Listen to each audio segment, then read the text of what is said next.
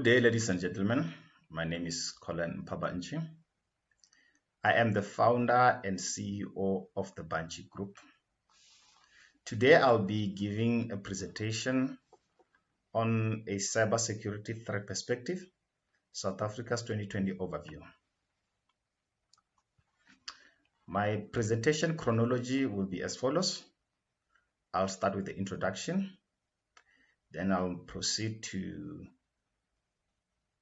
learning outcome 1, which will be talking about the scale of cybersecurity problem and the prominent attacks in South Africa. Then I'll move to learning outcome 2, which will be why is South Africa vulnerable. Then I'll move to learning outcome 3, where I'll be discussing what can organizations and people do to protect themselves. Then I'll proceed to conclusion. Introduction. It is quite evident that people have grown more reliant on technology, internet, smartphones, and computers, and they've increased their use and how they apply them on their day-to-day life. We have seen an increase in the use and reliance of technology. The internet, smartphone, computers have increased globally in the recent past.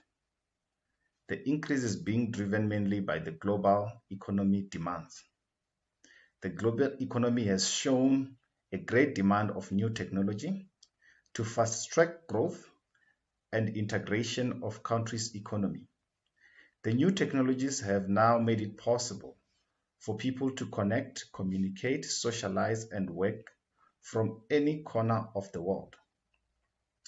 According to the Global Digital Yearbook 2020 report, South Africa has experienced an increase in the number of internet users, social media users, and mobile connections between the period of 2019 and 2020. The figures are summarized in the following. We have experienced an increase in internet penetration. In January 2020, there were about 36.54 million internet users in South Africa, which means about 62% of the population was connected to internet in South Africa. This means that an increase of 1.1 million internet users occurred between January 2019 and January 2020. We have also seen an increase in mobile connectivity. In Jan 2020, there were about 103.5 million mobile connections, meaning that the number of mobile connections in South Africa, they were equivalent to 176% of the population of South Africa, an increase by 3.1 million connections between the period of 2019 and 2020. The increase in the number of internet users and the mobile connectivity comes with its benefits and side effects. Learning outcome 1 will be focused on the scale of the cybersecurity problem and some prominent cyber attacks that we have experienced in South Africa. Number 1. According to the iDefense report, South Africa has the third most cybercrime victims worldwide.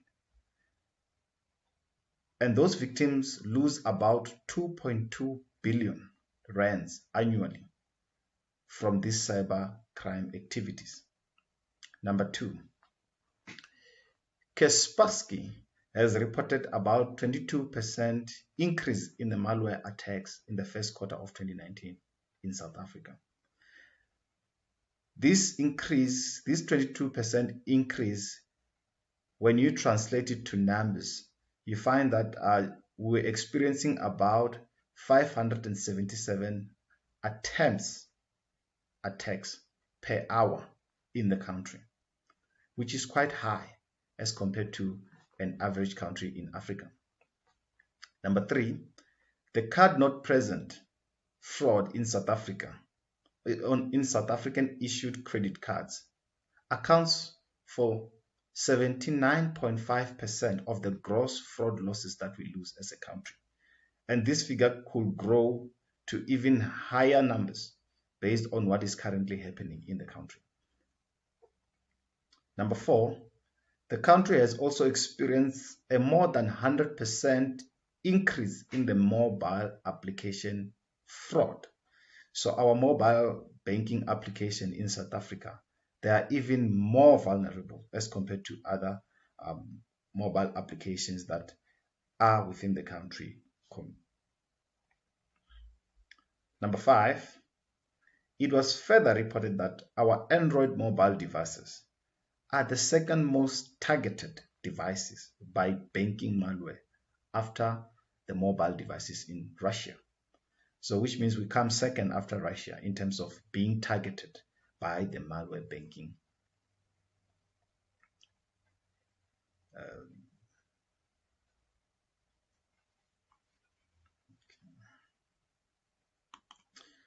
It was further reported that our Android devices are the second most targeted devices by the banking malware after Russia. Number 5, the country is also experiencing an increase in the digital currency related crimes. We see this through hackers who are targeting mobile devices and some scammers who are also targeting social media users on social media platforms here in South Africa. What are the prominent cyber attacks that we have experienced in the country? In February 2019, a South African energy supplier suffered 2 security breaches in a quick succession.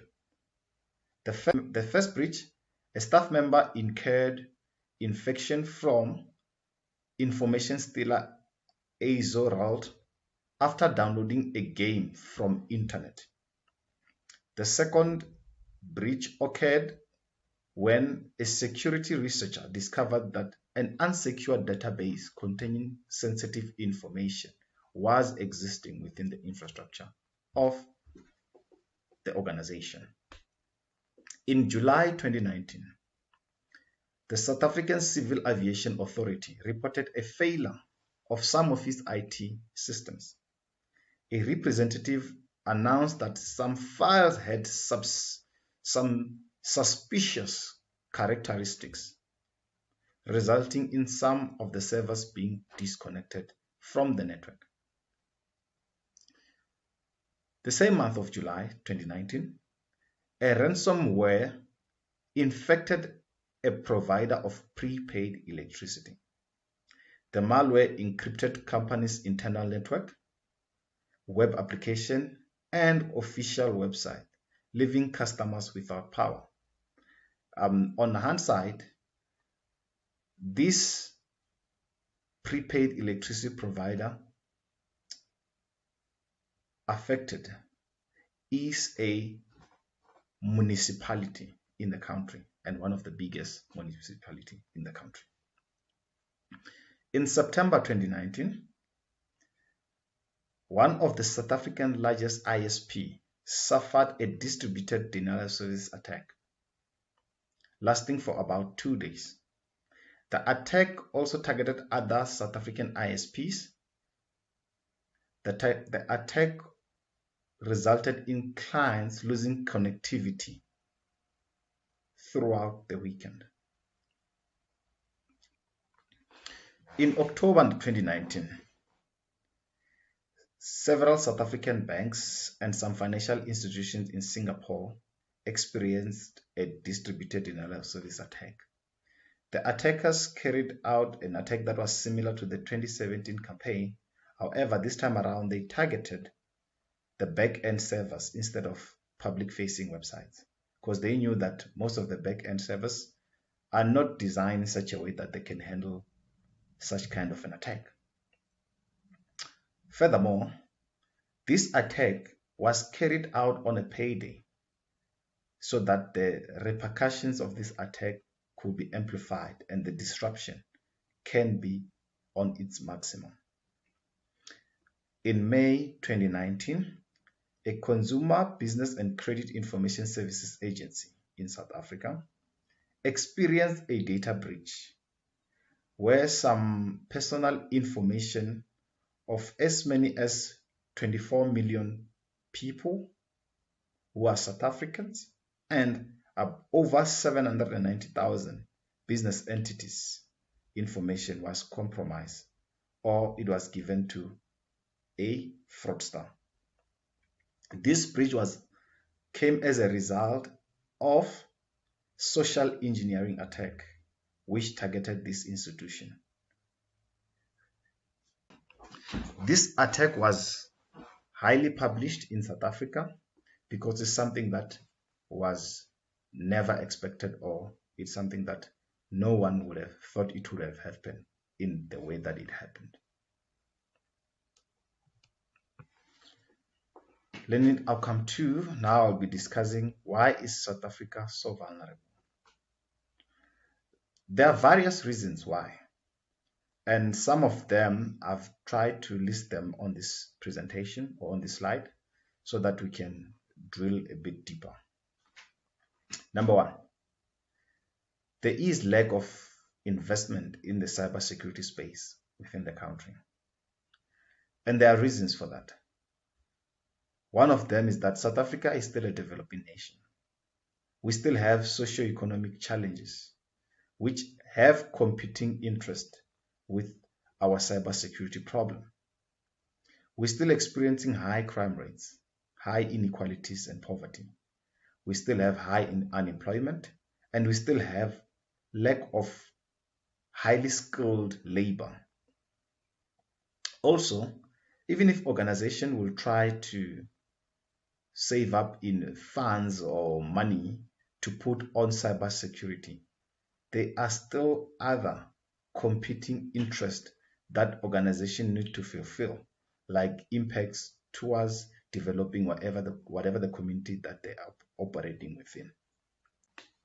The second reason why South Africa is vulnerable is that we're still developing cybercrime legislation, and our law enforcement officers are still going through training in order to be able to deal with this cybercrime and cybersecurity in general.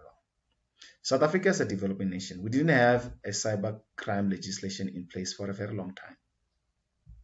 And it's only recently where our POPI Act has been passed into law. And it only came into effect on the 1st of July. And we still have two important sections of the law that are only coming into effect now in July 2021. Number 3, we still have poor public knowledge of cyber threats in general.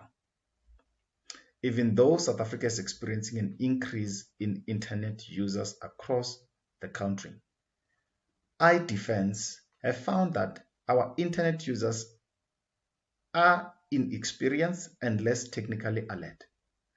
Most users are not aware of multi-factor authentication and its benefits. Furthermore, most users cannot differentiate the difference between viruses, trojans, ransomware, and other forms of malware that they can be exposed to on the internet. Number 4, most organizations still have what we call shadow IT, or the use of shadow IT. According to the survey conducted by iDefense, most South African companies have a problem of having their employees using applications that their IT departments have no knowledge of or are not aware that they are using them within their infrastructure. Survey further found that companies, they usually underestimate their exposure to applications which could have an inherent risk on the business, or that can have a devastating effect in terms of the exposure to the threat actors. Point number 5, and the last point that I've put here on why South Africa is vulnerable, is threat actors are taking more notice of South Africa. Since 2016, South Africa has been receiving much higher focus on the dark web from the dark web actors. That simply means that the cybersecurity vulnerabilities that we have may have been identified by some of these actors, and they have got intention of exploiting those vulnerabilities for their own benefit.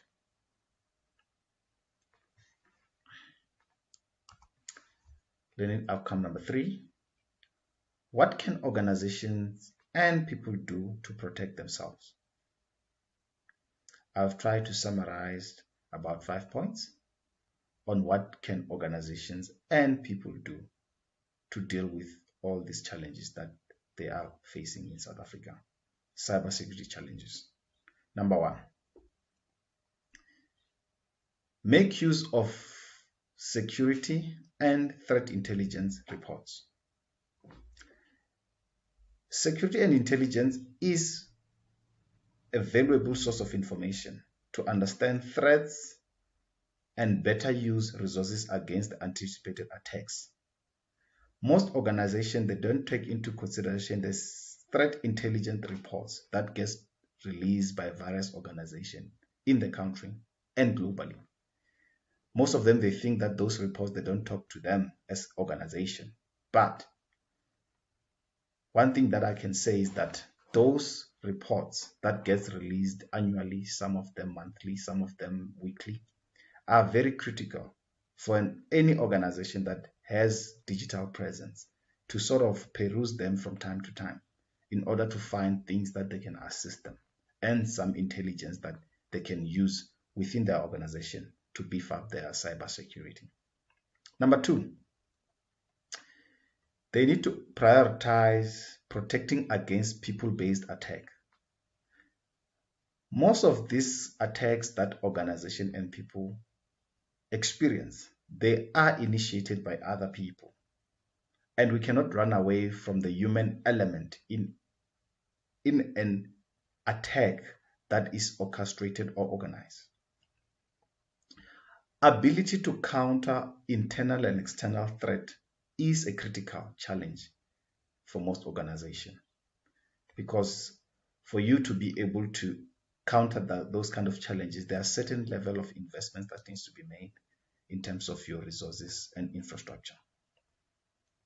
Also, organization must be able to build capacity to manage both internal and external cyber threats. Threats such as phishing and ransomware attacks.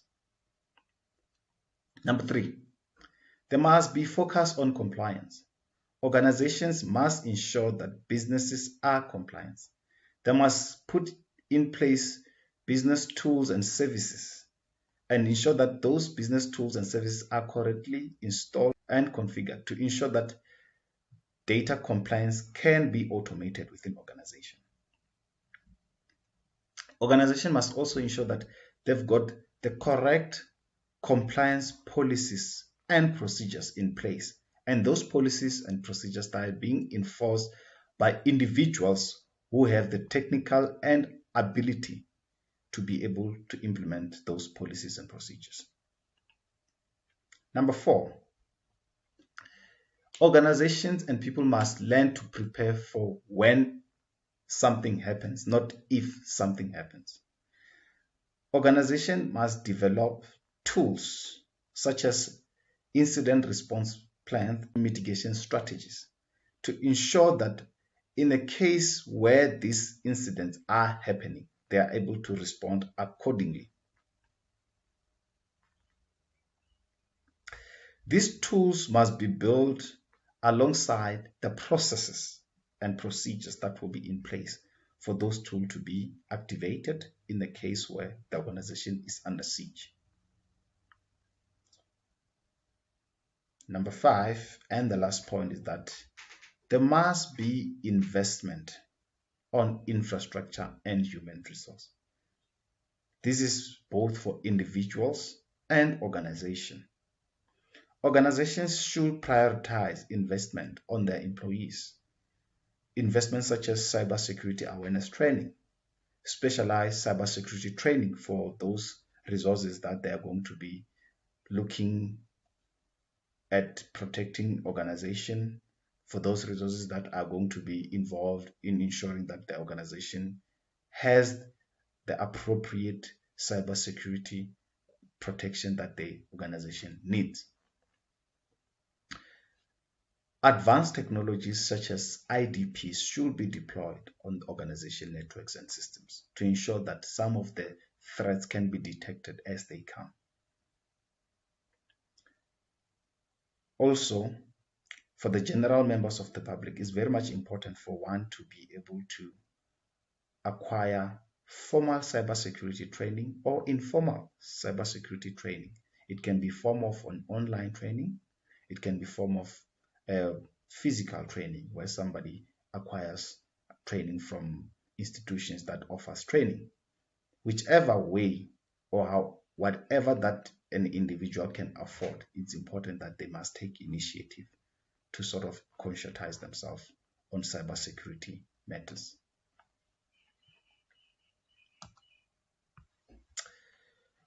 What will be my parting shot out of this presentation is that here in South Africa, we are still a developing economy or a developing nation.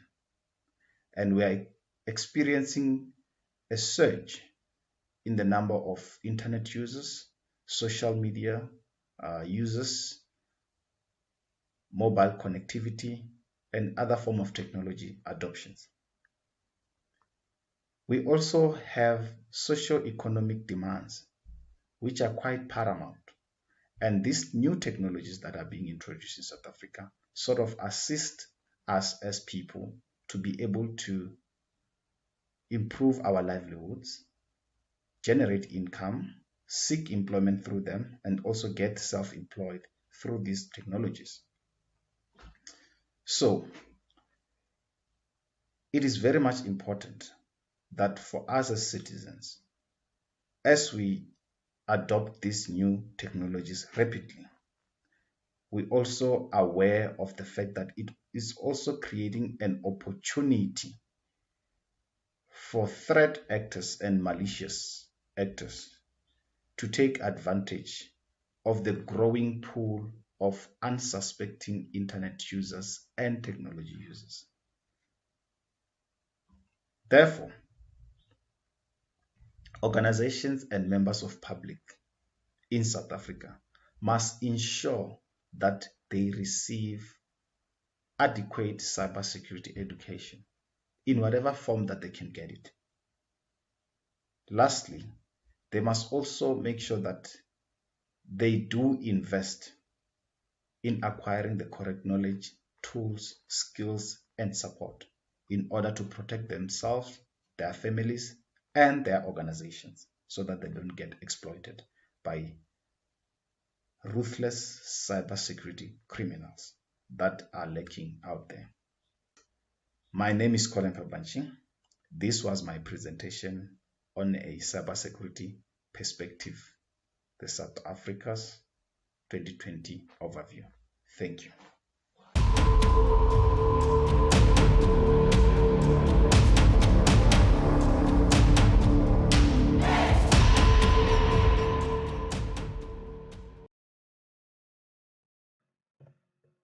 Hi everyone. Today the topic that I'm presenting to you is the importance of information security frameworks for the organizations. This is a vast topic and it includes lots of subtopics. Uh, I'm thankful to this platform for giving me an opportunity to be here as a speaker to present my topic uh, for the audience. It's a very important topic for every organization these days in terms of cybersecurity because every organization in today's world is basically uh, are in the phase of starting the cybersecurity program. Some are in the middle of it, some are in the finalization stages.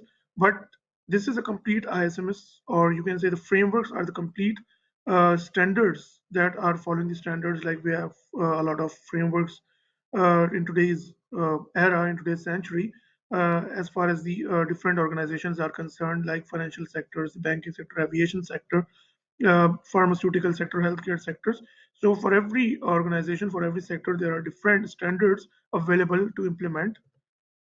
Now, first of all, we start with the what is basically a framework.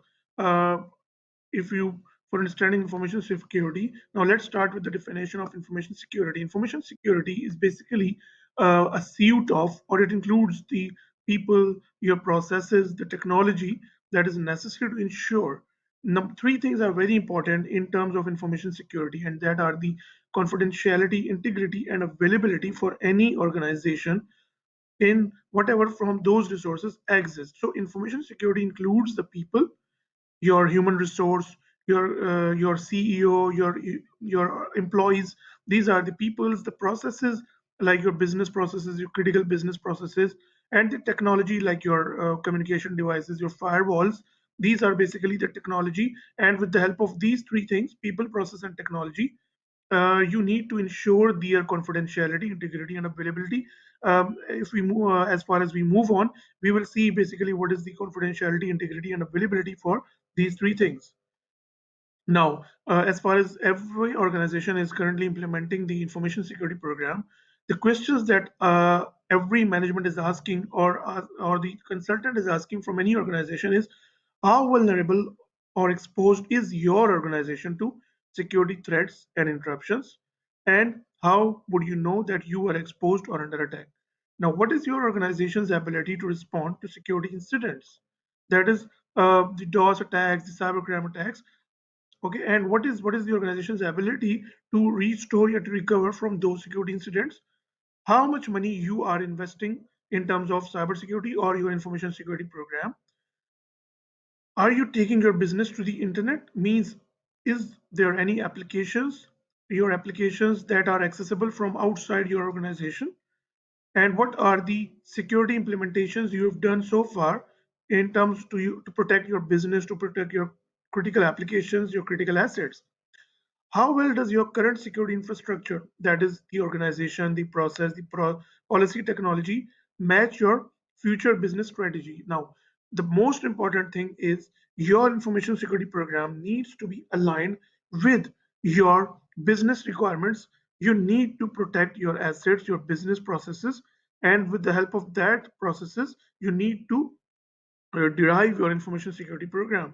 And if you are a banking sector, you are a pharmaceutical sector, healthcare industry, or a financial sector, what other competitors or your peers in other sectors they are doing, how they are protecting themselves, what technology they are using, which frameworks they are using.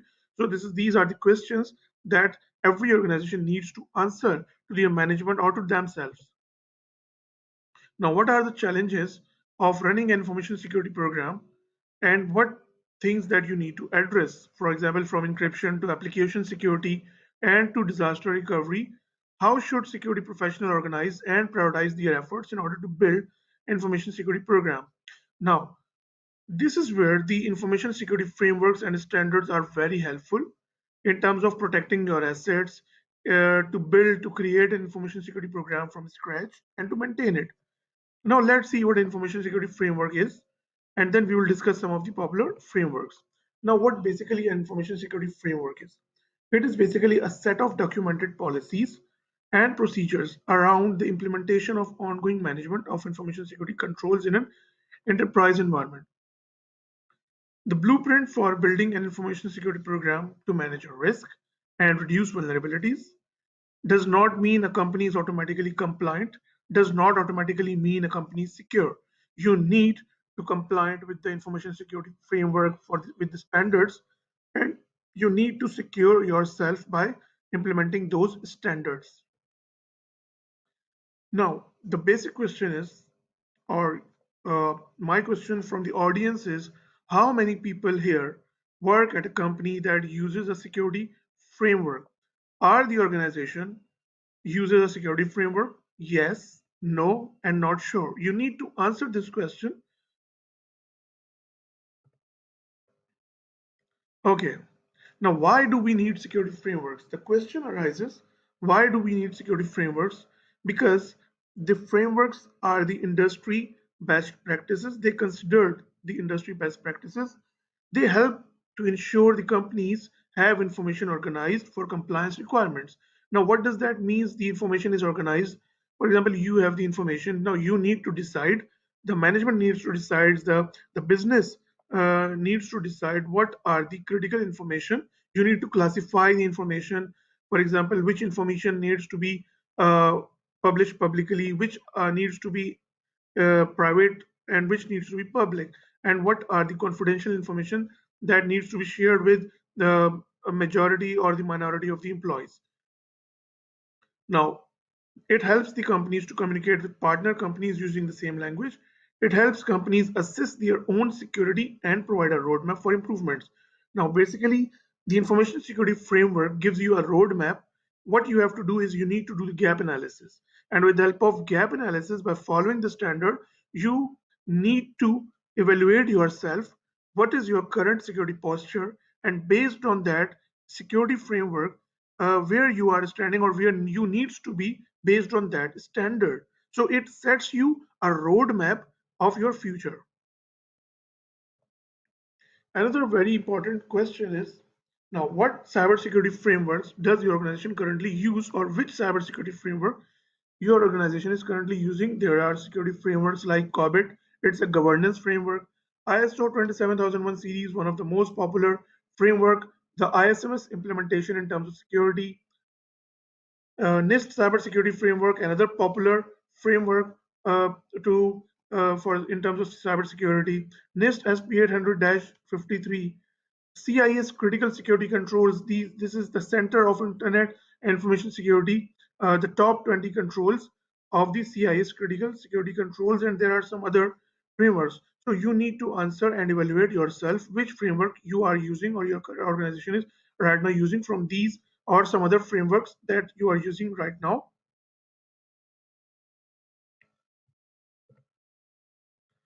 Okay, now the question is, which framework is right for your organization? This is a very important question. Mostly organizations don't know which frameworks they need to implement. There are different sectors like the banking sector, the financial sector, the healthcare sector. So for every sector, there are different standards like ISO 27001, NIST cybersecurity framework, HIPAA for the healthcare sector, SOC for the financial sector, PCI DSS for the payment industries. They are dealing with the credit and debit cards. So which one is right for you? It needs to be decided by the organization, and for that you need to be familiar with those frameworks.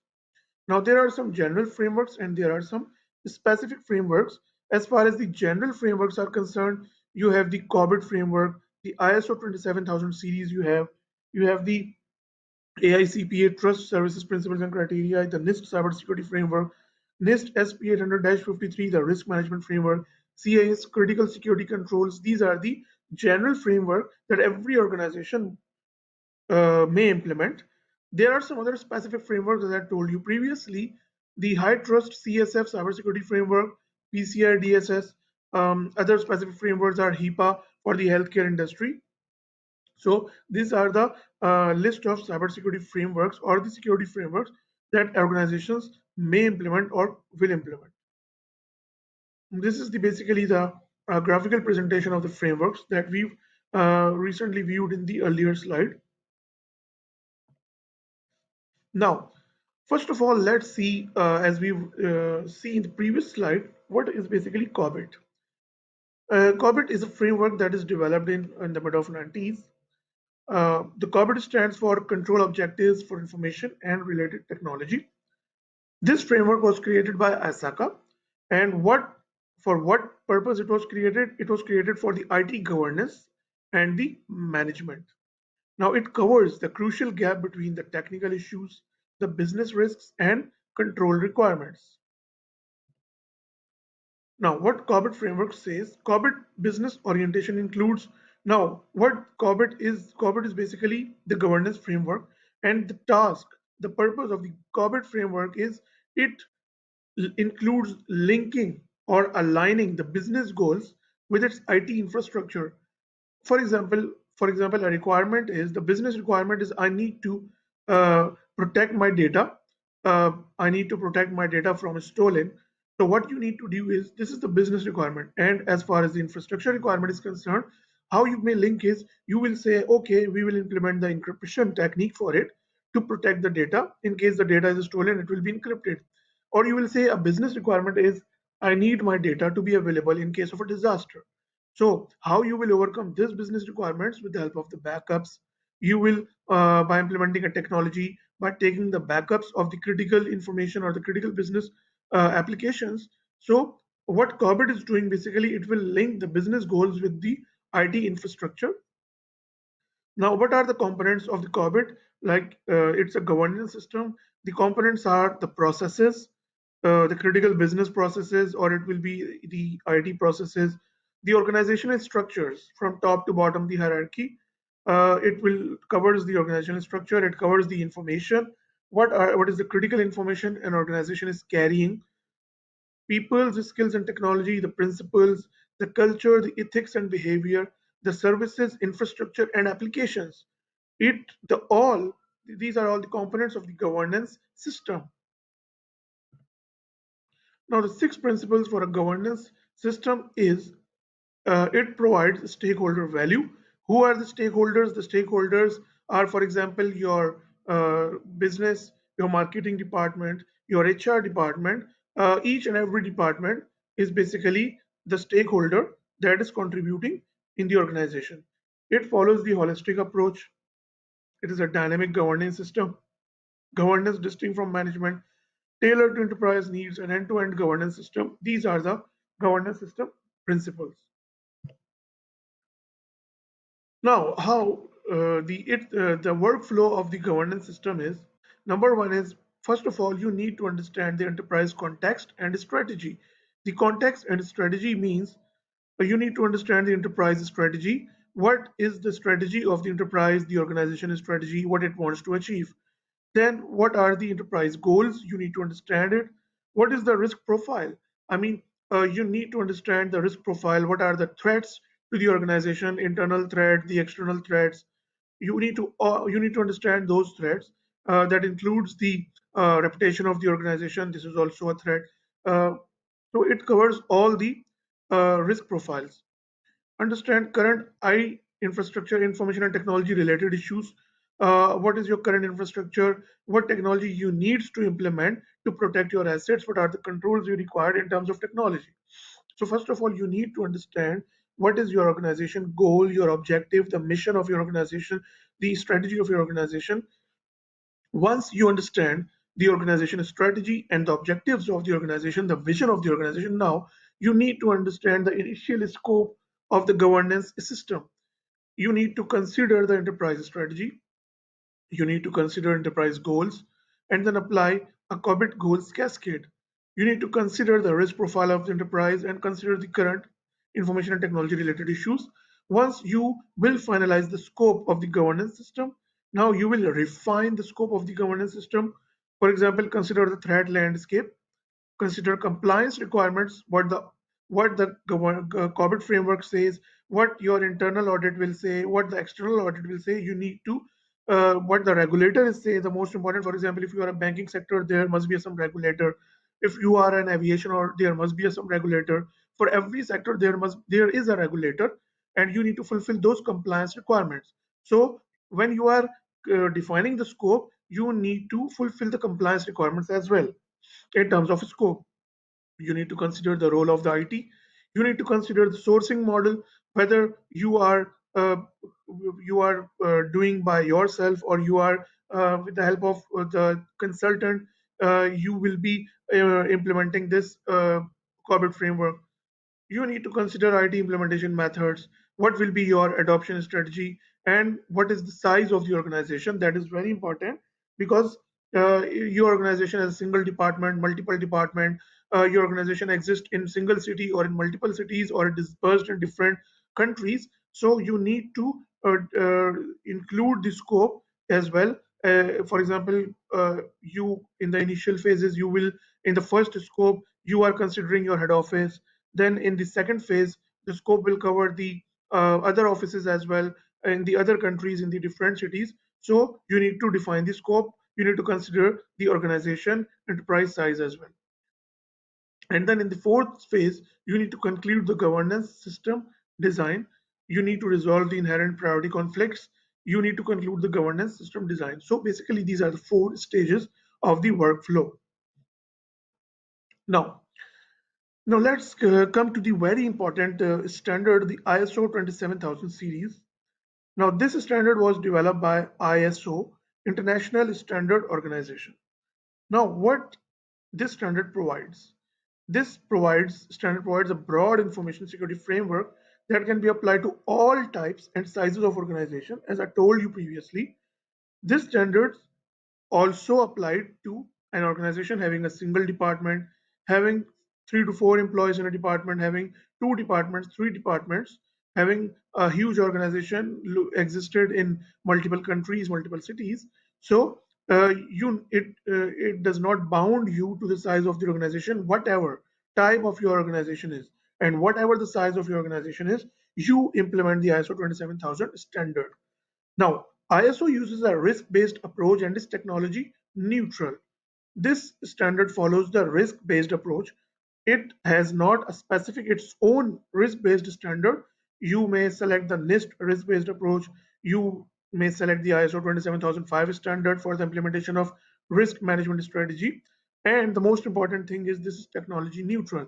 It does not say you either you implement this technology or that technology. It does it it only suggests you. For example, it says okay, encryption, the one control is encryption, you need to implement the encryption. Now whatever technology you will use, it's up to you, but you need to implement the encryption control. Technology is your choice, but it will give you the controls. You need to implement those controls with the help of any technology. Now, the ISO 27000 family of standards. ISO 27000 overview and vocabulary. Then requirements, the ISO 27001 Information Security Management, ISO 27006, the organizations providing audit and certifications of ISMS, ISO 27701, this is the standard that covers the privacy information management systems. Now, below this are the general guidelines. For example, ISO 27002, ISO 27003, ISO 27004, 27005, 27006, and 8. Now, these standards provide you the general guidelines. For example, ISO 27002 provide you the guidelines of how to implement the information security controls. ISO 27003 provides you the guidelines of how to implement the ISMS implementation. ISO 27001 provides you the guidelines for the monitoring, measurement, analysis, and evaluation of ISO 27001. ISO 27001 provides you the guidelines of information security risk management. Whichever risk management technology you will follow, these will provide you the guidelines for the implementation of risk management. And 27007 and 27008 are basically the ISMS auditing. This will provide you after you implement the ISMS, and for the audit purpose, these two standards will provide you the general guidelines. There are some other industry guides like ISO 27001 for the telecommunication organizations, ISO 27799 for the health informatics, and ISO 27000 family, the other standards we have for ISO 27001. Now, the most important thing, as in the first slides I have discussed, are the people, the processes, and technology. Now, as far as the peoples are concerned, the peoples are your staff and management, from top to bottom, the middle management, the top management, and the end users. The processes are the business activities. What are the critical business processes you have? For example, we have ERP, and ERP have different modules: the HR module, the finance module, the payroll module, the medical modules. So these are the critical business processes. And we have the technology, another important pillar of the framework. And technologies include the your information technology, your communication devices, your firewalls, your switches, your routers, whatever technology, these all will cover in the area of technology. So the three main pillars of any framework is the people, the processes, and technology. Okay, now information security is defined as the preservation of confidentiality, integrity, and availability. As I told you in the previous slide, CIA. Now, information security is used to protect the confidentiality, the integrity, and the availability of any organization. Now, what is basically confidentiality? Confidentiality means you need to protect your information from the unauthorized users. For example, you have a finance department and you need to, and that data is very confidential. For example, your payrolls, your employee salaries, that is a very crucial and critical data, and it needs to be confidential. So you need to make sure that only employees or the payroll department is able to see that data. For example, HR department or marketing department is not able to see the payroll data of the employees. This is called the confidentiality. Only authorized users are able to access that data. Integrity is you need to make sure that the data is stored in its real shape. For example, I have a data of employees payroll and someone unauthorized user access the data and modify the data or change the data. By changing the data, the integrity of the data is changed, and now this data is not uh, up to dated or authenticated. So you need to make sure that data must not be modified by unauthorized users. As far as the availability is concerned, you need to make sure that the critical data must be available every time whenever it is required. So you need to make sure that the data needs to be available to the authorized user 24 by 7 by 4. I mean, uh, 24 months, uh, 24 by 7 by 4, 24 hours, 7 days, and 4. It needs to be available every time whenever a user needs it. So the CIA, the confidentiality, integrity, and availability are the main pillars that information security needs to protect for any organization. Now, ISO 27001 concerns the management of information security, not just IT or technical security. Now, ISO 27001 covers not only the technical security, it also covers the management as of information security, how you need to manage your information security. It also covers that as well. Now, ISO 27001 basically follows a cycle, a four phases cycle like PDCA cycle, the plan, do, check, and act cycle that ISO 27001 is using. Okay, ISO 27001 specifies requirements for ISMS. There are 4 to 10 clauses. Clause number 4, 5, 6, 7, 8, 9, and 10. These are the clauses that ISO 27001 needs you to fulfill. These are the requirements that are mandatory from 4 to 10. Annexure A is another annexure in ISO 27001. It contains 14 clauses, 35 controls objectives, and 114 controls.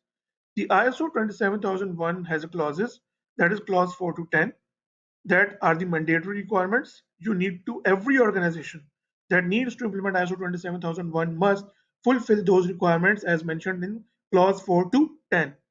ISO 27001 has another Annexure A. This contains 14 clauses, 35 control objectives, and 114 controls. This is basically the life cycle that I told you in the previous slides, the plan, do, check, act. Okay, now what is the in the plan phase? In the planning phase, you need to establish your ISMS. Now, this is the management responsibility to establish an ISMS. What you need to do, you need to identify the interested parties when you are establishing an ISMS. Now, the interested parties are two. These are internal parties and these are the external parties. Internals include the departments like HR, marketing, uh, uh, payroll, uh, all the departments. These are the internal departments, and external interested parties are your vendors, your contractors, your suppliers. So whenever you establish an ISMS, you need to consider all the interested parties in the establishment phase. Now in the act phase, plan, do. Now once you establish an ISMS, then you need to implement that ISMS and operate that ISMS. In the implementation phase and the operational phase, you need to you need to understand the information security requirements and expectations. Like as I told you in this previous slide, clause 4 to 10. These are the mandatory requirements. So you must have to fulfill all the requirements mentioned from clause 4 to 10 in the implementation phase. Now, once you implement the ISMS, in the next phase, you need the check cycle. In the check cycle, after the implementation of ISMS, you need to monitor and review your ISMS.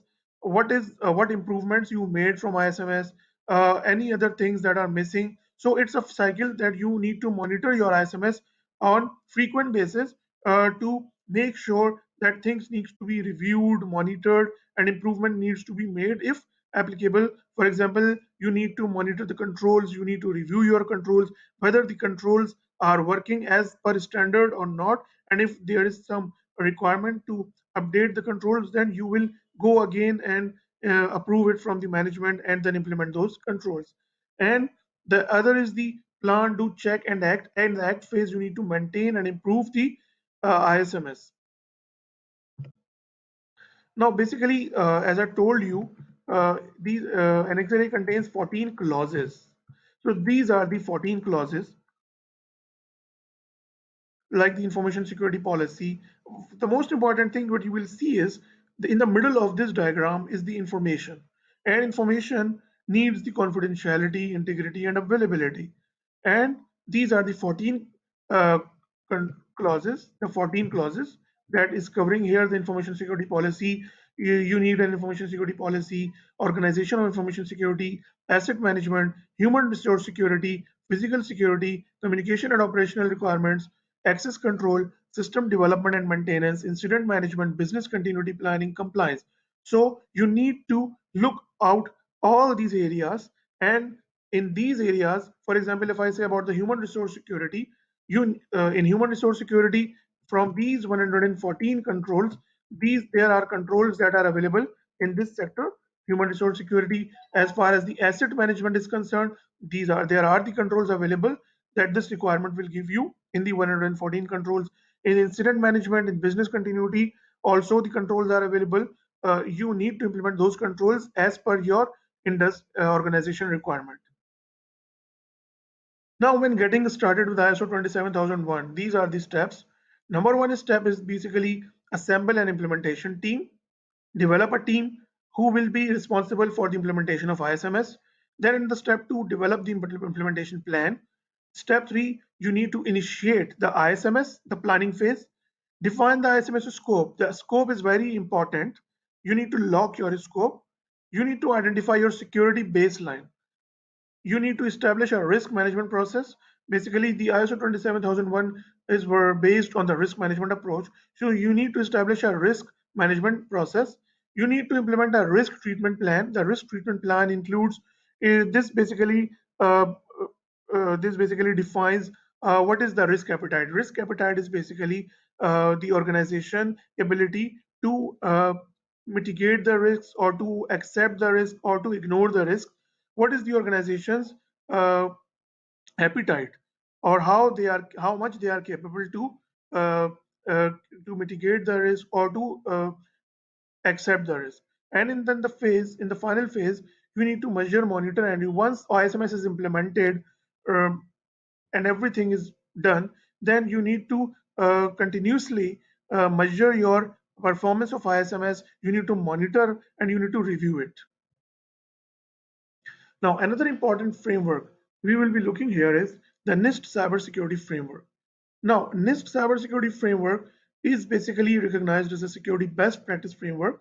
Now, this framework is created by the US government to be a voluntary risk-based security framework. This framework also uses the approach of risk-based approach as same as the ISO 27001. Now, originally, this framework was designed for the national financial, energy, healthcare, and other critical systems to better protect their information and physical assets from cyber attack. This is a framework that is easy to adopt, or you may customize it as per your organization needs. Now, basically, the most important thing is it also has the phases of the implementation. For example, in ISO 27001, you have the cycle, the plan, do, check, and PDCA cycle. This includes the phases. You have to phases are identify, protect, detect, respond, and recover. Now, in the identify phase, what you need to identify? You need to identify the assets, asset management, what are the critical assets for the organization, the business environment, what are the critical business processes for the organization, the governance or critical management, middle management, the end users, and you need to definitely identify the risk management strategy, which risk management strategy you need to follow. Once you identify all these items in the identification phase, then in the next phase, what you need to do, you need to protect. And what you have to protect for the protection of these things like asset management, the business environment, you need to implement the controls like access controls, awareness and training, awareness and training sessions for the protection of your assets, data security, information protection and procedures. You need to create the policies, you need to create the procedures, the guidelines, how you will be protecting your assets, and the maintenance and protective approaches. Once you will complete the identify phase, the protect phase, protection means you implement the controls in the protection phase. Now you need to come to the detection phase. In the detection phase, anomalies and events, security continuous monitoring and detection process. For example, SEAM is a very famous and popular technology nowadays, a security incident event management system. For the help of that system, you will implement the control of a SIEM, SOC implementation. So what you will do in the detection phase, you need to collect the logs, you need to review the logs and look after that or traffic and continuous monitoring of the traffic and see what is happening on the network, any threats to the organization assets or critical assets, and you have a dedicated firewalls, IPS and IDS implementations that will help you to detect the threats, and it will give you the alerts regarding uh, uh, the attacks or to your critical assets. And the response phase, this is the very important phase. For example, so an organization is under a cyber attack, and once an attack is launched on an organization, the response phase is very important. You must have an incident response strategy, incident response process that you need to follow in case an incident or an attack or some attack launch against an organization. They must have an incident response plan. How they will act, how they respond in case an attack occurs. What is their communication plan? How they will inform their top management, the middle management, what is the criteria, how they will prioritize their incidents, how they will decide the severity of incident, how they will mitigate those incidents, and after the resolution, what improvements they need to do in their incident process or in their controls. So this is basically important phase of the response. And in the recover phase, the recover planning, how you will recover from an incident, what improvements you will made in the future, and the communication planning as well. So these are basically the 5 stages for the NIST cybersecurity framework. Now, another important question for the audience. I'm sure you will understand the frameworks that I so far explained to you. Another very important question is, what were your organization's motivation for choosing a framework? Uh, Either it is considered best practice, either it makes it easier to meet regulatory requirements. As I told you earlier, every organization has a regulator. So why you are choosing a framework? What is the motivation behind choosing a framework? Is it considered a best practice? Is it making easier you for your organization to meet regulatory requirements, or a certain type of SLA with a vendor that needs to implement the framework, or there are some other requirements that motivates you to implement or choose a framework? Okay, another very important framework is the top 5 CIS controls. Now, according to the Internet Security, Center for Internet Security is a body, and this is an organization, is a body that basically creates the CIS controls. There are total 20 CIS controls, but here I will be discussing the top 5 CIS controls that are the most fundamental and very valuable for every organization that needs to implement it. And what are basically those top 5 CIS controls? These are: number one, the inventory of authorized and unauthorized devices; number two, the inventory of authorized and unauthorized software; secure configurations for hardware and software on mobile devices, laptops, workstation, and servers, continuous vulnerability assessment and remediation, and the control use of administrative privileges. Now, these are the 5 points, and in these 5 points, in the first 5 points, what it's told you. The first in the first point, what you have to do is you need to make sure that your organization must have the inventory of what are the authorized and unauthorized devices. For example, what are the authorized laptops in your network, which are the authorized access points that are accessing your network, what are the authorized entry points that are accessible to your data center. So you need to identify all these things, and you must have the inventory of all those devices. Then every organization is using certain types of software. These are in-house applications or some third-party applications. So you need to identify those software. You must have the inventory of those software, authorized and unauthorized software, and you need to inventorize it. Then you need to make sure that you must have secure baseline configurations for hardware and software on mobile devices, laptops, workstation, and servers. Then you have the continuous vulnerability assessment and remediation program. For example, your organization have a program of the vulnerability assessment and penetration testing program, and on frequent basis, what you have to do is you need to uh, uh, do penetration testing. You need to check with the help of vulnerability softwares. There are different softwares like Nessus, Acunetics, and open source softwares, OpenVAS. So with the help of those softwares, you need to identify the vulnerabilities in your infrastructure, in your devices, in your organization assets. And with the help of those, you need to identify what controls you require to remediate or to overcome those vulnerabilities. And in the five is point is control use of administrative privileges. You need to identify, or you need to segregate the access controls.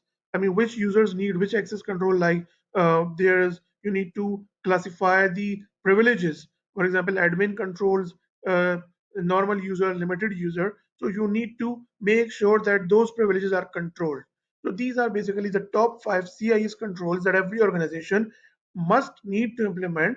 uh, if they are starting a cybersecurity program, I must suggest to implement these five steps to make sure they have a basic implementation of the cybersecurity before implementing a framework or information security framework. So this will give you a quick start for any organization who are planning for the implementation of cybersecurity program. Another very important cybersecurity framework that is also developed by NIST 800-37. This is the risk management framework for information system and organizations. As I told you earlier, ISO 27001 uses a risk-based approach, but it does not tell you which standard to follow. It's up to you. So any organization who is implementing ISO 27001 will use this standard as a guideline for their risk management approach. This is developed by NIST. Now, what it has this it has a set of policies and standard to help secure information system. Now, this publication describes the risk management framework and provides guidelines for applying the risk management framework to information systems and organizations. Now, the risk management framework addresses security and privacy risk from two perspectives. From the information security systems perspective, for example, you have the ERP system in your organization that is using different critical business processes. This framework, with the help of this framework, you need to secure that information system, and it is also providing you the common controls perspective. Now, this is also a technology neutral. As we discussed previous slides in the ISO 27001, this is also a technology neutral risk management framework. Now, the key steps in the NIST risk management process. What are the key steps that you are required before the implementation of risk management process? First of all, you need to categorize your information systems. Now, what you need to do is, for example, you have an ERP, you have a very critical financial data. You need to classify your data. For example, in a pharmaceutical or healthcare sector, you have a medical data.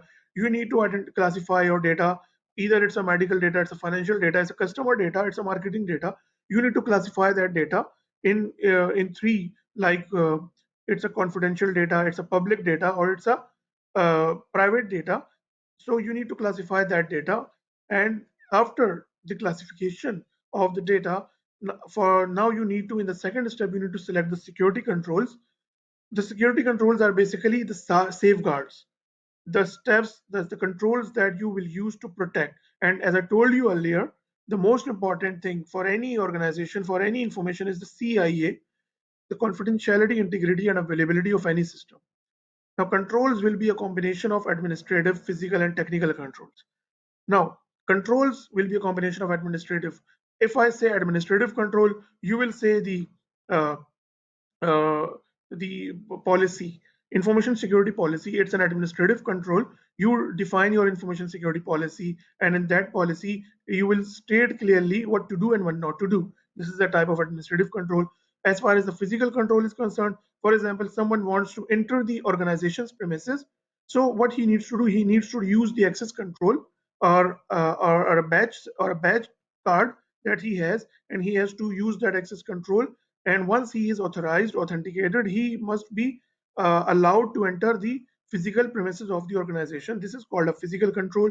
Technical controls are, for example, you have the firewalls. In the firewalls, you have the IPS, IDS, or CCTV cameras. These are also the technical controls. Now, once you select the security controls, different security controls like administrative control, physical control, technical controls, now you need to implement the security control. Now, once you implement the security controls, in the next phase, you will assess those security controls, whether the security controls implemented, they are correctly implemented, and they are fulfilling your organization requirements or not, or they are meeting your standards or not, or with the help of those controls, your risk appetite, the organization's ability to mitigate the risk or to accept the risk is meeting or not. And once updating information system control, and once you identify with the help of audit that these security controls are not enough or we need to upgrade the controls, then in that phase you will update your information system controls. And once again, you need to monitor those security controls. It's a continuous monitoring. You need to monitor the controls, you need to review your controls, and in case you identify some weak controls, once again you will improve those controls by implementing additional controls or making those controls more stronger.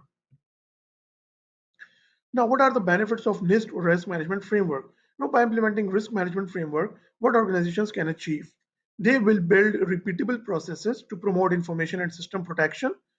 They categorize their information and system, as I told you. They will categorize what their critical data, what is their less critical and less critical data. They will improve their security and privacy posture through continuous monitoring. They facilitate risk management decisions, and they will meet security and privacy requirements as well. I'm sure this will be a great presentation for all the audience. Uh, I covered a lot in this presentation. I tried to cover the most popular frameworks that our organizations are using these days. The risk management framework, the ISO 27001, the CIS controls, the NIST cybersecurity framework. So I hope you understand the presentation, and I'll be waiting for your questions, any queries, any answers. So I'll be waiting for your queries and suggestions uh, that you have during this presentation. Thank you very much, and thank you once again for giving me an opportunity with this platform to share my views, to share my knowledge with all of the audience and with the hosts as well. Thank you very much. Thanks.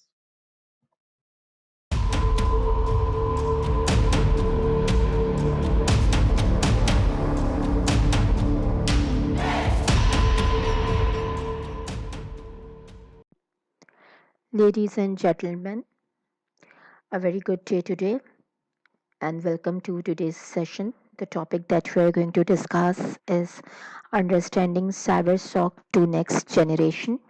Let me introduce myself first. My name is Sarish Mujtaba, and I have an experience of 10 plus years in cybersecurity. Currently working as a head of information security and a cybersecurity trainer as well. I'm a steering committee member of Federation of Pakistan, Chamber of Commerce and Industry, Cybercrime and Security, Board of Experts Cybersecurity at CGSS International. Let's discuss the key takeaways. So the key takeaways for today's session is we are going to discuss about the cyber breaches, cyber response, describing SOC and its operations, that how it works, the necessity of SOC in an organization, challenges for the SOC operations, and to overcome this challenge, how we are going to place a next generation SOC, how a SAR works, what is a SAR platform, how it works, and the capabilities of a SAR platform. Last but not least is the SOC organization model. So let's discuss the current state of the cyber breaches, where we can see that the DBIR report of 2020 says that there were too many incidents of cyber attacks, which comprises of the crimeware, cyber espionage, denial of service, and privilege misuse, hacking, malwares. Not only this, but we can see that these cyber attacks had resulted in some sort of loss of financials as well. Like in US ransomware attack, which in 2019 it cost an estimated of around a loss of $7.5 billion, which is a very huge amount. Then again, in different statistics, you can see right now in the screen, where you can see that a huge amount of financial loss has to be bear by in a result of the ransomware attacks at different part of the what. So now let us discuss that what basically a cyber response is. A cyber response is basically that methodology which an organization uses to respond to manage a cyber attack. So, an attack or data breach can wreak havoc, potentially affecting customers' intellectual property, company time and resources, and brand value. A cyber response aims to reduce this damage and recover as quickly as possible. So, investigation is also a key component in order to learn from the attack and better prepare for the future, because many companies today experience a breach at some point in time. A well developed and repeatable incident response plan is the best way to protect the company. As the cyber attacks increase in scale and frequency, uh, this response plan become more vital for a company's cyber defense. So a poor incident response can, alienate customers and trigger greater regulations as well. So targets repeated failure to develop effective internal security infrastructure made its 2013 hack considerably worse. So let us consider what are the basic steps which are considered for a cyber response. So basically, the first step is the preparation, which is the developing policies and procedures to follow in the event of a cyber breach, which includes determining the exact composition of the response team and the triggers to alert internal partners. Key to this process is effective training to respond to a breach and documentation to record actions taken for later review. Identification is the process. Identification or detection, the second step is the process of detecting a breach and enabling a quick focused response, where the teams identify breaches using various threat intelligence streams, intrusion detection systems, and firewalls. Some people don't understand what intelligence is, but it's critical to protect your company. So third step is the containment, which is basically can be which is to contain the damage and prevent further penetration. So certain strategies can be adopted so that the containment can be performed. So eradication stage involves neutralizing the threat and restoring internal systems to as close to their previous state as possible. So this all comes under the respond step where the containment and eradication takes place. The later step is the recovery step, where the security teams need to validate that all affected systems are no longer compromised and can be returned to working condition. So this also requires setting timelines to fully restore operations and continued monitoring for any abnormal network activity. So post-incident, it's one of the most important and overlooked stages. During this stage, the response team and partners meet to determine how to improve future efforts. This can involve evaluating current policies, procedures, as well as specific decisions the team made during the incident. So the final analysis should be condensed into a report and used for future training. So let us discuss that what basically a SOC is. So a SOC or a security operations center is a facility that houses an information security team which is responsible for monitoring and analyzing an organization's security posture in an ongoing basis and deals with the real-time 24 by 7 monitoring, detecting and responding to security incidents of an organization's infrastructure. So the SOC staff work close with the organizational incident response teams to ensure security issues are addressed quickly upon the discovery. And the SOC operations center monitor and analyze activities on the networks, servers, endpoints, databases, applications, websites, and other systems looking for anomalous activity that can be indicative of a security incident or compromise. So the SOC is responsible for ensuring that potential security incidents are correctly identified, analyzed, defended, investigated, and reported as well. So, how a SOC works.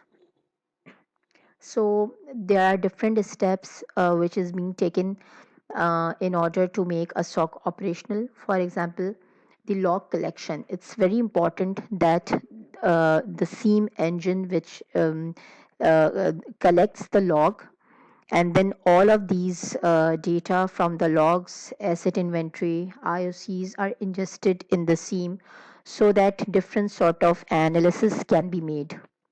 So the SOC analysis perform the triage and validate the incident in case of an alert is being generated by the SIEM engine. Upon verification of an incident reporting has to be made by the SOC team to the relevant or concerned security incident response team. The security incident response team then performs the remediations or the containment, eradication, and recovery steps as suggested by the SOC team. And then all the evidences and the activities are documented and reported to the management. So basically, when we talk about the SOC, the 24 by 7 team has the responsibility to perform certain actions like the asset discovery and management to obtain a high awareness of all tools, software, hardware, and technologies which is being used within the organization. A continuous behavioral monitoring, which includes the examining of all systems on 24 by 7 year round.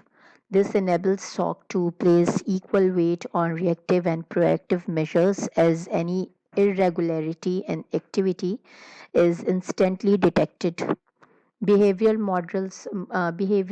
models also train the data collection systems on what activities are suspicious and can be used to adjust information that might register as the false positive. So, keeping activity logs enables SOC team members to backtrack or pinpoint previous actions that may have resulted in a breach. Alert severity ranking helps the teams ensures the most severe or pressing alerts are handled first. So the teams must regularly rank cybersecurity threats in terms of potential damage as well. So defense development and evolution is important to help SOC team stay up to date, and incident recovery enables the organization to recover compromised data. So this includes reconfiguring, updating or backing up the systems. So this is how a SOC really works, from collection of logs to ingestion of logs, and then the analysis being performed by the SOC team, and then the reporting from SOC to the incident response team, and then the relevant response has to be made till the closure where all the artifacts has been observed and all the evidences are being documented. So integrated, if you see that SIEM is the main engine or the main technology that has the capability to collect all the security events from different devices placed in an infrastructure, like the servers, the routers, the firewalls, IPS, the servers, which includes the operating systems plus the Windows Active Directory, and the critical applications with their critical database log files as well. So the SIEM is the central engine which takes all the security events from all the critical devices and performs some sort of analysis. So integrating the SIEM with some of the technologies like the threat intelligence, and um, then performing certain analysis like the UBA and EUBA and NBAD. For example, integrating well-structured threat intelligence into the SOC effectively improves the incident response owing to the pre-research information on various attack sources. Like, for example, the reputational information. So, this information is provided by the threat intel, which provides insight to the users on spoofed or ill reputation domains and IP address. And this ill reputation often comes with the IP address or domain being nefarious or as malicious or hacked and should not be accessed. Then information on certain attacks like the phishing attacks. This information feed enumerates newly emerged phishing attacks and targets. Additionally, it contains known phishing URLs, and with this feed users can block employee access to web pages and sites that is steal login information or other sensitive information. Command and control information. This information contains details on every known domain that are knowingly connected to botnet control panels. And with these information system in the user's network can avoid becoming a part of any cyber criminal infrastructure often used in DDoS attacks. Malicious URL data. Through this feed, users can identify and track non-host of malicious files within their traffic logs. And botnet and DDoS attack data. This information feed on the threat intel can provide an insight into the security analyst regarding the working and execution of recently emerging threats, which to identify the bot commands tied to DOS attacks. Then the data on blended threats. So blended threats occur using multiple techniques and attack vectors simultaneously to launch an attack on a system. So information on the attack allows the SOC team to timely patch their vulnerabilities and further detect and analyze any possible attack scenario. So, if we talk about the UBA, so UBA stands for the User Behavior Analytics, and it's an analytics led threat detection technology. So, the UBA uses machine learning and data science to gain an understanding of how users within an environment the environment typically behaves, then to find them risky, anomalous activity that deviates from their normal behavior and may be indicative of a threat. So UBA seeks to understand normal behavior for all users in an environment and create a baseline for their behavior. Similarly, UEBA, which is User and Entity Behavior Analytics, and what that really means is UBA is able to model the behavior of both human and also the machines within the network. And taking a step back, every IT environment is an interconnected web of humans and machines, and UBA can identify normal and abnormal behavior for both groups to provide complete visibility.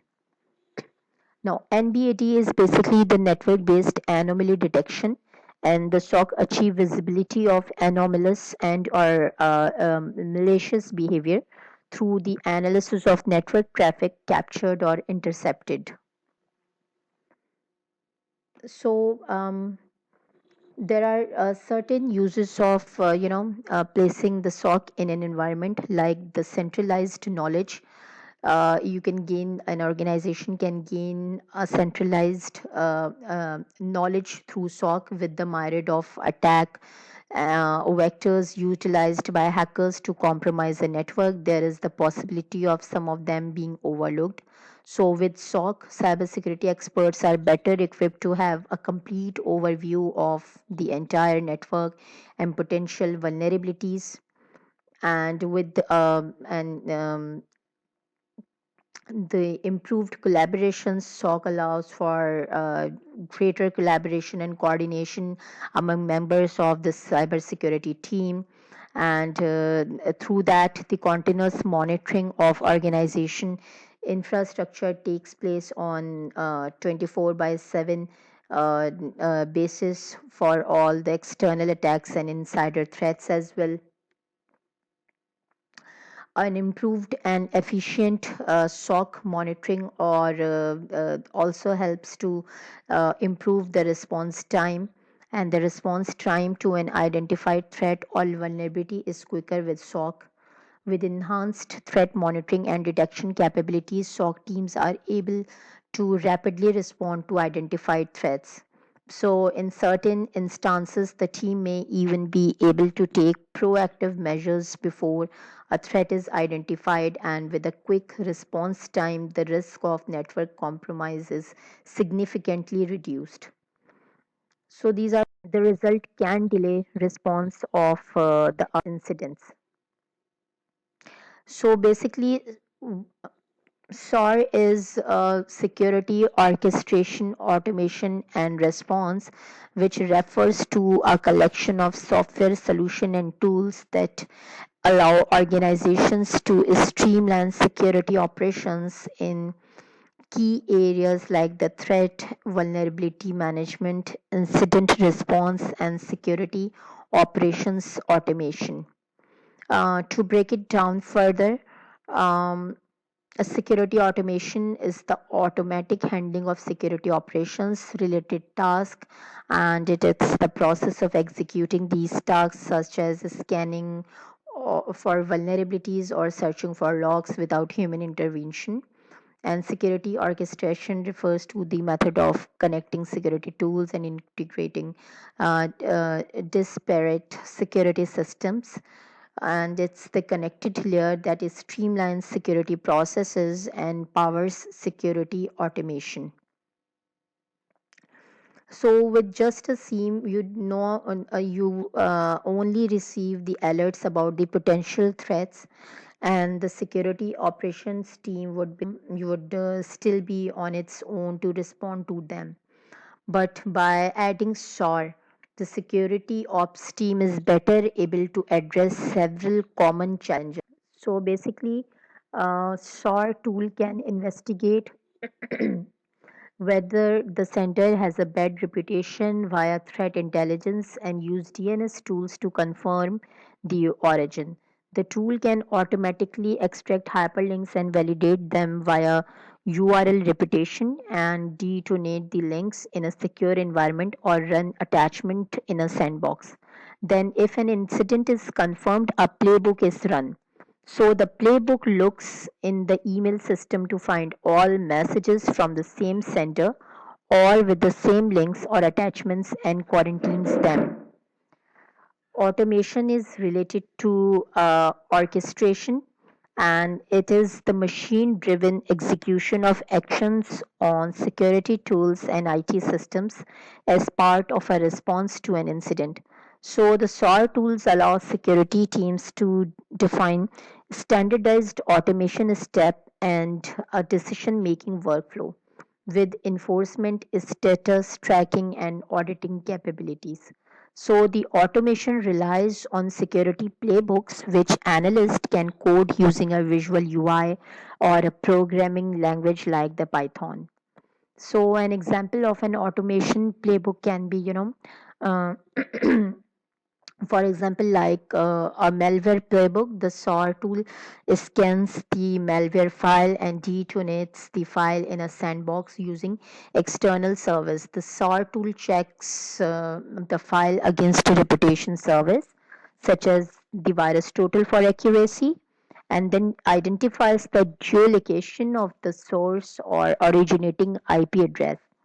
The system notifies the user about the malware and a post-analysis cleanup is performed. So you see, these are the benefits of SOAR platform, where the orchestration automation is a leverage, is a plus or a very leveraging point of the SOAR platform. Then another point is the incident management and collaboration.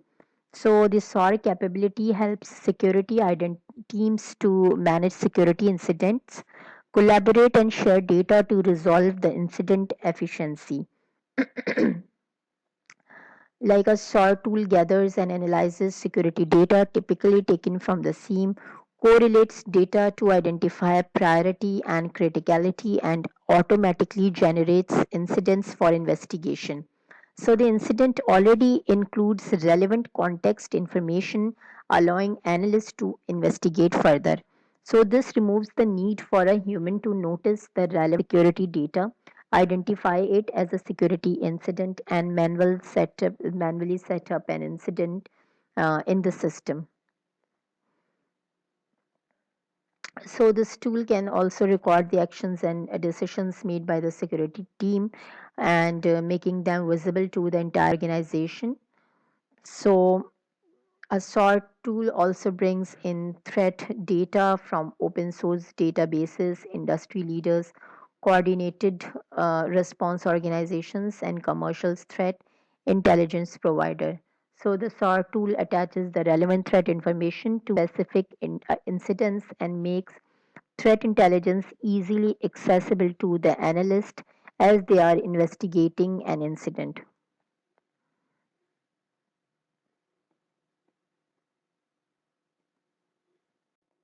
So there are different capabilities of a next generation SOC, like as we discussed, like the continuous security monitoring with the use of identified or defined SOPs and playbooks, and these playbooks which helps the SOC team to, not only analyzing the threat but also taking the relevant action for containment.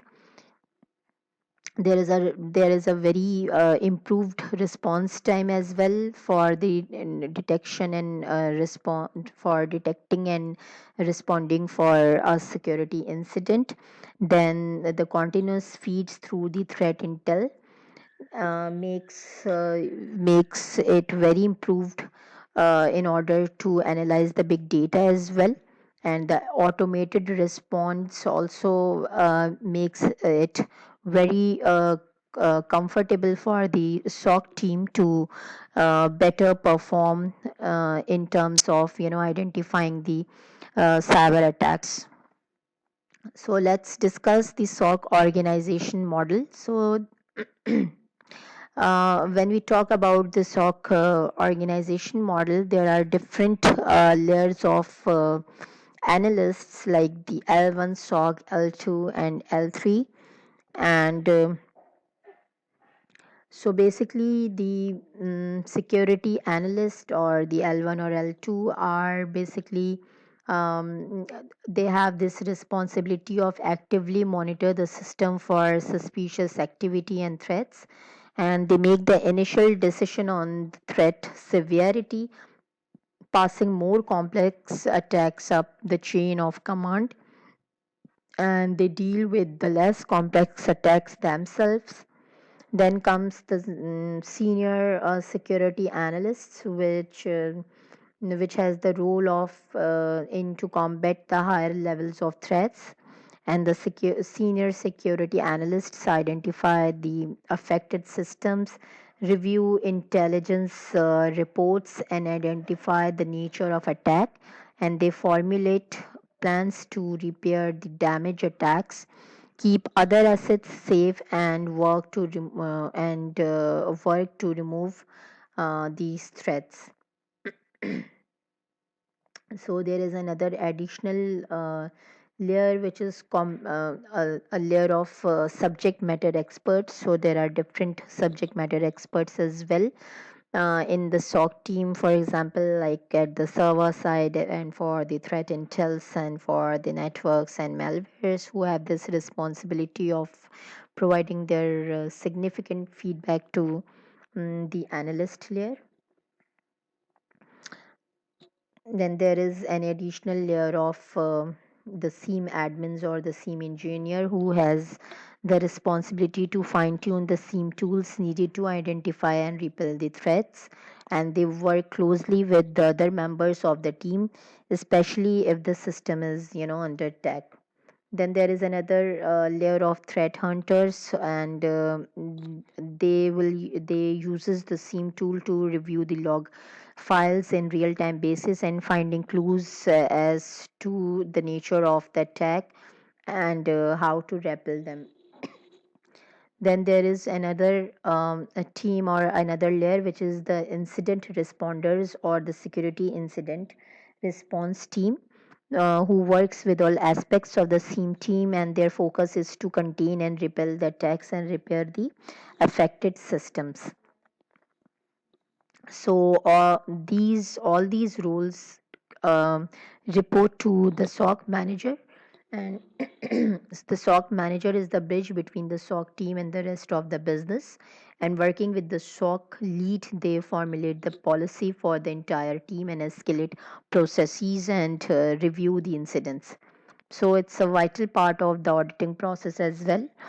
And SOC managers develop the uh, crisis communication plan for the CISO and other stakeholders. And aside from these hard deliverables, the SOC manager also demonstrate the value of the SOC to the wider organization and plays a lead role uh, to run the SOC on a day-to-day basis, hands-on. And aside from leading the charge, uh, also has the responsibility to extend to documenting processes and recording the incidents. So that's the whole SOC organization model. The SOC team or the SOC manager directly reports to the CISO or the Chief Information Security Officer, and who has that responsibility to communicate for in order to have some sort of collaboration in terms of knowledge sharing regarding the incidents with the regulatory bodies or the country certs as well. So, guys, in today's session, we had learned about the SOC and the acceleration towards the next generation. For any further queries, I can be contacted on my LinkedIn account. Thank you, everyone, for joining the today's session. Good day.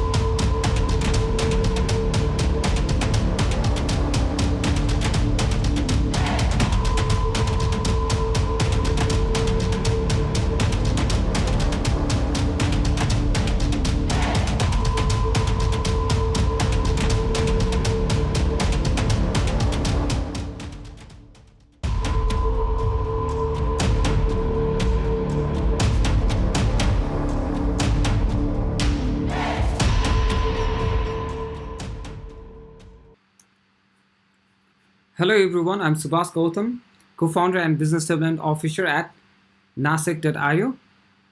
I'm glad to be a part of International Cybersecurity and Digital Services Protection Conference and European Digital Week 2020. I'm going to talk about vulnerability management system for small and medium enterprises on the basis of my experience at NASEC. At NASEC, we've been providing customized vulnerability management solutions for small and medium enterprises according to their need. But before I begin what a vulnerability management solution is, I want you to guide through a few highlights about cybersecurity and small and medium enterprises and data.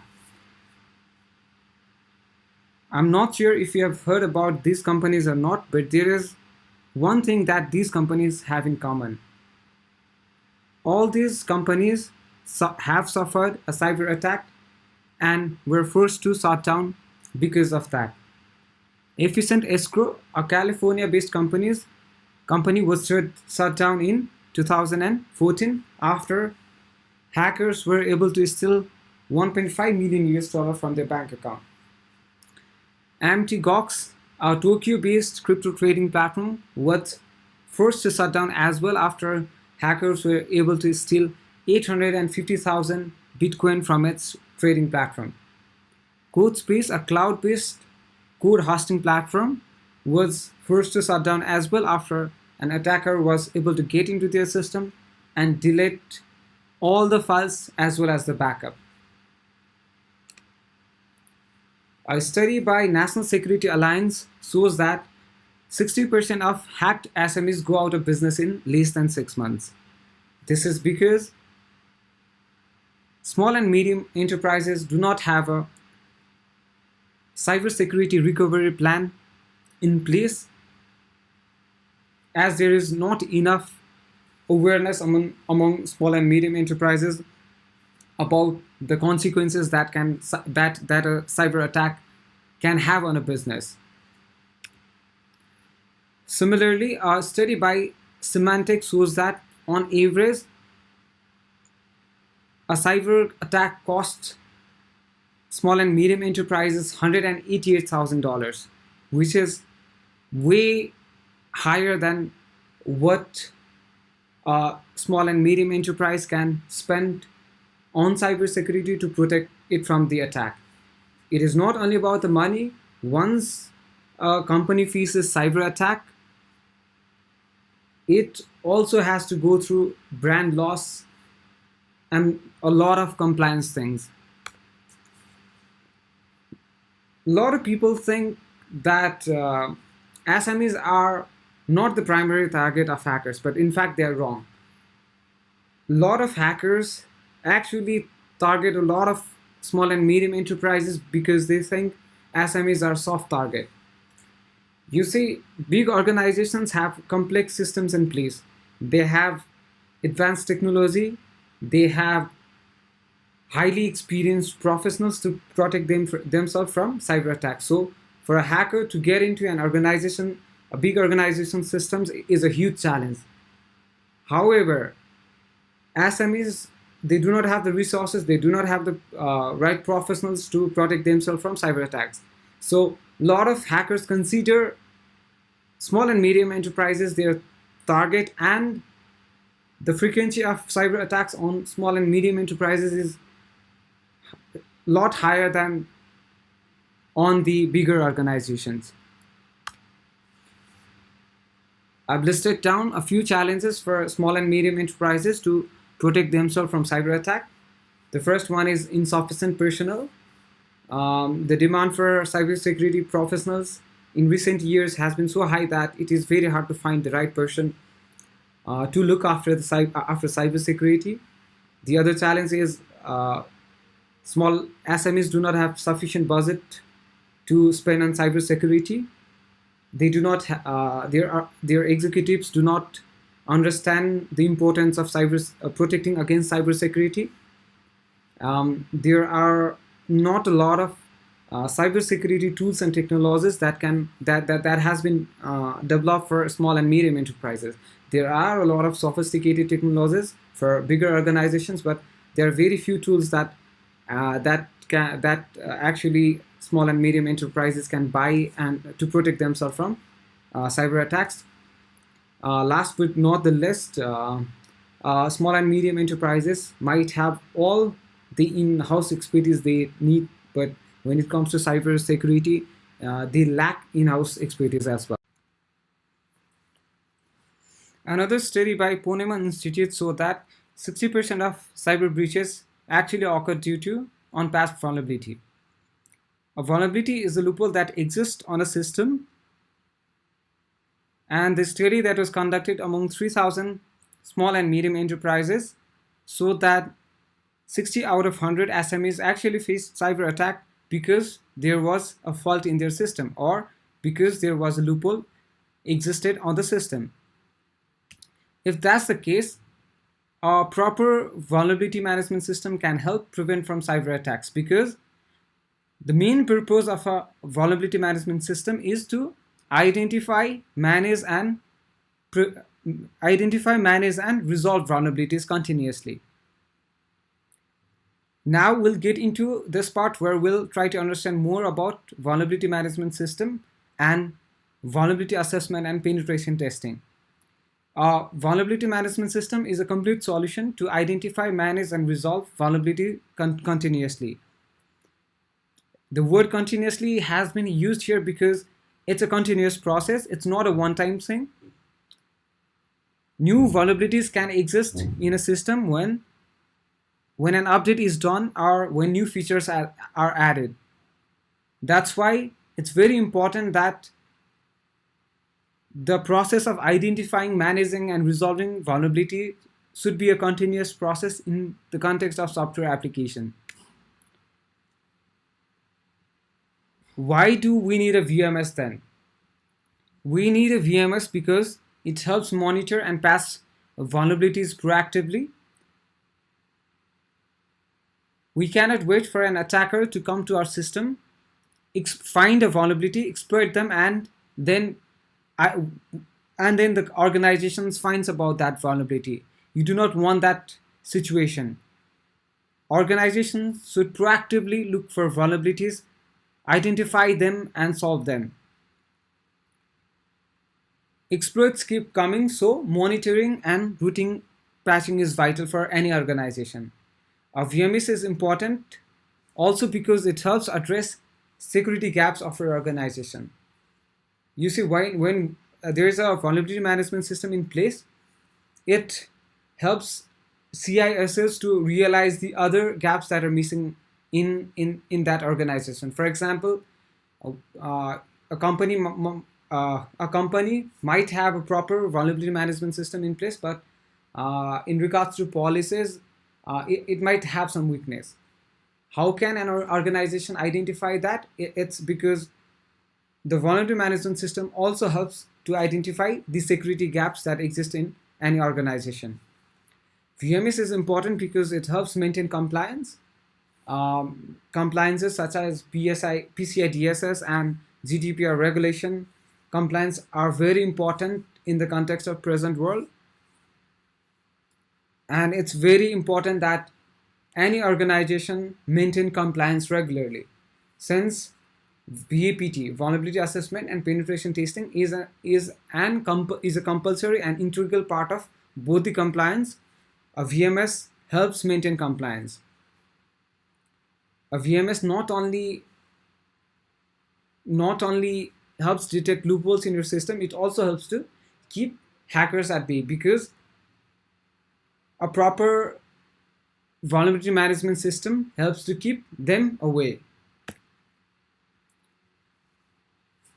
How can we design a customized VMS for small and medium enterprises then? The first step is to recreate an internal security team or outsource to a trusted third party. If your organization has the budget to recruit a security team along with a CISO, that's how you should go. But if you do not have the budget, you can outsource it to a trusted third-party cybersecurity company. The next step is to perform VAPT regularly or launch private public vulnerability disclosure programs. See, small and medium enterprises can hire security researchers or pen testers to perform VAPT regularly, or they can also launch a private or public vulnerability disclosure programs, which are more effective than having security researchers inside your team. Because if you launch a vulnerability disclosure program, there will be a lot of security researchers finding bugs and submitting it to the company.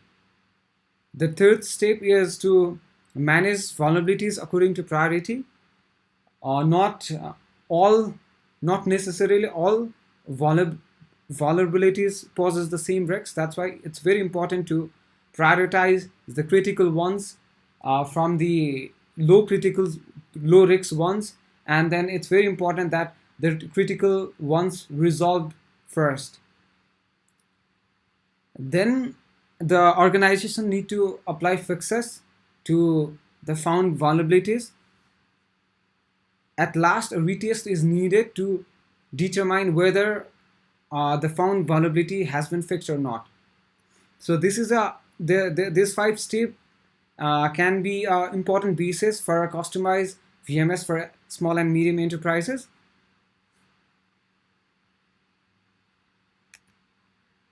Let's see what and how a vulnerability management process looks like. Basically, there are 5 important steps in a vulnerability management process.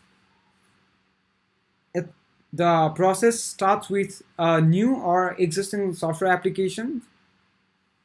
The new or existing software application goes through automated and manual testing to find vulnerabilities.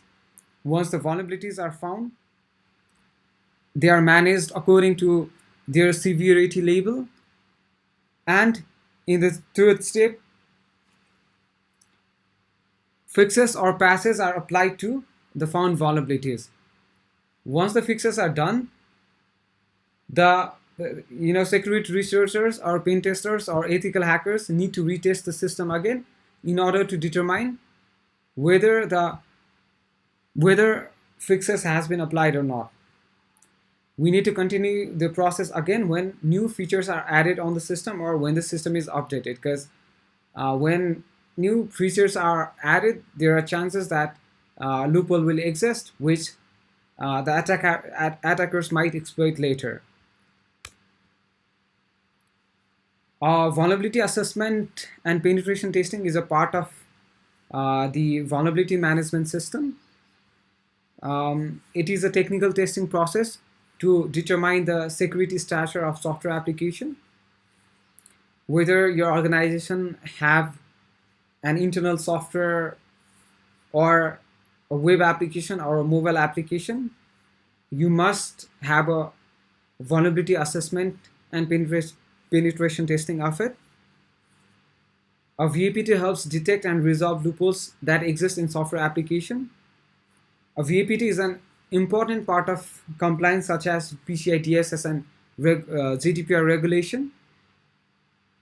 Like the vulnerability management process, a VAPT is also a regular process that needs to be done again and again. The process of VAPT is pretty simple. The first step is to gather information. For security researchers or pen testers, it's very important that they understand about the software application. For example, information like in which server the software application is being hosted, which languages has been used to develop the software application, etc. In the second step, the security researchers perform a vulnerability assessment to find out how secure or insecure software application is, and also to determine the methodology for attack in the third step. The third step is to exploit the system from hacker's perspective. Now, this third step is important because it's very important that the security researchers, they perform the test according to a hacker's perspective. That is, it means in real time situation. Once the once the findings of the exploitation comes, again a report is generated and is sent to the development team to apply fixes on the loopholes that was found in the system. BAPT test is performed basically by two methods. The first one is the automated test, which is performed by using tools such as Burp Suite, Nessus, Acolytics, and others. Automated test helps to determine the common web and mobile application vulnerabilities. The automated test also helps to save time and resources for the organization. After the automated tests are over, manual tests are performed on the basis of planning. Uh, Again, these security researchers perform manual tests from a hacker's perspective to find the last remaining vulnerability. So we now know about what a vulnerability management system is, what a vulnerability assessment and penetration testing is, and the importance of uh, both the both vulnerability management system as well as vulnerability assessment and penetration testing. Uh, this is the last slide, and here I'm gonna talk about some basic security measures that can help prevent from cyber attacks. Implementing these basic security measures doesn't need an extra budget. It's more about being conscious about cybersecurity measures, and it's more about discipline and having the right policy in order to protect from human-induced cyber attacks, that is social engineering.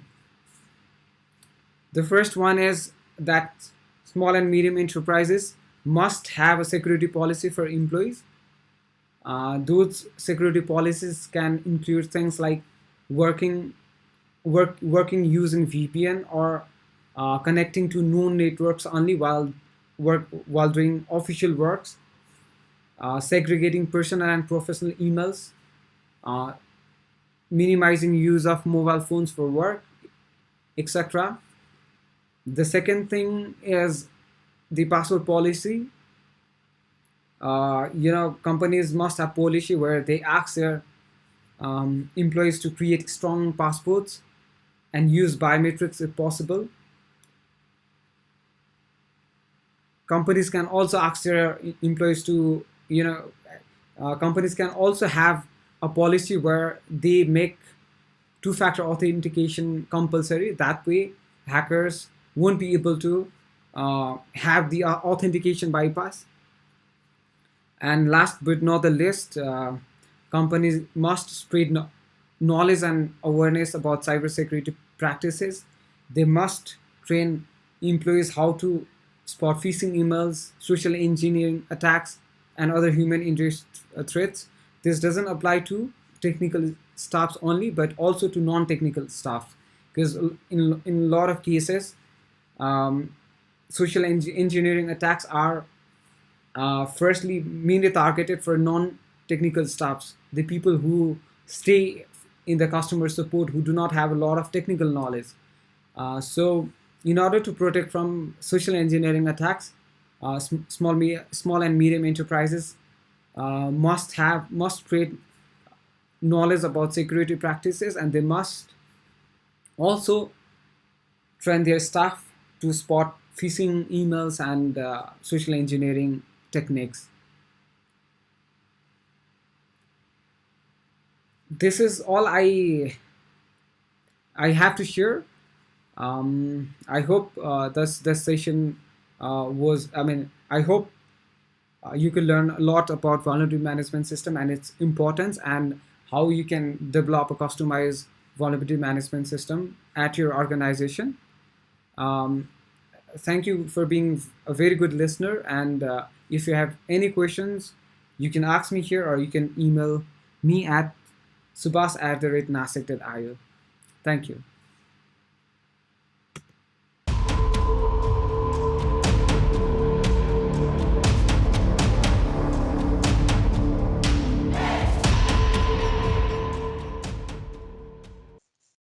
Good morning, good afternoon, and good evening to everyone based on wherever you are in the world. I am Pramod Kuksal. I am a director of cybersecurity and I lead cybersecurity go-to-market pre-sales and consulting function for Capgemini Australia and New Zealand. I'm currently based in Sydney, Australia. Today, I will be covering an exciting topic that impacts and somewhere connects with everybody in an organization. Not just an organization, it also connects to a simple home user working from anywhere in this world. Yes, I'm talking about endpoint security. In an organization setting, the security operations is usually responsible for monitoring threats and incident analysis. IT teams are responsible for patching of systems and creating baseline images. A right endpoint solution can solve a lot of advanced and baseline security problems for these teams. Today, we will cover the challenges with endpoint security, the threat landscape. We will also cover what's a next-gen endpoint protection all about and what are its key features. How do we apply zero trust to endpoint protection? And finally, what does the future of endpoint detection and response look like? So let's get started. Uh, the definition of endpoint has changed drastically in last 10 years, and it has become more complex over the period of time due to the digital transformation across organizations, sectors, and the ways of working. As multiple devices and users connect to the rest of the world in different ways, the number of vulnerable devices is increasing dramatically. In the past, an average corporate network had been about 10,000 to 50,000 endpoints. But with the IoT, the system expands to millions of endpoints. And unfortunately, many of these are older devices belong to either shadow IT or legacy IT, or some new devices which are part of bring your own device policy of an organization. Soon the IoT may comprise as many as 30 billion devices. Many of them will be outside of corporate control. And of course, uh, billions of chips have been shown to be vulnerable to meltdown and Spectre attacks. Of course, with cloud adoption, data volumes are growing, and it requires organizations to take a more strategic approach to security visibility, especially at the endpoint level. Organizations now have so much data on hand that protection becomes ultra important. If we talk about the current threat landscape, ransomware continues to be a major issue across the globe this year as well. We have had two large organizations hit by major ransomware attack in Australia this year already.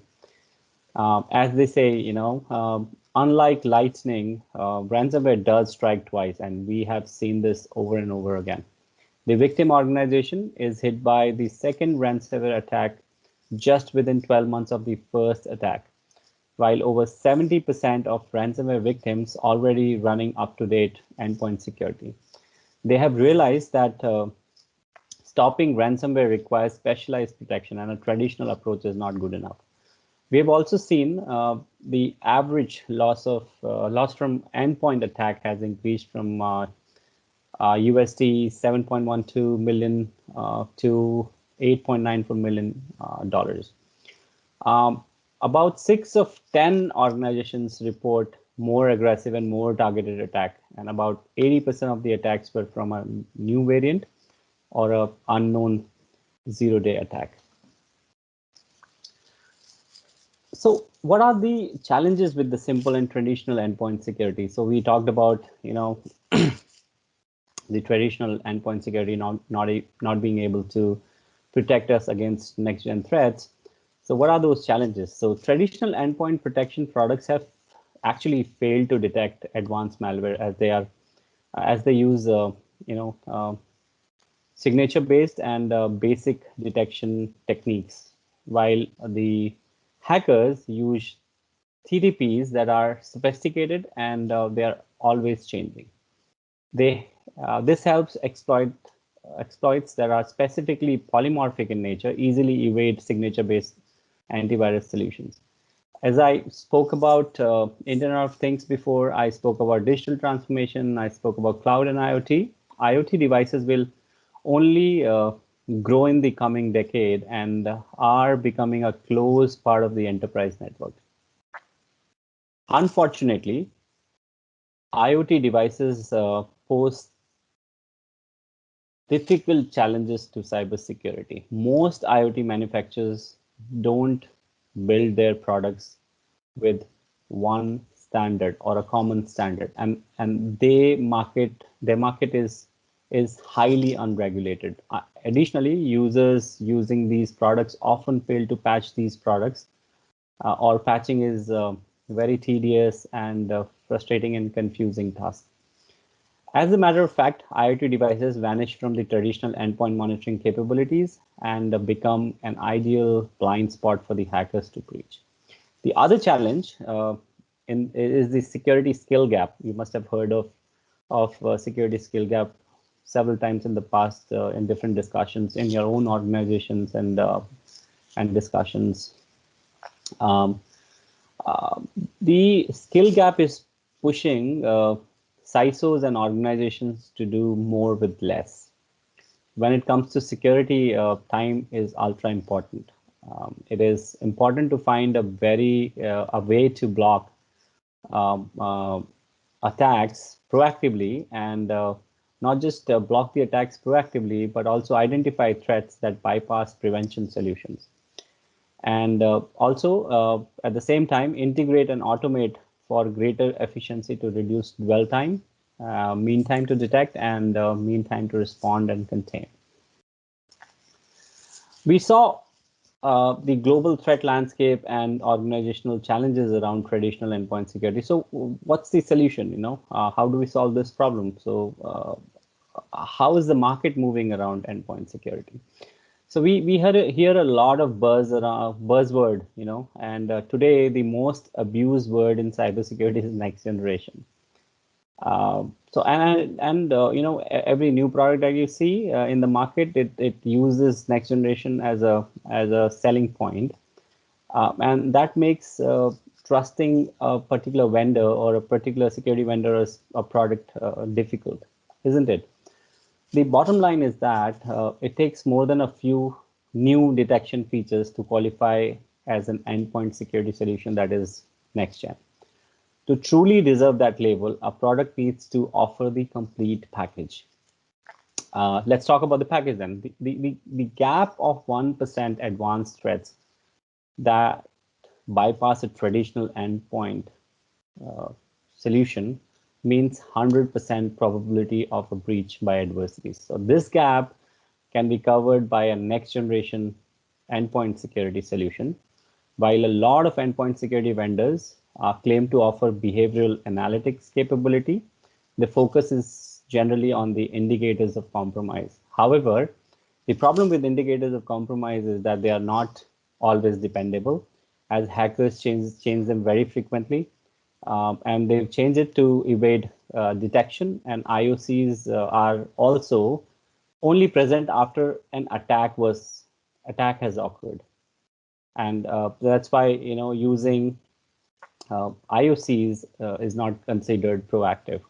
A true next generation solution must also look for indicators of attacks, so that identify active attacks and allow you to stop an event even before the damage is done.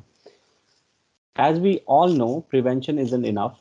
It is crucial that the next generation endpoint security should have the endpoint detection response capability. So let's talk about what are those capabilities. So effective EDR records all activities on the endpoint, from PowerShell execution to command and control to writing a file to the disk.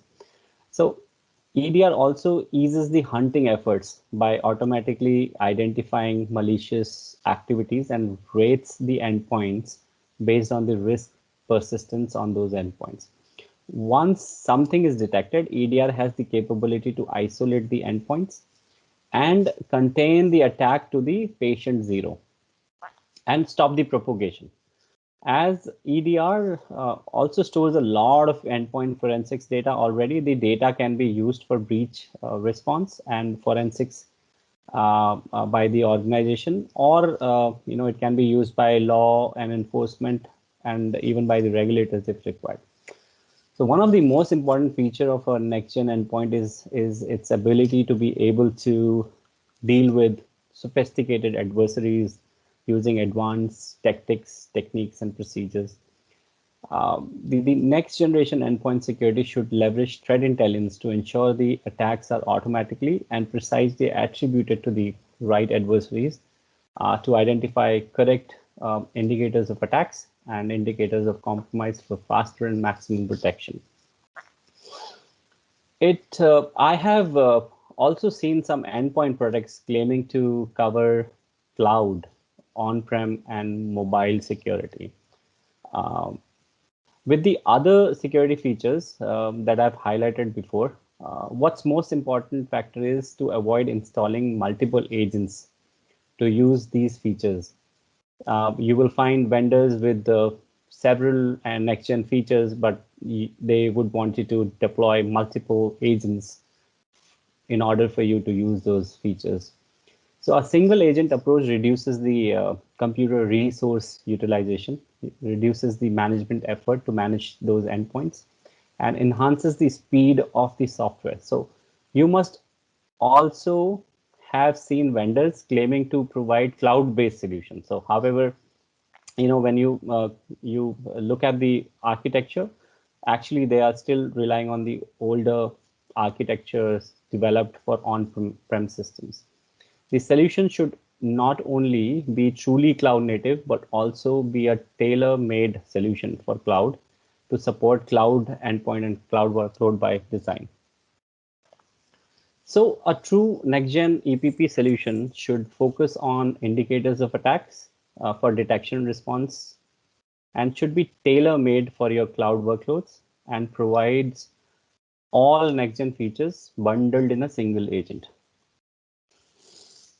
Okay, so now we know what to look for in a true next-gen endpoint security product. So let's talk a little about the concept of zero trust. It talks about never trust, always verify. So zero trust, as you may know, it is an approach to the security. It was created by John Kinderwag during his tenure as a vice president and principal analyst for Forrester Research. The concept were based on the realization that traditional security models operate on the outdated assumption that everything inside an organization's network is trustworthy. Under this broken trust model, it was assumed that a user's identity cannot be compromised, which is definitely not the case. As stealing your identity is the first thing hackers do before the lateral movement, before they move laterally in your environment. Also, the older trust models believe that all users act responsibly and can be trusted fully. So the zero trust model recognizes that the trust is a vulnerability. So once on the network, users, including threat actors and malicious insiders, are free to move laterally and access or exfiltrate whatever data they want to. So I would probably call this this concept an extension of the principle of least privilege to only those who require it. How do we bring the question is, how do we bring zero trust concept to life with endpoint security, and how endpoint security can assist in your zero trust journey? Now, most of the endpoint solution have a concept called whitelisting. So traditional or static whitelisting is a retractor to zero trust model for endpoints. Reason being, traditional whitelisting is a point in time activity, and once it is done, the whitelisted apps or users are never reviewed and verified again. So whitelisting may not be able to protect an organization from a zero-day attack that exploits an unknown vulnerability within an approved application, just like a browser like Chrome or Internet Explorer. Extending zero trust to the endpoint requires endpoint security to integrate with network security to provide a holistic zero trust security architecture across your organization. For example, endpoint security integration with VPN can enable a global policy that moves with the user and the endpoint. So when endpoint security and VPNs work together, endpoints are protected regardless of the location the endpoints are accessed. Uh, the other way of bringing zero trust architecture to life using endpoint security is to leverage endpoint client firewall for micro-segmentation of network. So leveraging the client firewall to create micro perimeters helps isolate the threats to one segment and avoid propagation and lateral movement of adversaries into the network. So using a dynamic whitelisting, integrating network security with endpoint security and using client firewall for micro-segmentation are a few ways of many ways to bring trust, zero trust to endpoint security. So let's talk about future of detection and response. As I spoke about one holistic security architecture and integration of multiple layers of security to gain maximum protection. Leading to this, we notice a gradual movement in the detection and response market. This course is a natural course of evolution for SIM, EDR, MDR, managed detection and response market. Most of you probably have already heard of XDR, extended detection and response products. Just like any other market, the monitoring and logging market started with monopoly of a few SIEM vendors. Then the market witnessed a dynamic liberalization in the forms of SIEM, SOAR, EDR, UEB, and then we noticed a sudden increase in the number of players in the market and hence the rise of the market. It's all natural course. Now, with the disruptive changes, aggregators emerge and are finding their place in the forms of XDR providers. So XDR products aim to provide a seamless aggregation for endpoint networks, logs, and bring in threat intelligence and automation capabilities with greater business intelligence and security analytics and reporting engine. XDR is meant to provide enhanced visibility, detection, response. It's new in the market, and we are here to see what it has to offer in the near future. We will stay tuned. We'll see how it performs. I want to also touch upon how endpoint security has become even more critical during the pandemic with the new ways of working when most of the users are working from home. It's quite commendable that most organizations have quickly moved to remote working. It makes sense that security teams won't find time to perform basic endpoint hygiene and performance checks on corporate machines. And to make it more complicated, it is even more difficult to perform these regular hygiene and performance checks on employees who are working on personal devices. Unfortunately, this work from home dynamic is creating even more opportunities for cyber criminals who are seeking to exploit people's anxiety during the pandemic.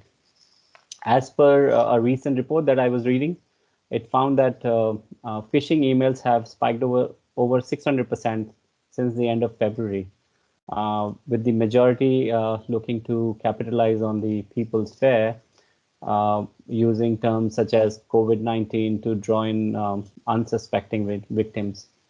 Therefore, during the pandemic, employee awareness and behavior trainings have become even more important.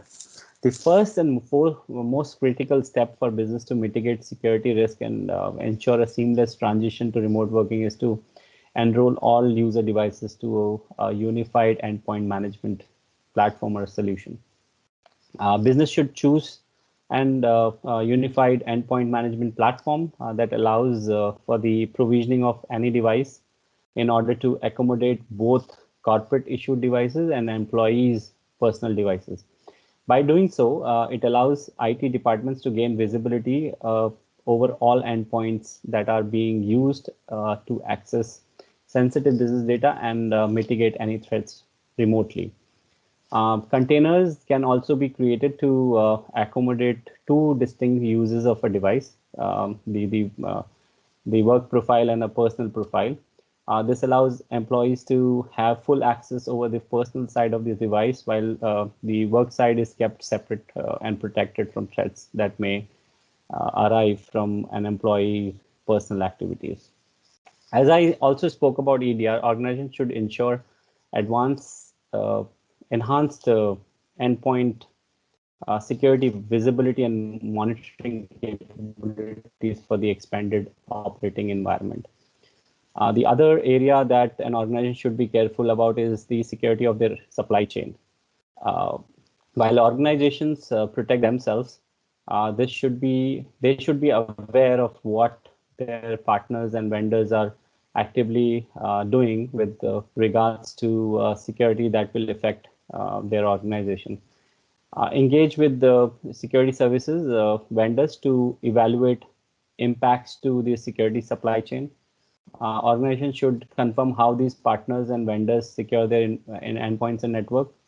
Remember that each of these organizations has their own people to worry about and their own business concerns. Additionally, organizations should also ensure someone from the endpoint security team is part of the crisis management working group to provide guidance on security concerns. So, thanks. That comes to the end of my presentation. Thanks everybody for being here today, for being so patient and listening to me. This has been a wonderful experience for me to present and listen to the other speakers. I hope you have found this session informative. Please feel free to reach out to me if you have any questions. You can reach out to me on my social media account or the LinkedIn groups set up by the organizers. Thanks again, and keep safe. Thank you.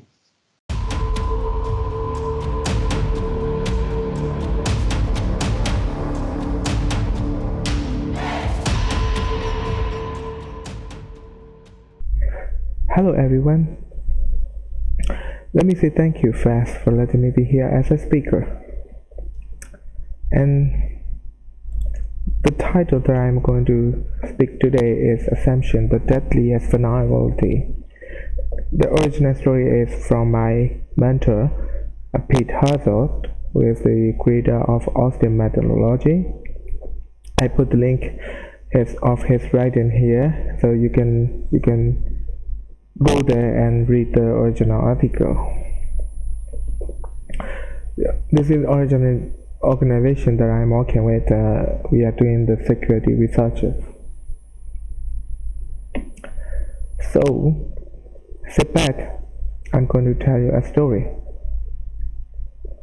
The Goldilocks is a girl's name, and one day the girl went for the walk and into the forest, and she found out a peculiar house, and the peculiar house, she knocked the house and no one answered. So she went in the house and she found three bowls of food sitting on one food sitting on the table, and because she was very hungry, she had the food. Well, spoilers alert, she died in the end. Yeah, but I'm sorry if I ruin your story time. This is a fast assumption that you made. You assume I'm going to tell you the full story. Yep. Anyway, let's find out what Goldie assumes and the tale in the story. First, she assumed that there are people in the house she found in the forest, and she further assumed those people would be willing to help her, and she assumed the people who left. She assumed that there is no answer. It means that she can go in, and she assumed the people that leave the one foot on the table will not be coming soon. And then she assumes that it's okay not to fix the chair she breaks. And then she assumes that she can take a nap in the bed. What didn't she assume is there will be three bears are going to attack her, and she is going to end up with dying. Yet there's some people are doing assumption. The Goldilocks and Three Bears is the ultimate story of doing making bad assumptions. In security, we assume making something harder to do improves security. Yep, it's like you put bars at the ground floor because you think people will be coming and try to enter from the ground floor, and you don't put bars at the windows on the second floor because you think there were no people could be able to climb up to the second floor or to the roof. So you didn't put any bar there. It means that you can only protect people coming from the ground floor with a bar. But if there will be people, even if a small amount will come and climb up, small amount who are able to climb up to second floor, yet you don't have the protection for them. You don't have the protection for those small amounts. And another example for that is like you have a lock, you lock your, but it is not good one. But you still have to lock your front door, and you use it, and people come and see, oh, this locked, and we are not going to try to get into there because it is locked. But if someone came and figure out, oh, there is a lock, but it's pretty bad because I can easily bypass it. Yeah, this is a situation that you could not even know that if he was in, or yeah, this is the thing that if you use a bad lock. And another assumption that you keep up with security maintenance improves security. Let's say that you have logs and you have backups backups of the server that you are responsible to make it secure. But one day your server has got compromised and got the wipe attack. There is no data on the server or are wiped it. And you will say that here is the log. We can find the IP address that compromise our server. So you will find out, you will see the IP address, and you will also see that those IP addresses are from Tor network. Okay, but that's at the end. And you will say that okay, we have backup at least. So, but it means that you have no security because a security that doesn't protect the targeted attacker, then it's not security. I have to say. Yep. This is the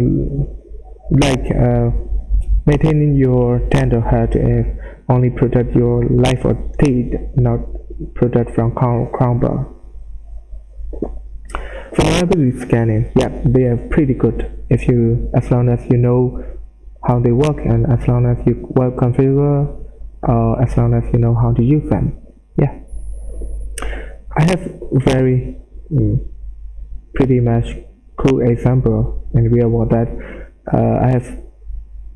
I know a man who is using a tool and with the direct report from that tool, and he complained to the service provider badly because the tool say him that it is not security, it's not secure. Yep. So I stopped him. Hey, hold on. Let me see what did you try? And I could find out, or even he couldn't use the right sentence with the tool because he just used the default sentence he had found on the website of how to use that tool, and he just used that sentence with the tools, and he shouted, "There's no good software," or whatever, something like that. Yep, this is very, very bad, and that's why I wanted to say you that vulnerability scanning is not pretty good if you don't know the environment. Yeah. So there's one assumption that you should do ever is don't think someone won't do it. Yep. I have an example that GSM frequency that I found around me in my environment, and I just pick up the strongest line, the strongest frequency near me, and I just try to sniff and let's see what I've got. This is a system that the service providers use. They think that if they keep contacting to clients with via the SMS, and they will keep saying that the code or something like that will be nicer for their service, and this is how the system works, they think. And they also want the clients to never tell the code to anyone. Yeah, the clients also never tell the code to anyone. But what they don't know is behind the scenes there will be someone who is watching their SMS, reading their SMS. This is how a system may go around a real war. Yep, how do we protect it? Yeah, we need a playbook, but we shouldn't go step by step. Like before using the playbook, we need to understand the environment first. So keep in mind that there is no easy button to stop the threat. The first thing we do is separation. We separate the attack and we separate the access and its dependency with the threats. So, and we reduce the unnecessary services. We eliminate the unnecessary for the shares, and we do this. It's very interesting how far we can go with it, and we do this as much as we can, just to understand, just to own the environment. First, then we go to second step, the integration step. By the way, it's a four-point process that we use when testing a network or application or environment, and just to figure out what are the missing points. Only 4 points we have: the inquest, interaction, intervention, indentation. We have got we will get the emanation from the target, and we will know more about the environment. And the trifecta we use, it has three steps there. Just how the operation works, because if we don't know the operation, our securing process will ruin the operation as well. They run the operation, so we need to understand the operation first, and we need to understand how they work differently from how everyone thinks they work, because there will be another way. How do they need to work? Yeah, this is the thing we try to figure out. Then we use the 10 control set we draw on the whiteboard, and this is the example that we use. We do on the whiteboard network for the server, and for the application we use those 10 control sets. Those are mentioned in the Awesome version 3, and we use those things on the both, and every X that we see here means that there is no control for it. In the network, there is no authentication control. It's lighted, and we clean out onto the paper, onto a sheet with a comprehensive explanation, and finally we put it on the attack surface matrix. It includes it includes so much mathematical things and so much universal writing, so it's like very complex. But once you know that, you will figure out that oh, there are 20% of attack surface there. It doesn't mean it's not weak, because uh, your environment is only secure unless you find out those 20%. You know, there will be people, 20% of people who can make the successful attack using that 20% of attack surfaces. So you cannot your environment is not safer from those 20%. But until you figure out you find out those 20%, your system is stay safe. Yeah, this is what you stay being invisible until as long as nobody is looking at you, or you are being secure as long as nobody is targeting you. So this is the attack matrix we use in the report. Well, it's going to be 50 minutes and times are going to up. So before you ask question, let me ask you some question. So one gives flying in V shape, why one line is always longer than the other? Please answer me through the groups in the LinkedIn, and reach me to the group in the LinkedIn if you have any question. I have answer. Well, this is it. This is all that I want to mention during that 50 minutes. Well, thank you for your time listening my speak, and thanks everyone. Bye.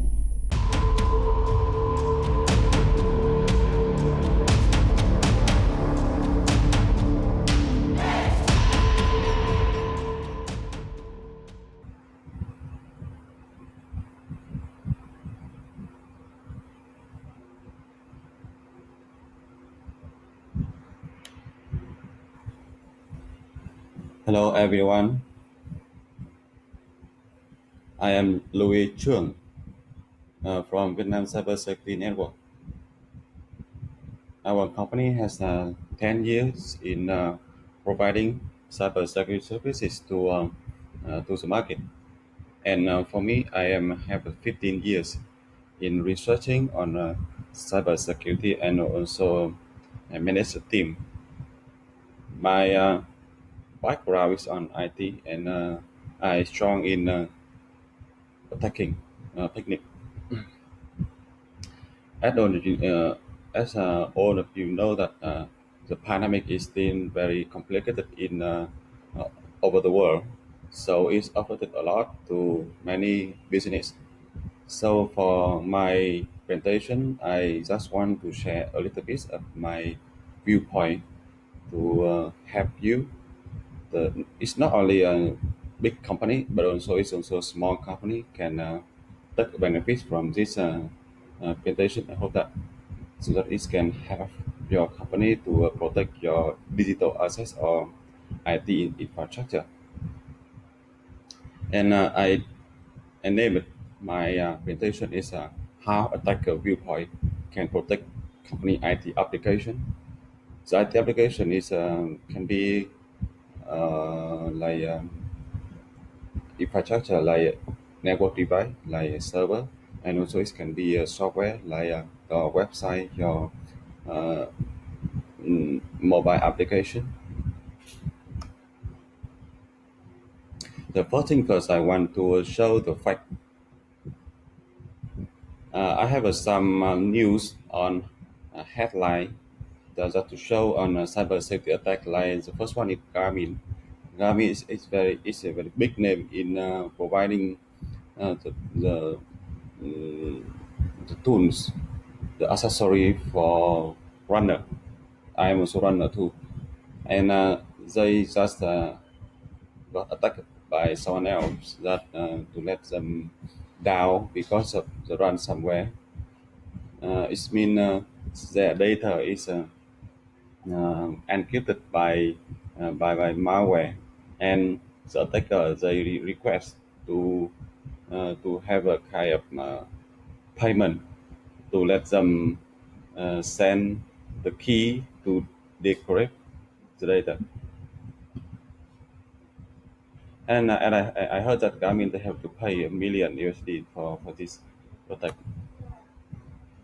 The next one is Cisco. Cisco is also very famous in providing IT infrastructure like network. So they have some exploit. It's not like it's vulnerabilities in their products. So the attacker they're trying to exploit through that vulnerabilities to attack the Cisco product. And the last one I want to show here is Microsoft. All of us know Microsoft, I believe that. So they have open system. It's a Windows 10, and of the Windows 10, it's had vulnerability in their self for 2 years. It's still not unpatched. It's still not patched now. So you can understand that 2 years for one vulnerability. So it's it's very it's a lot of time to it's a lot of time for attacker. They have a chance to attack to the Windows 10 system. So anyone they are using Windows 10, so they are very kind of they are very they leave their system for the attacker for 2 years. And all companies they are running now. Normally, they also have some protection uh, in their system, like a firewall, like IDS, IPS, or antivirus, or any or many other systems have the protect. But you can see through three example here. Even they have these protection mechanism, they still can be hacked by someone else. They can be attacked by the people because their application, because of the user, is also the weakness of their system. The main point for today's presentation I want to show is attacker viewpoint. So what is attacker viewpoint? Through attacker viewpoint, that normally they are sitting outside of your system, so that their viewpoint can be if they want to attack your system, if they want to attack your organization. Not the first thing, but they will asking how many entry point to coming in your organization, what points are vulnerable to the attack, and many similar uh, question. What is the entry point? So entry point is like a gate that can let the people coming in your system. So it can be uh, your computer. It can be your application. It can be your network infrastructure. It can be your human. And you can see that from attacker, they can try to leverage any gate that can coming in, that can let them in. And to do that, they try to find the kind of vulnerabilities of every gate. Like with the human, they try to know how they can push something else, something to your human, and like they can send the USB with your malware to your employee or to your staff. And when your staff or employee plug the USB into his or her computer, so that it can automate to kind of like malware plan in your computer system, and it can spread in your internet system from that point.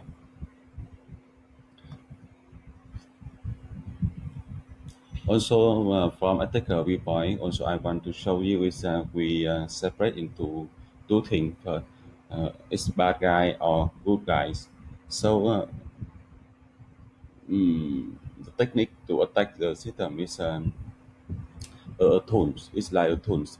So someone else are using that tool for good purpose. Someone else are using that for bad purpose. So bad guy and good guys. Normally, the bad guy they only doing the attack for him or herself to like the one to attack someone else for the finance. So for the finance, they request the victim have to pay him or her.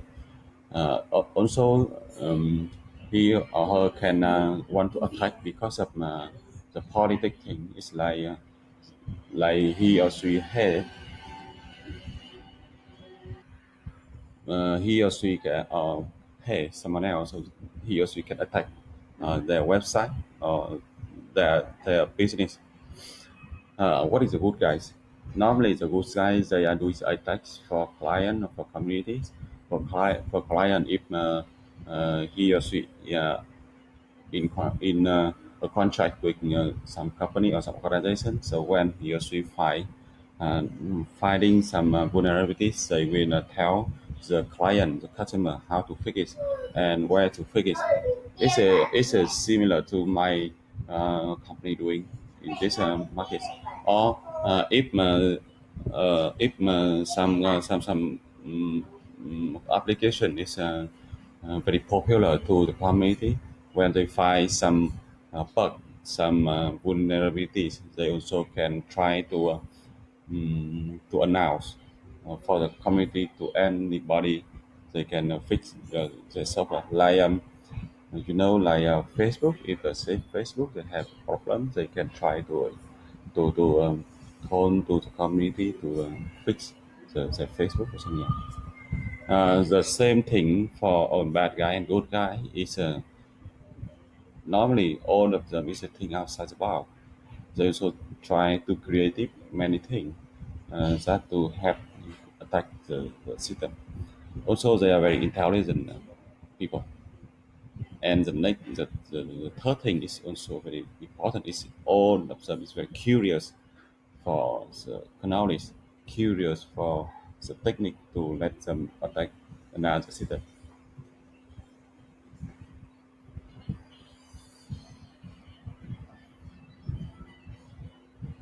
And for the mainstream, uh, we are normally using beautiful words like penetration testing and bug bounty. For penetration testing or pen test, is like we are trying to attack into the system under the control of the people, under the control of the customer. For the bug bounty, normally is some company organization, so you can have award to some attacker or to some company that find their bug, so that they will rewards for that efforts. Okay, so are they doing? Here is can be personal or can be company. What are they doing when they do pen testing or bug bounty? Normally, they have a three step. First, they try to find the vulnerabilities or the bugs of client or of the customer system. Uh, the next is they trying to steal the data. It means they leverage the vulnerability and they try to code some exploit and they try to pull the data from client system so that they can prove the concept, they can prove the bug. And the last thing is they reporting It's they build the report which uh, explain how the vulnerability work and how they can pull the data. And also the very important part is a recommendation. They build a recommendation for the client, for the customers, that to let them understand how they can fix the bug and how they can prepare for the security roadmap or plan. All of the work here is done in the limited time. The time here is normally the duration uh, that that's announced by client or by someone else. They give rewards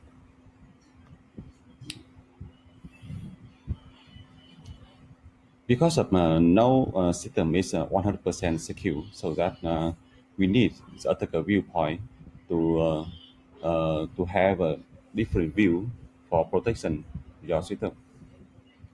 It also can help you to plan for not hack it again, because you can see that a lot of big companies they have a have a investment for protection like firewall, IDF, but they still be hacked.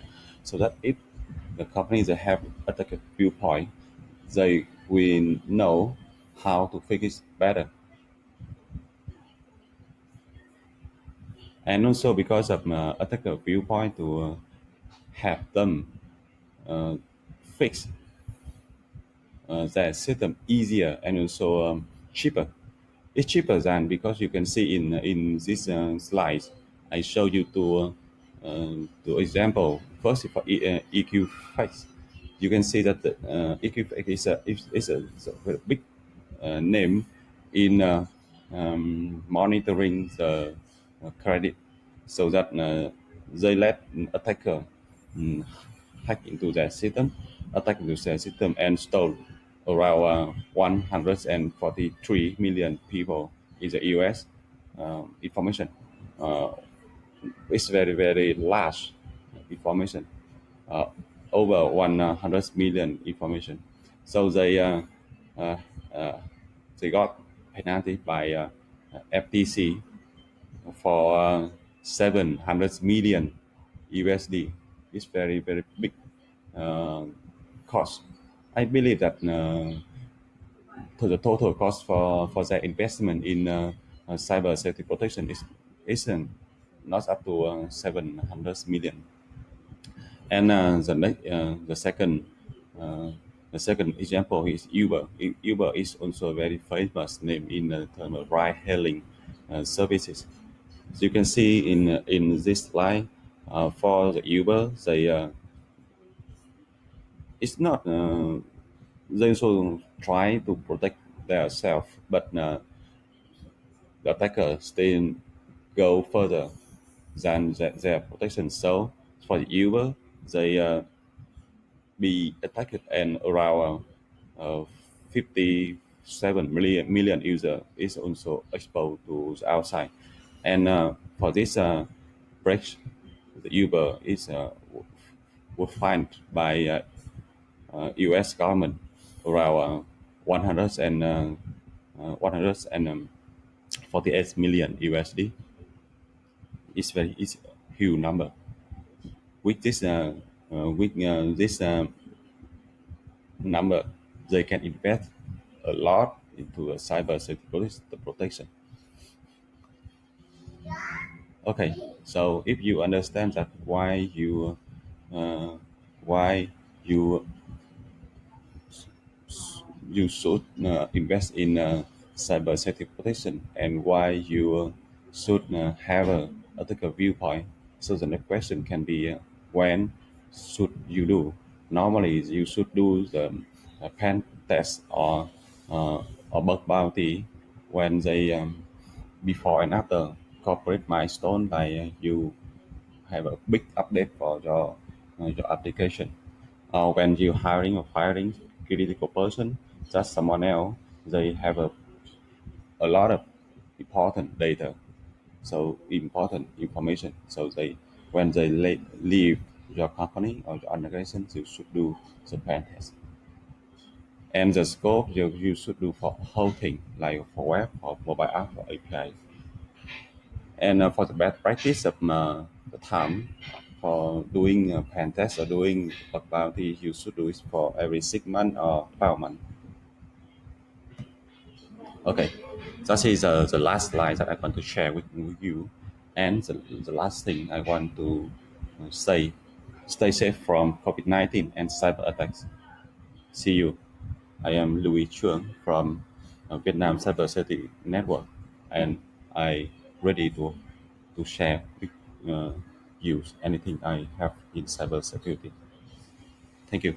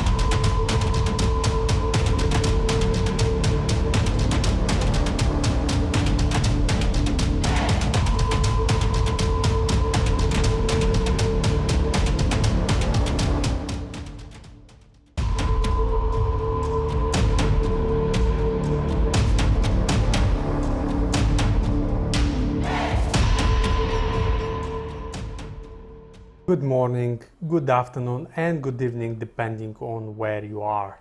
Welcome to the International Cybersecurity and Digital Services Protection Conference, part of the European Digital Week. My name is Tim Nedelkov.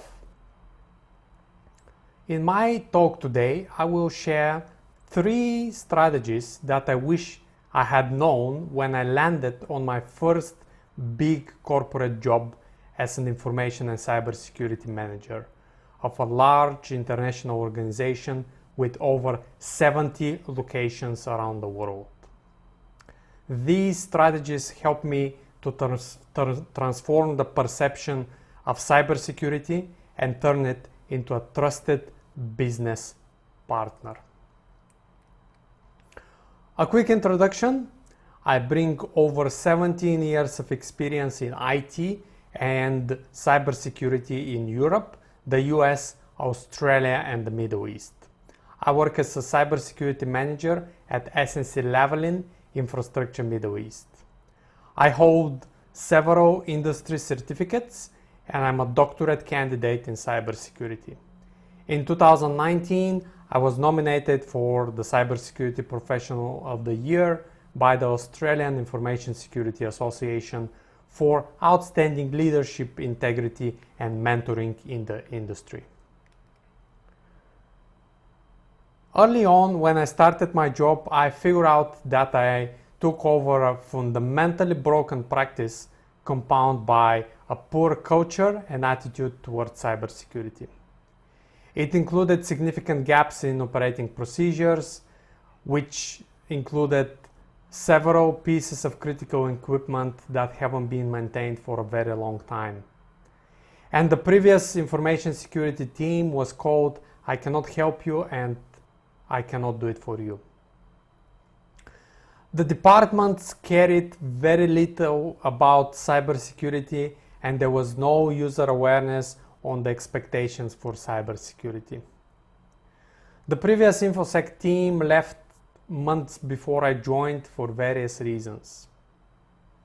I had to rebuild the team during a time when the organization was going through a major restructure and transition at the executive level.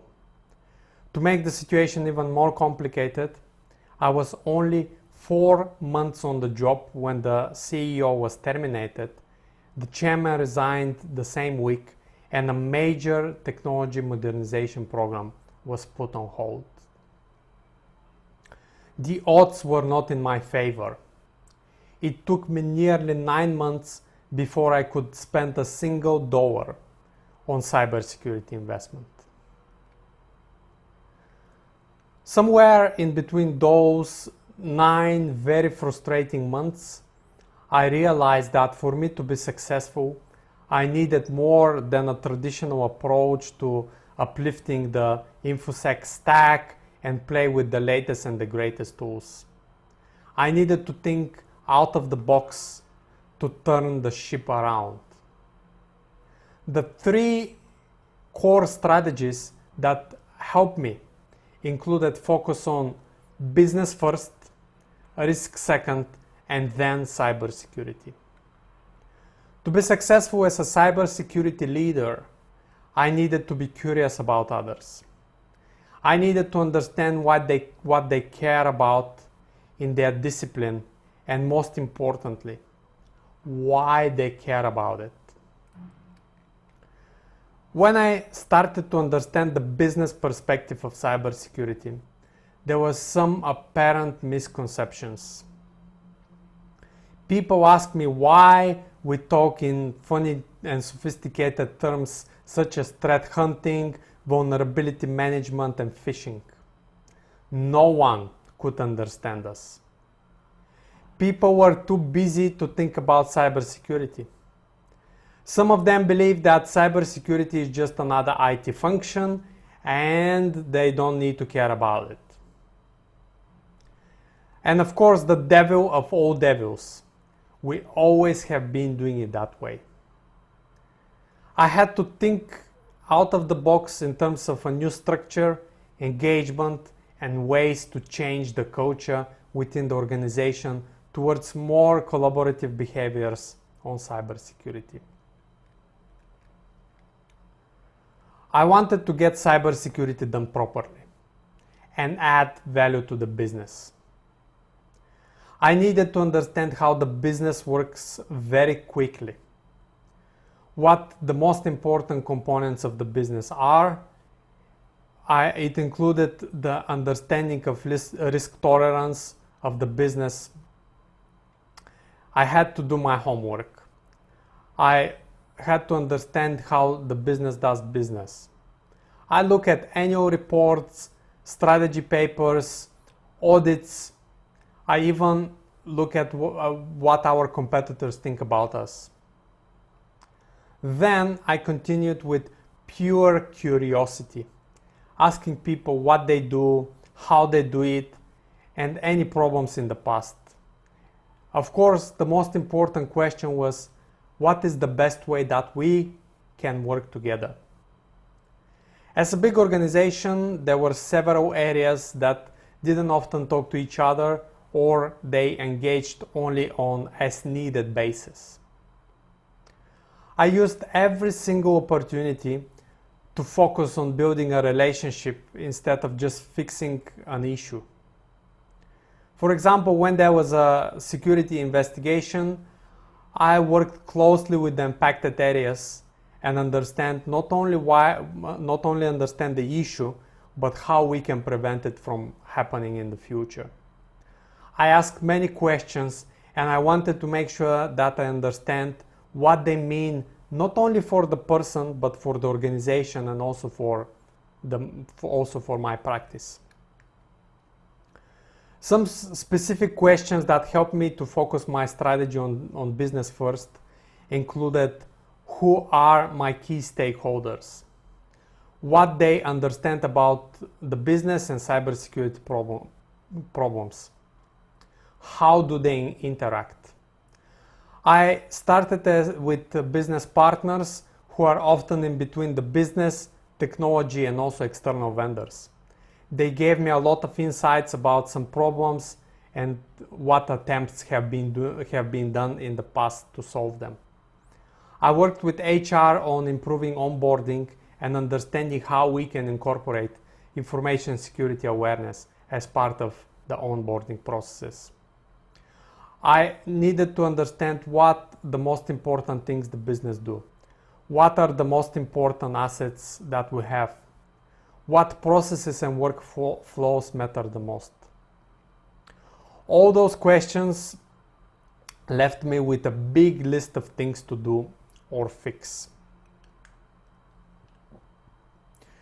One of the key stakeholders for me was enterprise risk. At some point, I had interactions with the risk department almost on a daily basis, and we've made a lot of progress. In my situation, the risk department included the head of risk, business resilience, compliance, and insurance. In the beginning, there was a big gap between what cybersecurity risks were and how we managed them. I had to answer some very uncomfortable questions, including understanding of how secure we are, why we're spending so much, what are the threats that are impacting us, and what is the industry doing. Which, in that case, I didn't necessarily have all the information to answer. It was a challenging time before we can find alignment. By far, the most important consideration that we put together was about explaining cybersecurity risk in an understandable language. We look at a 5x5 matrix for likelihood and impact.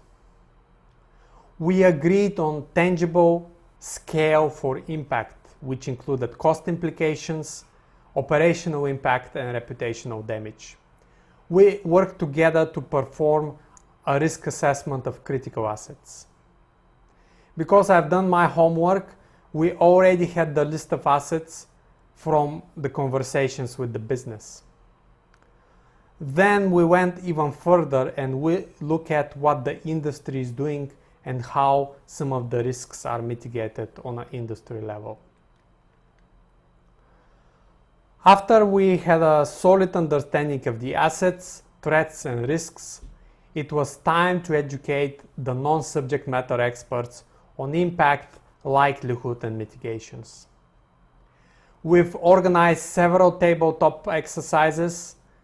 We organized information security briefings and regular user awareness sessions. I identified a few case studies from the industry, or there were some incidents that impacted our competitors, and we look at all of them. I reviewed industry reports, briefings from regulators, industry events, and so on to make sure that we have the relevant context. It helped not only to educate people, but I used it as an opportunity to verify that every dollar which I'm about to spend on cybersecurity will be focused on mitigating a specific risk.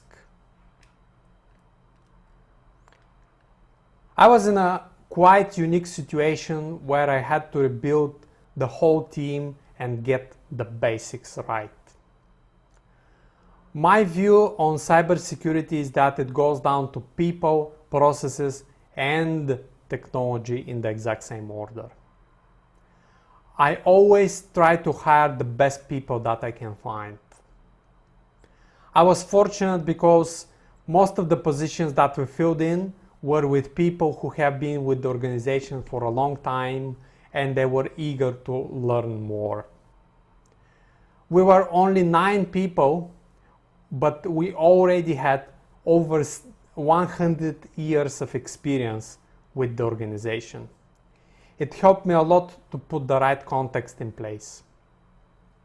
However, what I had to do very quickly was to upskill the team and make sure that we have the right capabilities in place. In our first 12 months together, we have taken more than 15 information security certificates. It helped us to determine the roles and responsibilities. We've built a catalog of services that we're in charge of.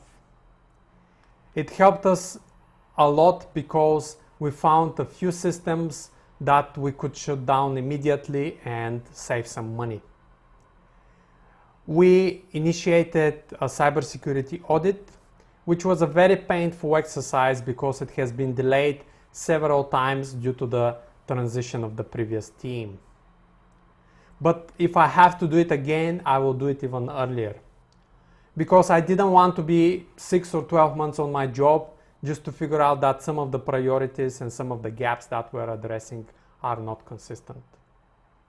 It helped us to determine how we're going to report on cyber up to the CEO, the steering committees, and also to the board. We have identified quick fixes and ways to simplify our information security stack. During those 9 months before I can spend any money, we had to define the key drivers of our program. We asked ourselves some fundamental questions. What business problems are we going to solve? We asked not only ourselves, but also business representatives. We also asked our vendors and vendors under consideration.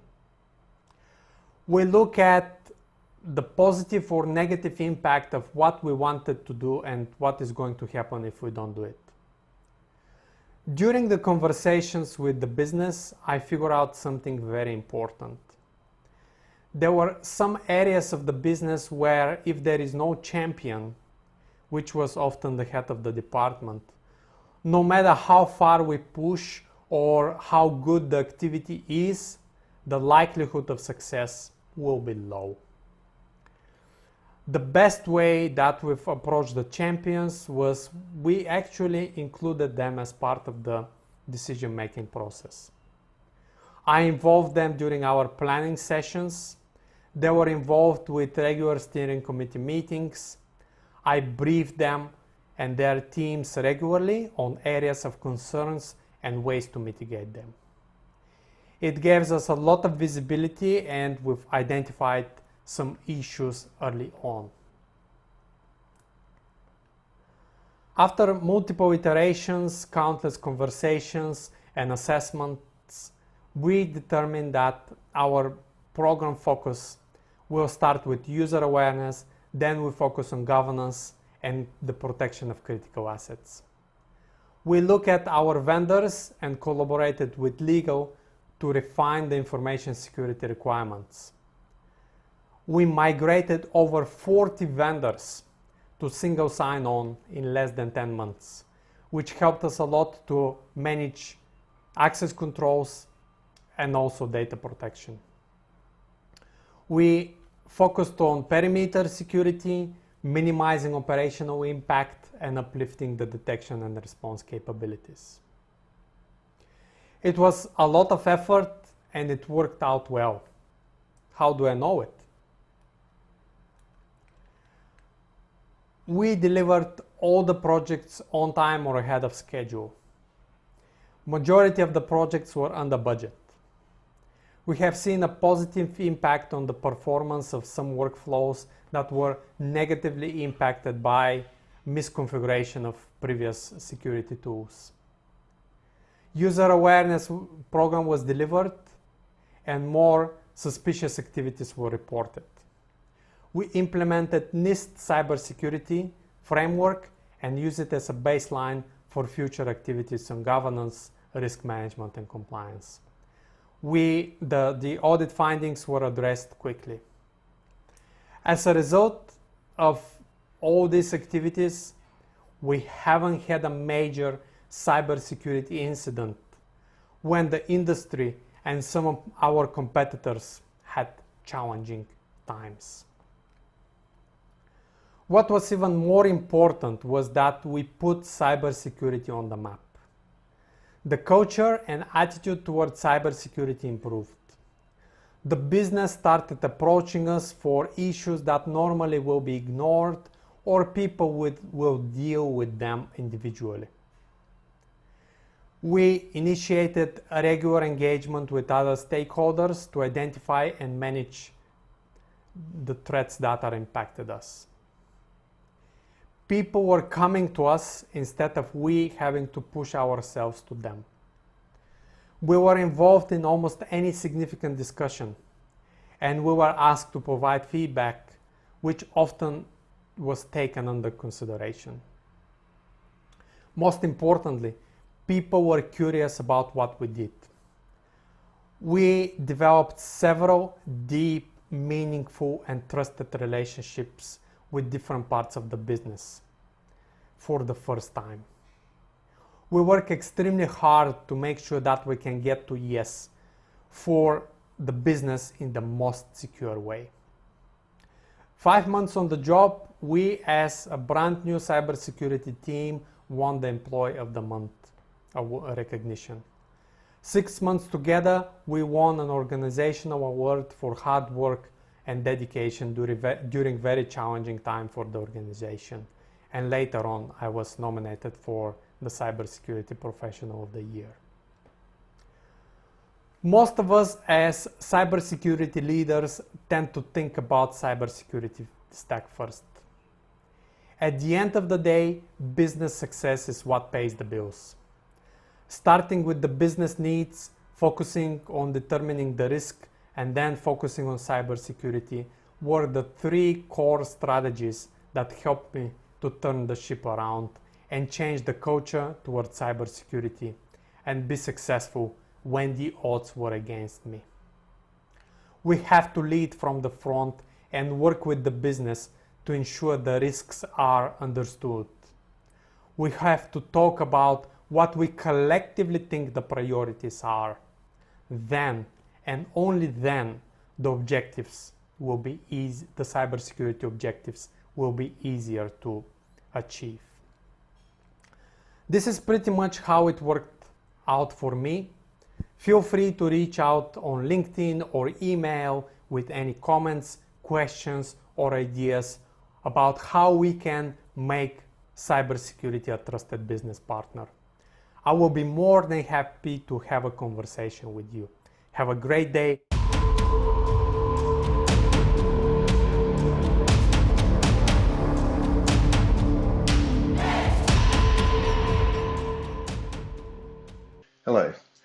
name's Rob Wigan, and I'd like to welcome you to my talk called From the House of No to Yes. In this talk, I'm going to go through a bit of an introduction about me and then Queensland University of Technology, where I work. Then we'll talk about what's wrong with the House of No, and then we'll finish up by talking about how we go about maturing the security conversation. So who is Rob Wigan and why should you listen to me? Look, I've worked in technology since about 1987, so I've done lots of work with things like Novell Netware. I was a certified network engineer, Novell Network Engineer in 1993. And I've constructed some of the largest networks, particularly in the education sector in Australia at that time. And I've worked in technology consistently up until now. I did decide to specialise in security in 2004. Around that time, I took some time off and I tried to grow my hair long and dye it blonde. It turned orange, and my wife said that I needed to go back and get a proper job if we wanted to have the kind of holidays that I desired. So I took a look at the market at the time, and I thought that security was going to be sort of the next big thing. So I then sort of sought to find work in security, and it really has turned out well. I started working in some of the tier 2 banks in Australia before doing a bit of work in the utility sector with particular focus on water. And then the last few years I've been involved in the higher education sector.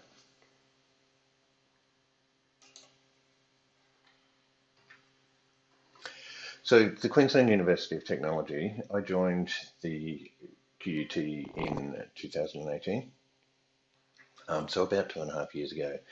QUT is quite an old organisation, or has its roots in older organisations by Australian standards. So it originally started as the Brisbane School of Arts in 1882. And we still to this day have a creative industries faculty that is still working on progressing the arts. QUT itself in its current form was established in 1989 from the merger of the Colleges of Advanced Education, where our education faculty came from, and the Queensland Institute of Technology, where our science and engineering faculties come from. We have around, in a normal year, 50,000 students and 12,000 staff, including sessional academic staff, some of whom may only work a few hours a week, but they do contribute to the staff numbers. Again, in a normal year, we would have revenues of around $1 billion. With this year and the impacts of COVID, that revenue has been impacted quite substantially as the international student numbers coming to Australia have dropped significantly to almost non-existent levels. And so as a university, we're now needing to look at other ways of delivering our services out to our communities. For those of you who haven't been to Australia, Brisbane is about halfway up the east coast of Australia. We have a saying in Brisbane that it's beautiful one day and perfect the next. So let's get into it. So why is no the wrong answer? So simply, old school security conversations just no longer work. If we go back to the business and we just say no without having a conversation, they'll just avoid us and work around us and go and do what they want to do anyway, and they'll introduce a significant amount of risk into the organisation. So the first part of the journey is educating your stakeholders. And so this is about getting your stakeholders to understand that if they do a thing and the data that they're doing that thing with gets compromised, there could be regulatory fines, there could be reputational damage, there could be, lawsuits, there could be all sorts of things that could happen as a result. And then we need to educate them about how we manage risk. So if something's a high risk, then we really do want to do something to reduce the likelihood or the consequence of that risk being realised. But if there's a low risk, we probably just need to note it, and we maybe want to have a control that tells us when particular events happen. It's really important that we use this risk management language to frame our conversations. So the way I put it to my business stakeholders is, I'm not telling you no, but I'm telling you that you should do these couple of things to mitigate the likelihood or the consequence of an event happening. And again, it's really, really important that when we do our risk assessments, that we're linking risks with specific controls, so our business stakeholders can see the impact of the control on the risk. We also have to remember that there is no transformation without risk. So if we're changing something that we do, we're inherently introducing a new risk of some kind. So really the conversation is just about, we know that making this change is going to have some downstream effects, but what can we do to reduce the risk of something bad happening? And I guess my last message to you would be don't be the cause of accumulated technology debt. I've worked in many organisations where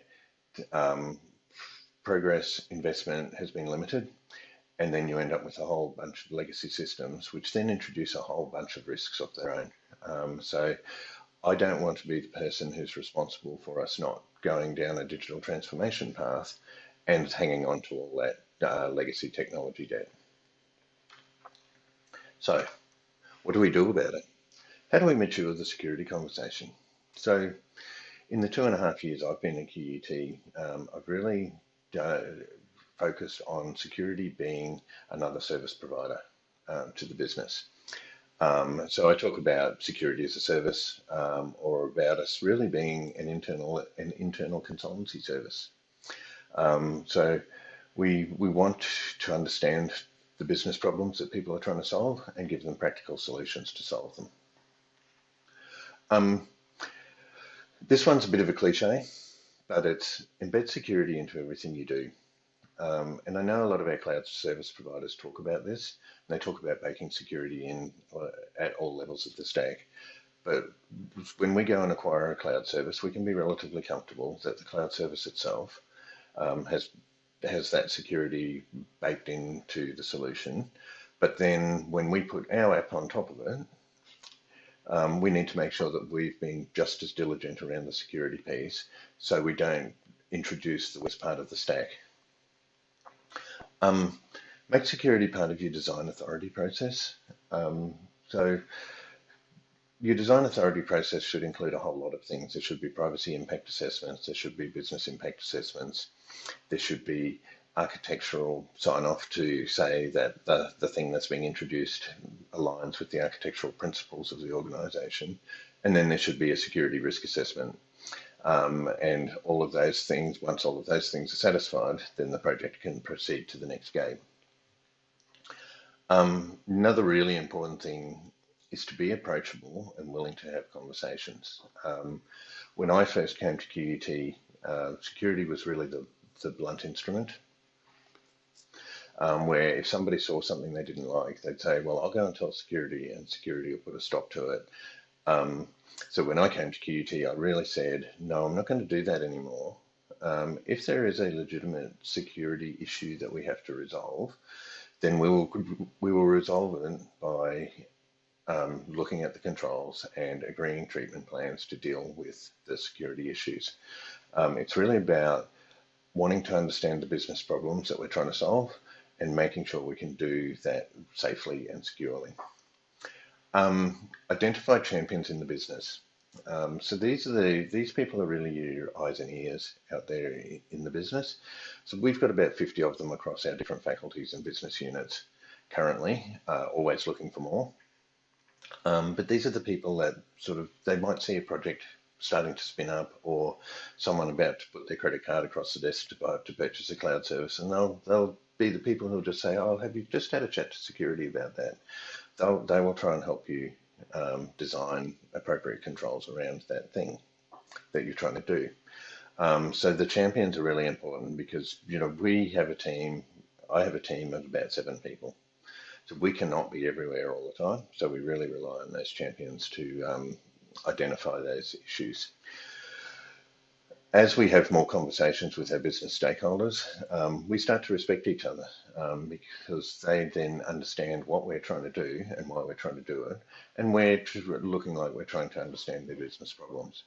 So once you have respect, you build trust. Once you have respect and trust, you can then exist in a true partnership. So in summary, look, security is moving away from purely compliance-based approaches. A number of years ago, a standard would define what controls you had to have where and what you're going to do with them. We have seen an increase in compliance regimes from government. You guys in the EU have the GDPR, there's other bits of legislation around the world, and our government in its latest cybersecurity strategy is talking about specific compliance regimes for specific industry sectors. But most of these compliance approaches now are really looking to make sure that organisations are understanding their risks and documenting them and putting solid treatment plans in place. You need to accept that changing the message takes time. So I've been at QUT for 2.5 years. We're now getting to a stage where the other business units and other areas of our IT areas are actually coming to talk to us about stuff. Whereas, 2 years ago, they would just avoid us because they didn't want to have the fight. So accept it takes time. Having clear policies and standards is really important because what that does is it defines a certain level of controls that the business can really regard as guardrails. So they say, if I do all these things that are in the standard, then security isn't going to get in my way. Or conversely, if I need to go outside of those guardrails, either temporarily or permanently, I'll talk to security and they'll be able to either give me an exemption to the policy or standard, or they'll be able to help me design a control that brings that activity back within the guardrails. And my last point is that security really needs to be leading the way in enabling business change. As I said earlier, there's no transformation without risk, but security is one of those, we can be one of those key enablers where we just help the organisation manage those risks and really de-risk the digital transformation piece. We don't want to be in the way of enabling business change. And if you look at the university business as it currently stands, we've had a seismic shift in where our revenue comes from. So we actually have to do things a lot differently than we were doing last year and moving forward. So I don't want security to be the thing that gets in the way, but we do need to make sure that we manage the change sensibly and pragmatically. And with that, I'd like to thank you for listening, and I look forward to seeing any questions that come through after the talk. Thank you very much.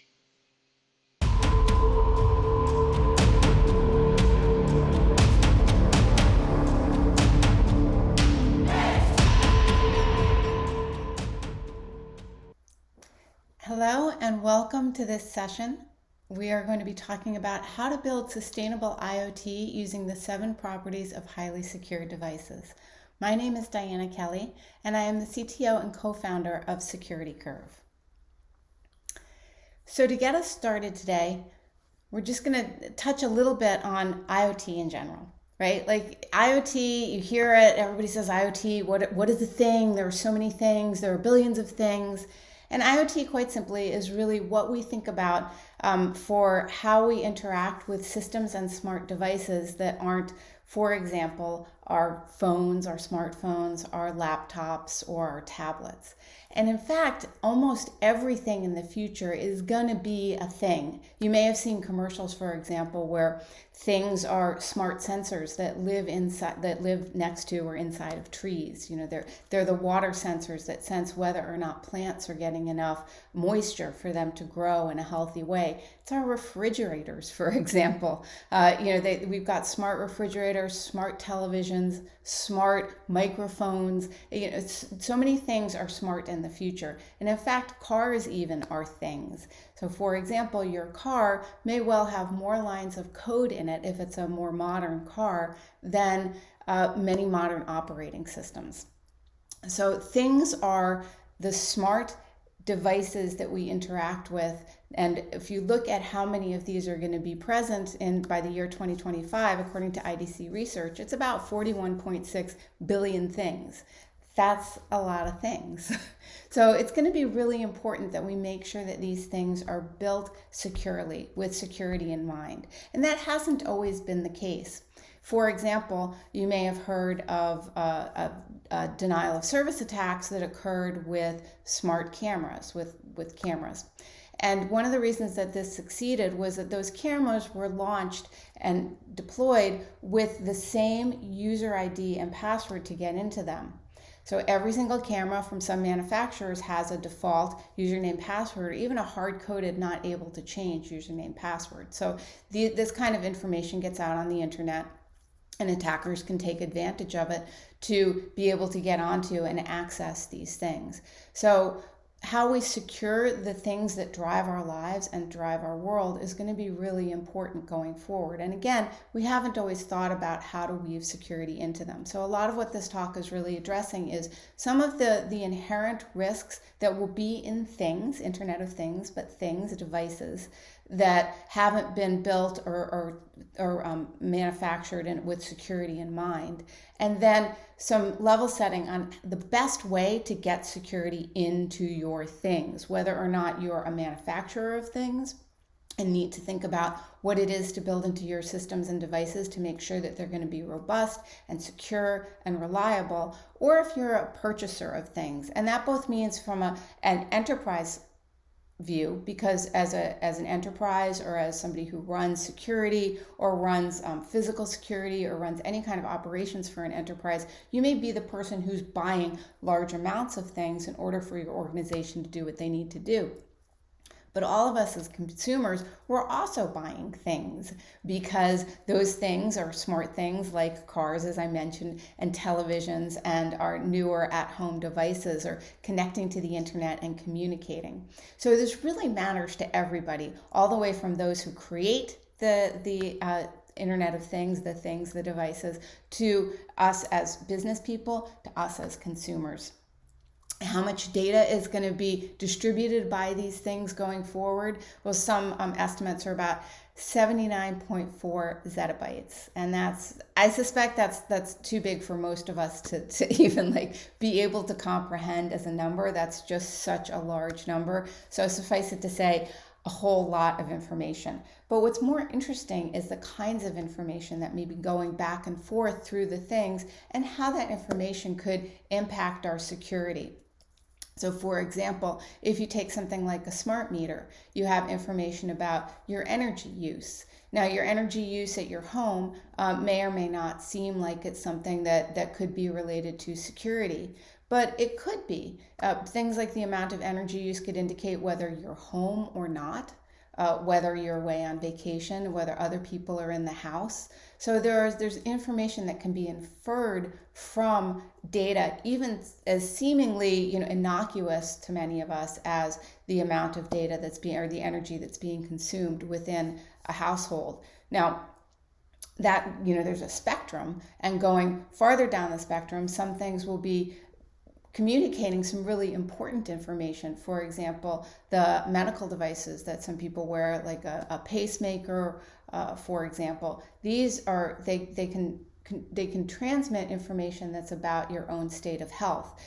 Some of the things that we wear on ourselves, the wearables, the smartwatches, they indicate things like our blood pressure and our heart rate. And that can tell people things about us, like how stressed we are or what kind of health we're in. And you may think again, well, does it really matter if people know if I'm healthy or not healthy? But consider if, for example, the CEO of an organization is wearing a smartwatch, and it starts to indicate that this CEO is unhealthy because of an irregular heartbeat or because of high blood pressure, for example. So then suddenly this data, this health data, could become something that has to do with the financial stability of an organization. So as you start to think about the threat model and how we use these things, you start to go deeper and deeper into understanding that at first glance we may look at the things and the data that they're sharing as, does that security matter so much? But when you think about it more deeply, it really does matter. It matters quite a bit. And for some of these things that are being manufactured, having them have a lot of functionality and maybe robustness for their use case, for example, a camera that's going to be very resilient to cold weather, so that's part of its safety and thinking about how that gets built out. And that's a feature that people will pay for. Now, security isn't something that people always will pay for. We all want very secure devices, but a lot of times it can be hard as a manufacturer or as a vendor to convince the marketplace to actually pay for that security. And a way to actually get that money down, get that cost down to you as a builder of Internet of Things, is to think about the security model up front, because if you weave it into the entire process, it's going to be cheaper to implement it going forward. As a buyer, think very closely about what you want within your thing, whichever thing it is. Now remember, your security model is probably going to change for the different things and the different use cases that you bring into your organization or into your life. You probably want very robust testing, for example, on the software that controls the brakes in your car, because you want those to be very reliable. You may have a different security model for a temperature sensor within a washing machine, and then there's a whole different security model for a temperature sensor inside of a nuclear power plant, for example, that's monitoring the temperature of the core. So there's not just one size fits all model for everything. And again, we all wear different hats. So some of us may be the manufacturers of things as well as the consumers of the things. The other thing that's important about the thing about the things is looking at how much money is going to be spent. So $5.1 billion on Internet of Things devices is the estimate, again, by 2025.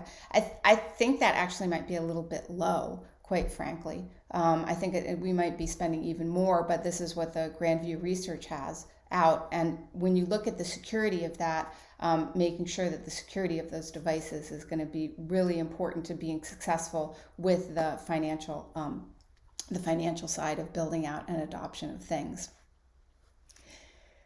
So let's get into some of the things that we need to think about when we're looking at IoT and we're thinking about the security for IoT.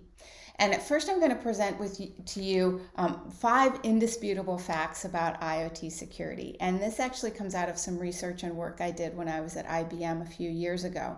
And the motivation for me to work with some of the other experts at IBM on this was that I knew that IoT was becoming more and more critical for organizations, for companies, for, quite frankly, the world. And that there were some things that were the same, even though there's a spectrum of the use cases of the things and the users of the things, that IoT does have some aspects which are actually durable. And if we can understand the risk aspects that are durable across most IoT or all IoT devices, that really will help us to then build in the security that we need to protect them. So to get started with these facts, the first one is that we need to think about them working in hostile environments. And what that means is that we can't always control that there's going to be the right temperature or there's going to be the right protection for those devices. IoT runs all over. So I gave the example of a water sensor, for example, could be out in a field. So that may go through high wind, high rain, very different degrees in temperatures, for example.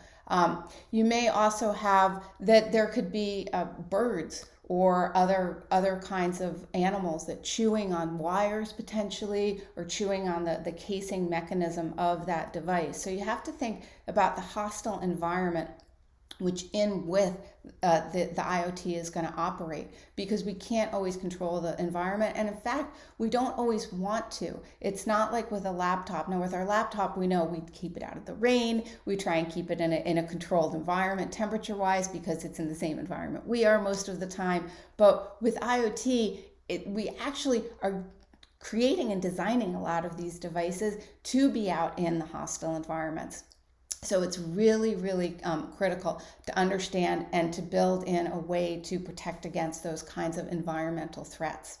It also means that the network itself you don't know what network that device is going over. Sometimes you have no control over it. It may be connecting to what's ever available for Wi-Fi, for example. So that's another part of that hostile environment. And a lot of IT organizations are already thinking about communicating over hostile networks because we're looking at zero trust approaches. And this is a similar concept of looking at that it's a potentially hostile environment, but it's also on a potentially unknown or unmanaged network. So thinking about building in that security for IoT given that space. The next indisputable fact is that software security will degrade over time. And this is just the way that software works. We write the software, and if you've ever written software, you know nobody wants to launch code that's sloppy or that's not as robust and resilient as possible. But the reality is that over time, the security of that software will degrade. It's either because it doesn't have the same features and functionality that newer software does, or it could actually have security vulnerabilities that have been discovered within it. So over time, as you look at your software and as it goes out into the world and is used, there are aspects of it that can be improved upon, either from a feature function perspective or from a security perspective. And the longer that the IoT device remains in service, the more likely it is that you're going to need at some point a software upgrade or a software patch. So again, thinking about our laptops and our phones and our tablets, we're very used to having auto updates get to all of these devices, but it's because they're most of the time always on and connected. Now, IoT devices are on and connected, but has a patch solution or an update solution been built in? And this is a really important aspect to think about because again, that software will degrade over time, i.e. it will be aged out. So you're going to want to update it or at least have the ability to update it, especially in security when security issues arise. So another really important fact about IoT. The third fact about IoT devices is that shared secrets do not remain secret.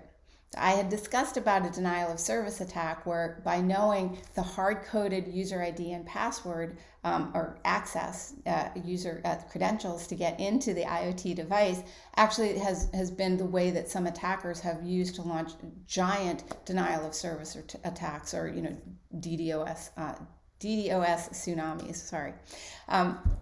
So, and that's in part because, again, shared secrets are not necessarily going to stay secret. So if you launch out a number of cameras that all have the same username, password, the same login credentials, this information will get known and it will get shared on the internet. That's just kind of how this goes.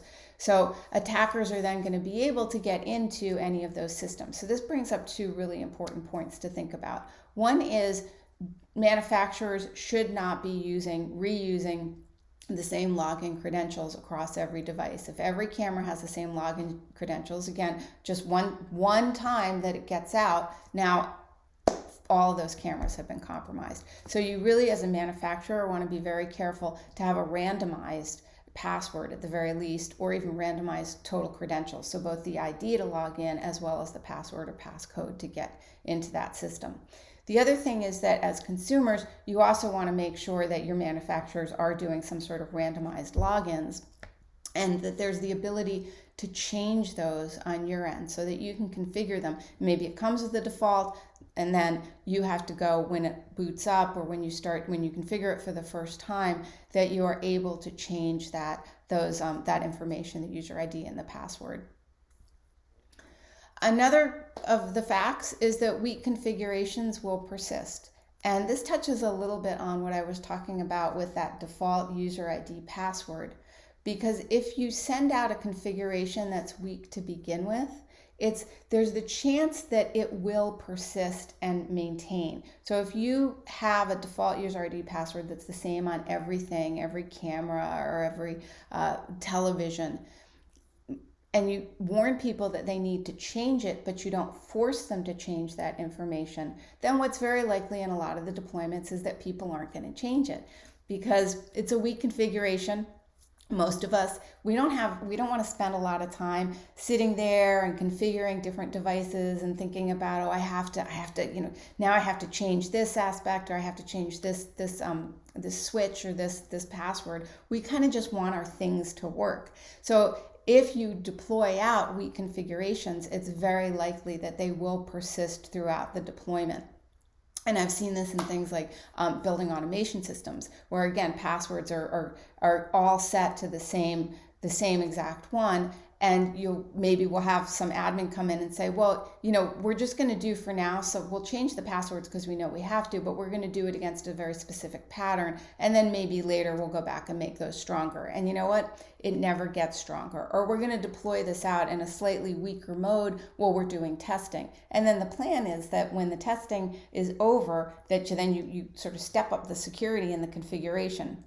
But the reality most of the time is that those weak configurations persist and you don't do that step up. So it's, again, really important to think about what you're going to do for security for your IoT as you're deploying it. Not deploy out with a weak configuration while you're doing testing. Deploy it out with the very strongest configurations that you possibly can. And then the fifth indisputable fact is that as data accumulates, exposures will increase. So the more data that you're collecting, the more likely that you're going to find different risks associated with that data. So that goes back to the zettabytes of data that we were talking about at the beginning that are going to be transferred and communicated between Internet of Things devices. So this is where we really need to think about privacy and about proper use to make sure that the data itself is going to be used in a responsible way and not in a get back to the specific person way. So one thing that a lot of us are really aware of now is that our phones are tracking our locations most of the time.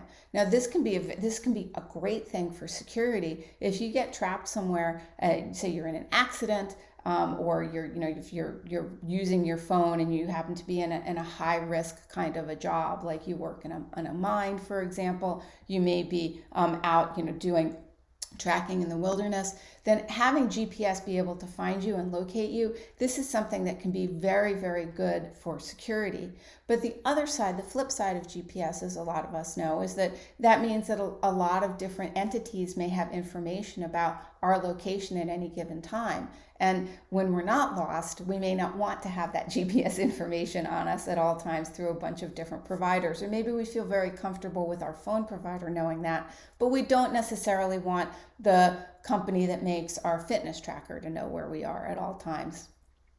So just a couple of examples of the data is going to continue to accumulate with these devices.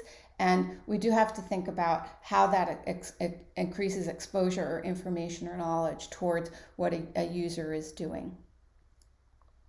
So how do we turn this? How do we take these facts about IoT and turn them into something that really powers us by using science to create sustainability and repeatability and build security and privacy into our IoT devices so that we can have them functioning as needed, delivering all the great promise that IoT has for the world, but also being secure and also protecting the privacy as people want them.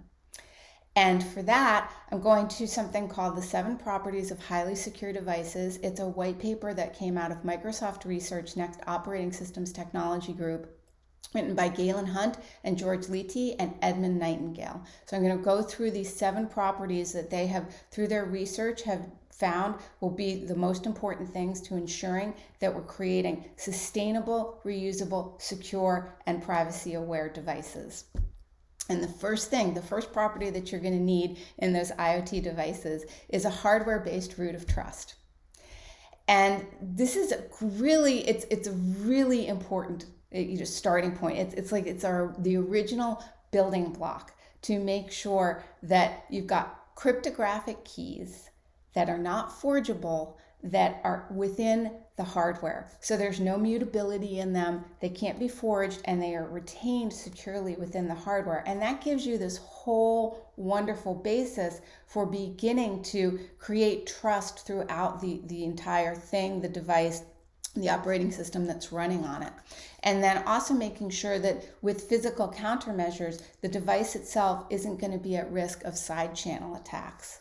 So some of the questions that you would ask if you were creating a hardware-based root of trust for your IoT is, does this thing that you're building out or that you're buying to implement within your company or to use personally, does it have that unforgeable identity that's separate from the hardware and the software? So the unforgeable identity is in the hardware, it can't be separated. And that's different from the software. So the software can't go in because it's in the hardware, the software can't change it. So making sure that you start with this really robust, it's your base, it's the form on which you're going to build all of the trust within the device. So you want a hardware-based root of trust. Something else to think about that hardware-based root of trust is that this starts to touch on the importance of supply chain security in the IoT lifecycle. Because where you get that hardware is going to matter quite a bit, because you want to know that you trust the manufacturer, you trust the entire process for the hardware, for example, the MCU, the microcontroller unit within your IoT device. And also you want to make sure that that cryptographic key was generated properly, that it's stored securely, that it is protected by the hardware. So think of that hardware-based root of trust as your strong foundation for the IoT device, the rest of the functionality that you're building on top.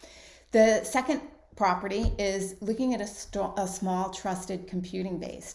So these private keys are going to be stored in the hardware protected vault. They are inaccessible to the software, and that gives you a layer of protection between the two, between the hardware and the software. So when you look at the device itself, one of the questions to ask is the software outside of the device's protected and trusted computing base, so that you know you've got a protected, secure area, and then the software is running on top of that. If the hardware isn't protected and secure and trusted, then you can't really trust the software that's running on top of it. I talked to somebody once who was saying he didn't trust the hardware in his laptop because he thought it was all, crazy, and he didn't trust the vendor, but he had a secure area of software on top of the laptop, which is not really the way that it works. If you can't trust the hardware, then the software that's running on top of it is at risk. Now you could have untrusted software that runs on top of a very secure baseline of hardware for your computing base, but you can't go in the other direction. So a really important thing to remember is that you want that hardware-based root of trust, and then you want the small trusted computing base, and you want to have separation between the hardware and the software, with the hardware being very trusted. The next property for your IoT is to look at defense in depth. And if you're in security, which you probably are because you're here at this conference, this is something that feels very, very comfortable for you and makes a lot of sense. And it's just something we need to think about again in IoT, where we've got the hardware of the device itself, we've got the software running on top of the device, and then we also have whatever management and control we have of the device in the long term.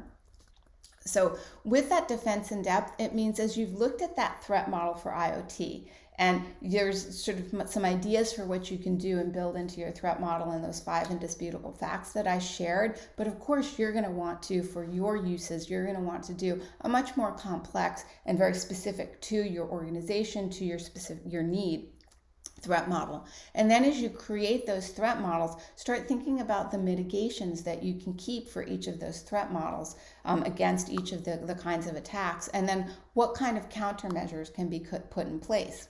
So an example, going back to the five indisputable facts, is that one of the threats is that software tends to degrade over time, either for functionality or security or both. So what would counteract that? Well, one way to counteract that is that you have a way to update the software that's running on the device. And you can do that with something like you can build in solutions so that you can update the software. And if you wanted to have defense in depth, you could build in a couple of different ways that you can update the software. One would be OTA, or over the air. So making sure that that device, if you want to update it, it can be updated over the air. But maybe that device can't get to the air. Right? It can't get to the RF, for example, the radio network. So another option would be, how would you create defense in depth for updating the software? You would allow for another mechanism for software updates if over the air fails, and that one could be like a USB. You attach a USB and you can do the update that way. So some other things for defense in depth, thinking physically, you may have that if the mechanism gets wet, for example, rather than failing open or having it degrade slowly over time. If there's one, if you could have a moisture sensor within the thing, and if that moisture sensor identifies that there's a problem, it could just it could send an alert, for example, and then shut down operations or do something else that you feel that has been deemed, right? Because it depends on each use case, that has been deemed acceptable for that thing to do. So thinking about the different threat models and then building in solutions and security that are defensible in depth. So you may have multiple mitigations for the attacks. The next really important property for secure things is compartmentalization. Back to hardware, looking at the hardware enforced barrier between the software components, but not just so that you can't get, so that you've got that nice trusted computing base, but to go even beyond that to make sure that you've got components or compartmentalization potentially within the thing so that you can't have a breach or an attack or going and propagating from one to another. So that can be from one device to another, or it could be in more complex IoT devices, like cars, for example. It could be from one portion of the network or the OT environment or the CAN within the car to another. So again, it depends on the thing we're talking about and the use case, but that this property is going to be the same, which is making sure that you've got some sort of compartmentalization or segmentation either between things or between operations within the thing itself, so that if there was one breach, it doesn't necessarily propagate through. And the question you'd ask yourself in that, and especially like in a car, for example, does a failure of one component of the device require a reboot of the entire device? Now, in simple things, that might not be that bad, but in more complex things like a car, you wouldn't want to have to necessarily, if there was a problem with the back tail light, you probably wouldn't, and you're on the highway, that's okay. You can get that fixed. You'd want to be alerted to it and get it fixed as soon as possible. But it would be a bit of a pain to have to stop the car and restart it again, just because one of the components failed out. So the compartmentalization is really important. And that's making me think of the fact that we've had to reboot our dishwasher a few times in the past couple of weeks. And just thinking about how weird it is that you have to reboot your dishwasher now. But anyway, so the next important property for your IoT is certificate-based authentication. So that means a signed certificate that is proven by unforgeable cryptographic keys. So what was our foundation? It's that hardware root of trust. And here it's coming back as very important for that foundation.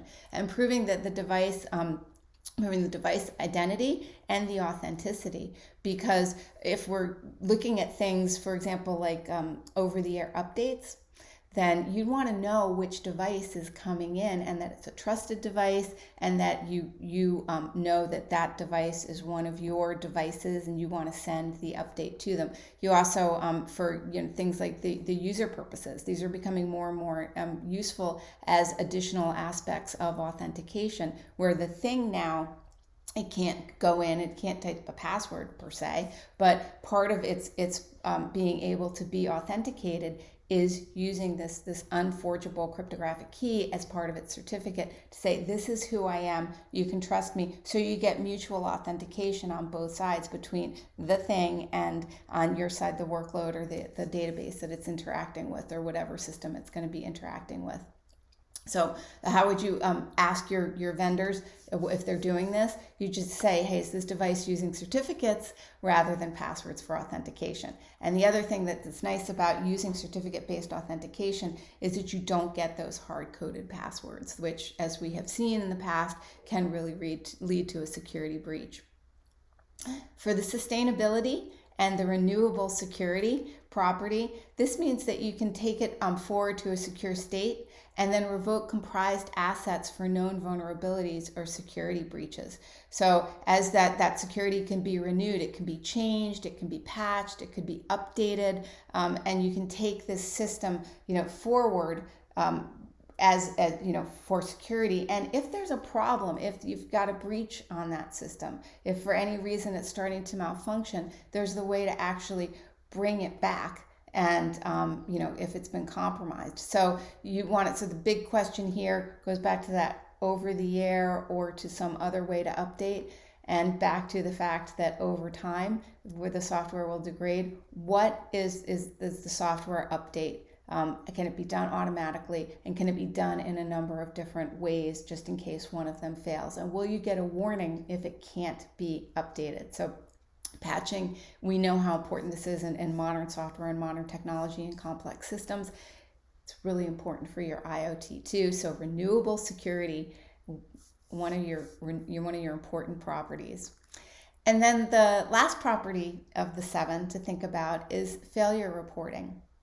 What if something goes wrong? Are you able, if there's a software failure, even if there's a hardware failure, if there's a sense of that there's an attacker that's doing reconnaissance work or sometimes how probing or trying to tamper, or maybe it's not, maybe it's not an attacker like a nation state attacker, maybe it's an attacker like a raccoon in a tree that thinks that this device might be, delicious to gnaw on, but it's compromising the overall security and integrity of that system.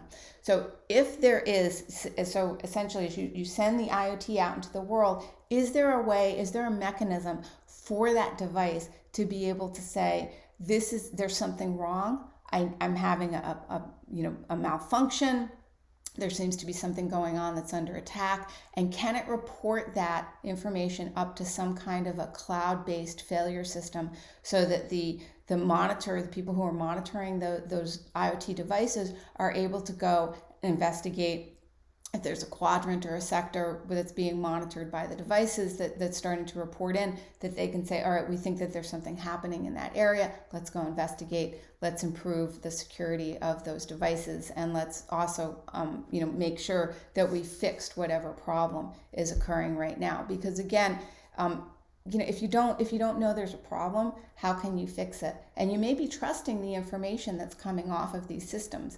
And it depending on what those systems are doing, it can be increasingly impactful to an organization. If you're a coffee manufacturer, you want to make sure that you've got the right temperature on your machines that are making the coffee, that you're grinding the coffee in the proper manner, that you're tracking maybe how much coffee you have. So you may be thinking, well, but it's coffee. But if you're a coffee company that sells coffee for a living, it's your profits. If you're a manufacturing organization and you've got a sensor that tells you how much of a particular widget that you need to build out your flagship product, and that sensor is wrong, then you could stop the entire production of that product line, and that can have significant impact. We in the United States, I think it may be global, but I only know for a fact that this is what happened in the U.S. But we had a lot of shortages at the beginning of the pandemic because people were going in and buying a lot more of a particular kind of product, whether it was hand sanitizer or toilet paper than they normally do, or yeast. Yeast was a big one because everybody was making bread. And the problem wasn't that there wasn't enough yeast in the world, or even that there wasn't enough hand sanitizer to be made. For a lot of the reasons that a lot of the stores, the reasons that there were spaces on the shelves was because the packets, for example, that the yeast goes to, it was the supplies for the packaging that were lost. So when you think about the widgets and sensors and how it can impact, it really can. Just not having the right screw can mean maybe you can't make a car, or you can't build a new window, or you can't build something else that's really critical to an organization. So a lot, you really, as we rely on these IoT devices to run our worlds, at least to help us run our world better, we also have to give them a way to report out if they're failing or not operating as expected. So ask the manufacturer, is it going to report failure? If so, to where? And is there sort of a state of health? Like if it doesn't check in and report, that's also seen as a failure. And if you're a manufacturer, think about building this in. So looking, forward out. So I gave you two different views: the indisputable facts from IBM, the 7 properties from Microsoft. But looking, out to the rest of the world as we're looking at IoT and IoT adoption, I wanted to bring something up to everybody about the Industrial Internet Consortium. And it's a consortium of a number of different vendors and companies coming together to try and look at how we can create a maturity model for IoT security. And they're calling it the SMM, the Security Maturity Model. And here's the model you can take a look at. They're looking across 3 different top-level dimensions for security maturity: governance, enablement, and hardening.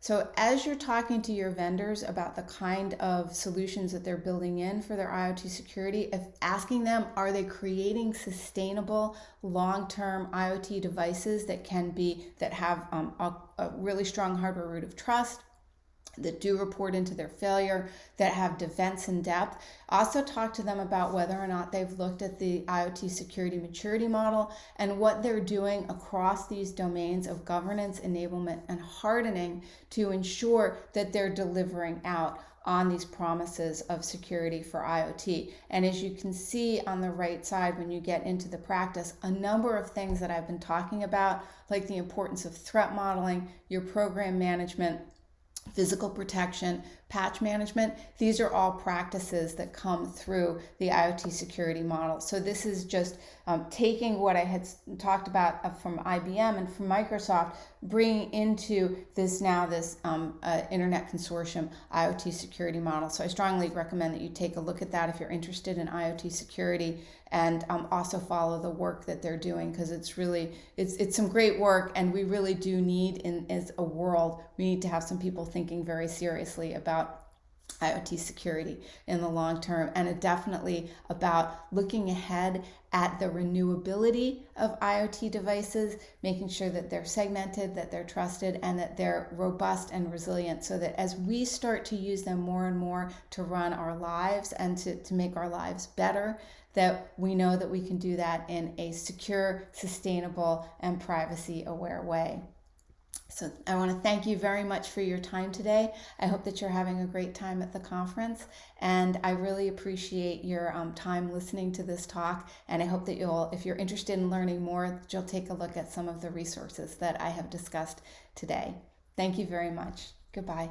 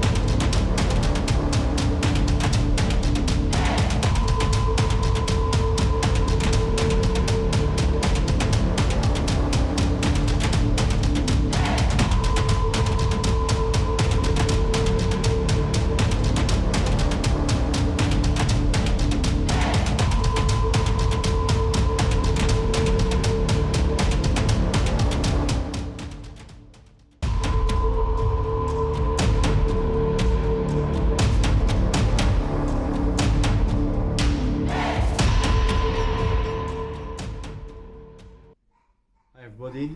Thank you for coming to my presentation on the importance and effectiveness of security awareness for SMEs. I just wanted to do a little introduction myself, so you're not looking at slides for a whole 20 minutes. Thanks and enjoy. So let's jump right in. Today we're going to be talking about security awareness, specifically how we can add value to small and medium-sized enterprises with the implementation of security awareness programs. I want to go through what security awareness is, how it can add value to your organization, how you can implement security awareness programs within your organization, and also just some facts and figures to show why security awareness is so important. So before we jump in, I just want to introduce myself. My name is Malcolm Portelli. I live and work in Malta. I was born and raised here. It's a small island in the Mediterranean, part of the European Union. I've been working in IT for about 15 years now. I've got mostly technical background. I spent a number of years working as a systems analyst, a systems administrator, managing teams of systems analysts and systems administrators. And then I moved on to specialize in information security, which is where I am at the moment. I am currently working in the technology sector, specifically iGaming, but I have knowledge of another number of different sectors. I know people working in those sectors. I speak to people working in those sectors about technical issues, about information security issues, a number of different issues.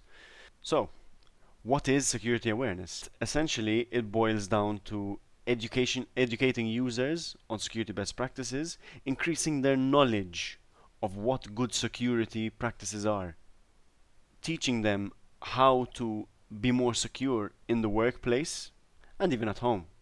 Security doesn't stay at work when you leave to go home. It's about a mindset. It's about instilling a security culture.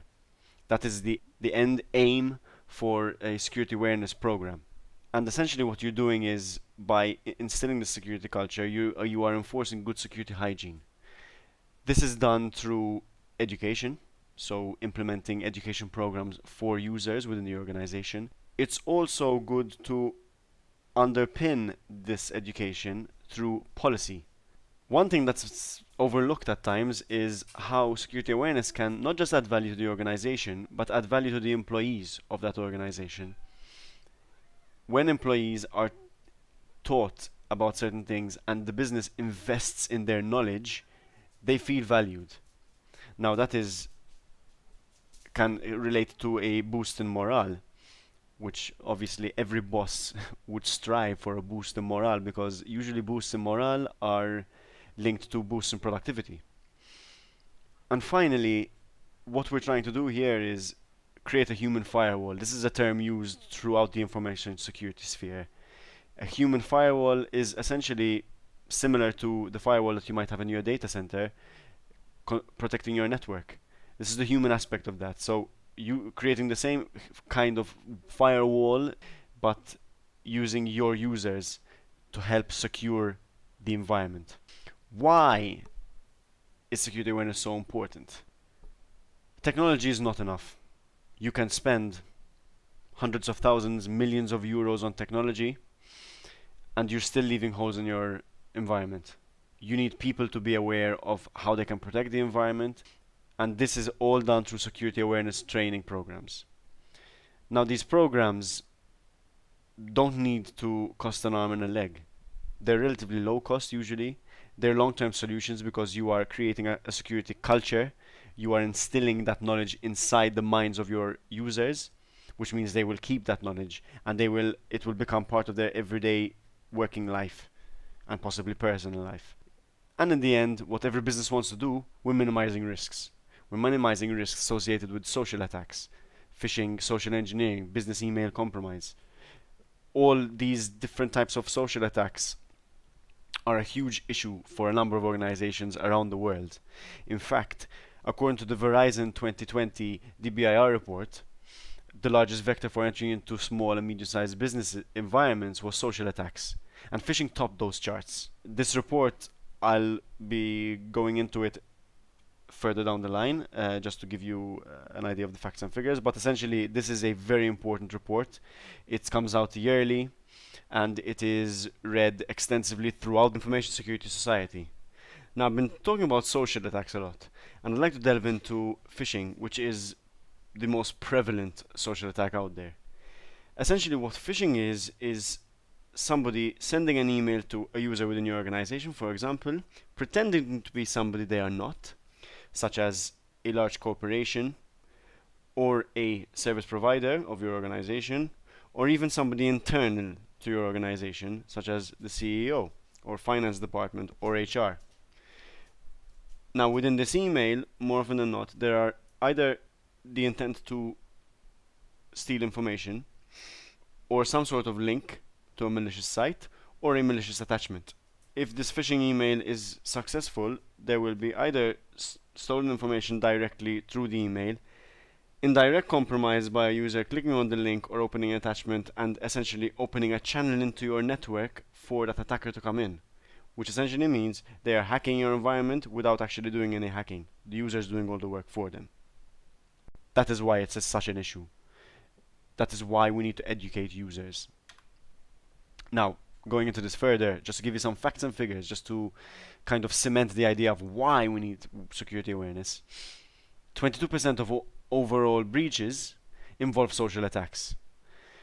Again, these facts and figures are from that same report that I quoted from in the last slide, which is the Verizon 2020 Data Breach Investigations Report, a very, very extensive, important report. Now, phishing tops that threat action varieties list for breaches.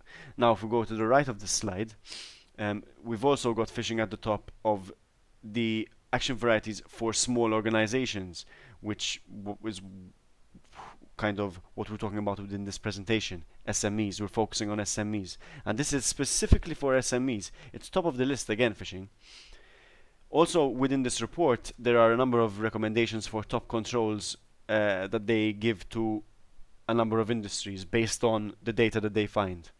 Now, for almost all industries analyzed, the implementation of a security awareness and training program was listed as a top control. So we're talking about one or two industries which did not have security awareness and training programs listed as a top control and recommended for implementation. That's huge. Now, it wasn't listed for some industries is because it's not practical to implement it for those industries. Going into more financial figures here, and just to show you the extent from a financial perspective, according to IBM Security's Cost of a Data Breach report in 2020, the global average cost of a data breach was 3.51 million euro, which I'm sure we can all agree is a huge amount of money. Now, implementation of employee training can reduce that cost by 216,000 euro. That's a huge amount of money that can be saved just by doing employee training, which, as I said before, is low cost. And I'll go into that later, just to show you how low cost it is. Now, a shortage of security skills, furthermore, can increase this average cost by 234,000 euro. Again, we are increasing security skills to a certain extent within an organization by implementing a security awareness and training program. We're talking money. Everybody wants to save money. Everybody has limited budgets. Everybody wants to turn a profit in the end. That's business. Also, looking at the same report, the data breach root causes by threat vector, we've got 22% were directly caused by social attacks. So 22% of breaches were caused by social attacks. Again, we're talking about social engineering, business email compromise, phishing. Now, I'm mentioning phishing often, but security awareness is not just phishing. Security awareness also tackles a number of other different parts of the security sphere, such as physical security. A simple thing such as ensuring that somebody who's not supposed to be in a building doesn't get into that building, doesn't enter the building. Very simple things such as closing the door behind you. You'd be surprised how many people leave the door open, allowing other people to enter the office that shouldn't be there, and they can wreak havoc. Obviously, I'm not going to go through every single one of these because we'll be here all day. We've got a limited amount of time. But I cannot not mention passwords. Passwords. Everybody uses passwords. Everybody hates passwords, but they're necessary. We need them at the moment in the current world. Now, security awareness programs can teach users how to create passwords effectively.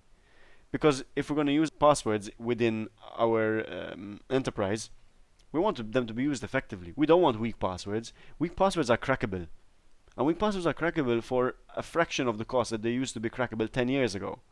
Heck, a fraction of the cost they used to be 5 years ago even. So we want to teach them how to create effective passwords. And that's what the security awareness program can do. It can teach them this. Now, speaking of security awareness and the current climate, the COVID-19 pandemic, many people went from one day working at the office to the next day working from home. Security awareness program can teach people how to be secure at home, which in turn, because so many people are working from home, can have an impact on your business. Because people are more aware of how they can be more secure, which means that they are indirectly keeping your network secure. So think about that. Now, successful security strategy usually, when you're talking about strategy, you're usually going to mention process, people, technology. Those are the three main areas for most security strategies. If you have those three covered, you're relatively secure. Now, security awareness, we're mostly talking about the people part of this triad. And essentially, they're all linked. So there's no use in spending millions of euros on technology and processes when your people aren't trained to protect your business. You're going to have a weak link in your chain. And obviously you want to hit that sweet central spot in that Venn diagram. That's what everybody wants. Everybody wants a balance of the three. And if you don't have security awareness, you're not going to have solid people protecting your environment. The current climate has shown the importance of security awareness even more. During the COVID-19 pandemic, a number of employees went from working at the office one day to being asked to work from home the next. This means that people were working from their home where they're not directly connected to the organization's network, and therefore the protection is lessened slightly, depending obviously on the organization and their technical capabilities and what they had in place at that point in time. During this time, phishing scams increased hugely. Just to put into context, in April 2020, Google was seeing 240 million COVID-related spam messages per day. 18 million of those were malware and phishing emails related directly to COVID-19, essentially containing links or attachments that allegedly contained information about the virus, but were actually malicious in nature. Now, general awareness of security, phishing, social attacks, and things like that increased also during this time, whereby a number of large corporations, service providers, government entities, and even the WHO were pushing for awareness of security and social attacks to be widespread. Unfortunately, there were a few companies, large corporations in fact, that were caught out due to lack of security awareness for their employees. Examples of these would be Marriott and Twitter, which both suffered quite large security incidents or breaches this year. Now, what can an SME do on an SME budget to implement security awareness? I'm going to go through three main ways that this can be done.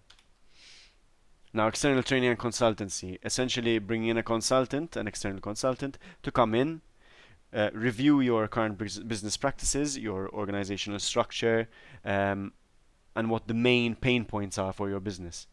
And develop a security awareness training program for you. Develop it, implement it, give training to your employees, and even possibly implement policy that you need implemented. Now, there are many pros and cons to this. I mentioned a few, just the main ones. Obviously, the main pros is it's customizable. So this contractor most of them have extensive experience in implementing these programs. They're going to come in, they're going to create a training program just for your organization. They're going to create those policies, and policies are painful to create. Trust me, I've created many policies in my professional life, and they're not an easy thing to create. So they're going to create those for you. There's also optional regular follow-up for further training. So if you see that you forgot some things in past training, you want to include them, then you can bring the contractor in again. He'll create the customized training program for you again on those subjects you may have missed. Now, obviously, there are cons also.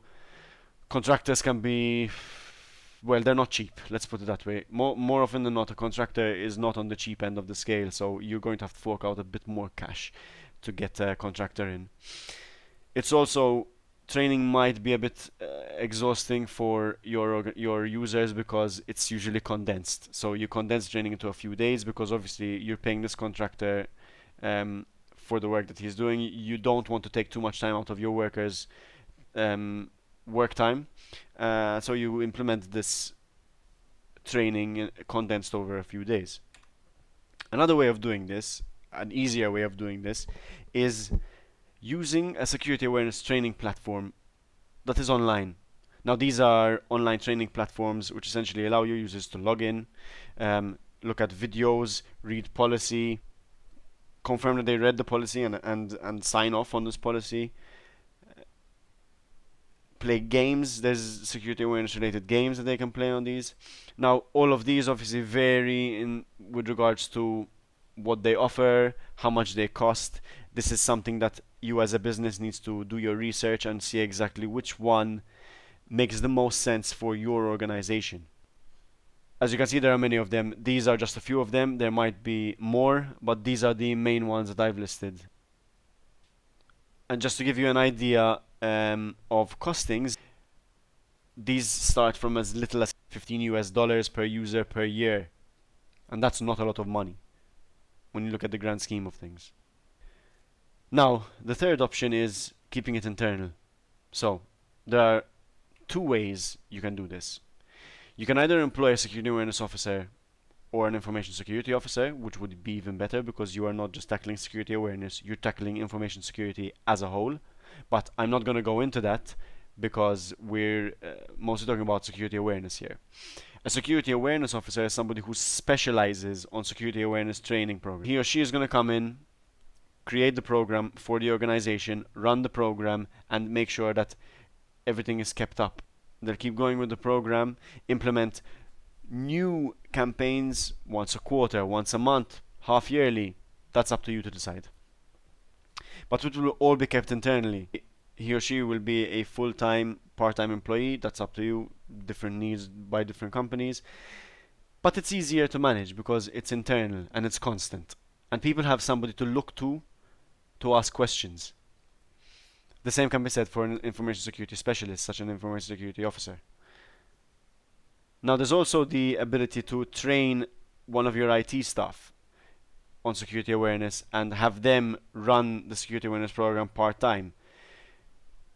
I would not recommend this method because you are taking time away from IT staff who should be focusing on IT, and instead they're focusing on security awareness. But again, different organizations are different. The needs of one are not the needs of the other, and you have to see what works best. There are also a number of free resources available. Organizations such as Google offer tip sheets which you can download online and send out to your employees. They're very concise. There isn't a lot of unnecessary detail, and there's also one of the top security training organizations in the world, SANS. They offer an entire security awareness planning toolkit. It's essentially something you can download off their site. It's completely free, and it provides you with a number of documents, posters, images, a number of different types of material which you can implement, you can send off to your employees depending on what message you're trying to convey. YouTube is another great source of security awareness media. There are lots of free to view videos. There are informational videos. There are scenario videos, which essentially involves a number of actors acting out a scenario. A short video, 3 minutes, 2 minutes, just to give an overview of a certain subject, such as passwords, phishing, you name it. There's almost any type of subject that discussed on different types of YouTube videos. There's also presentations such as TED Talks or other stuff like that, which are longer than a scenario-based video, but are also useful. That's it from me. I hope this presentation was useful to you.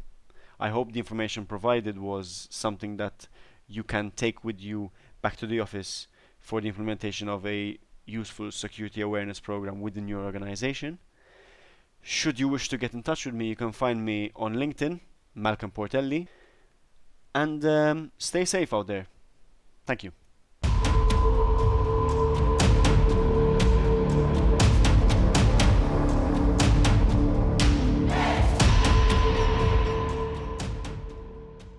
Hello, guys. Thank you for joining us in this day. My name is Felipe Pires. I am talking from Brazil, and today we're gonna talk about a very interesting topic that I like a lot. This topic is malware analysis, and of course, I chose to talk today about the PDF malicious.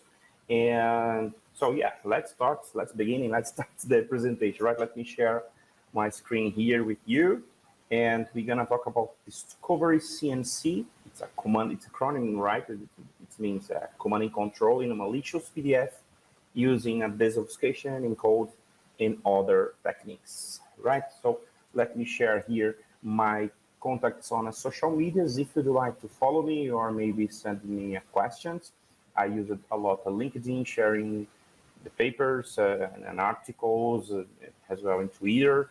And I have some projects in GitHub if you'd like to see that I talk about the security and threat hunting. So if you have some questions or doubts, you can send me a message if you want, of course, right?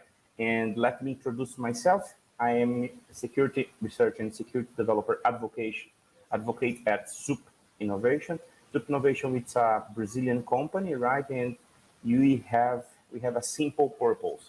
By the way, I will show you about the website about my company, right? So I think we have this good definition here by one of our founders, right? At Soup Innovation, our main purpose is to create an exponential growth environment. It provides a lot of opportunities to evolve your career, right? And here I would like to share with you, we responsible to create many open source products, right? We have, by the way, 4, Reach, Charts, and Beagle. All those products, it's open to the community because it's open source, of course. And I'm advocate of the ORSEC, right? ORSEC is basically performing static code analysis in your code to try search a possibility or any possible vulnerabilities in your code, right? And binaries and many things that you have in your project, right? Let's return here. I am advocate at Hacking is Not a Crime. It's another very interesting project that I am participating, right? I am sharing here a simple definition about this project. This phrase is a good definition, right? Contrary to the population misconception, behind a hacker is a lifestyle, sorry, and mindset. Because usually this expression, a hacker or hacking, many times the media using it the way wrong, right? Like a bad guy. It's not correct to use this. You can use a threat actor or maybe an attacker, but never like a hacker, right? Because as I mentioned, it's a lifestyle, is a mindset. It's not a fashion statement or a move character, right? Hacker is a simple, curious, and outside of the box thinker who creates unorthodox solutions for every problems, right? The actions and the method by each of these problems are solved is called hacking. That is a simple and correct definitions, right? So I am an advocate of this amazing project, and I am a part of the staff team of the DEFCON group São Paulo. It's a very, very good group here, part of the DEFCON groups. I think you know about this DEFCON event, so it's very interesting. We have this kind of group. We have a Discord. If you'd like to, we participate with us. We are open to talk with you because over there, we share acknowledgement. We share the videos, we share demos, we share contents, many things that you can imagine because it's a community, right? And I am a security research and instructor at Hacker Security. It's a Brazilian company, and I am instructor of the malware analysis courses, fundamental courses, and we have their penetration test courses and something like that, right? And I am a writer and reviewer of these magazines, and Pentest magazine, Hack9, and a forensic magazine. So this is information about me, right? So let's talk about our summary or our agenda, right? So first we understand who is a threat, because I would like to put all those in the same page, right? I think it's very important. And after that, we gonna talk about more analysis, and we need to understand. We go to understand about the structure of the PDF. I will do the demo in the end of this explanations. In the end, if you have any questions, I will hope to answer to you, right? So, who is threat? It's very important thing here, because in security we have many different explanation, or about this uh, word, a simple word, right? So I just chose one of this, right, based on according to this ISO, right? So threat is a definition, has a potential cause of the incident that may cause harms in the system and organization. And here we have interesting point. Maybe threat can be it's a software attack, or a theft of intellectual property, identity theft, or sabotage, or no, and information extortion are example of the information security threats. As a result, most of the many organizations chose active threat hunting to practice to defend their organization from the network no threat. So that's a good point here. So maybe you can think now. So Philippe, so actually the threat is almost everything, maybe as of course related to a softwares or attacks. Of course we have a physical attack as well, so in this case is almost different, but in the end of the day the concept is almost the same, right? We the attacker will you know attack something, a software or a people, right? That's an important thing here. So the first step when I will execute some analysis, the first idea I have, of course, I have a sample, because I don't know if malicious or not, right? So I have a sample and I need to analyze this. And the first step and the first idea is to identification step, because I have a sample. I don't know if it's malicious or not.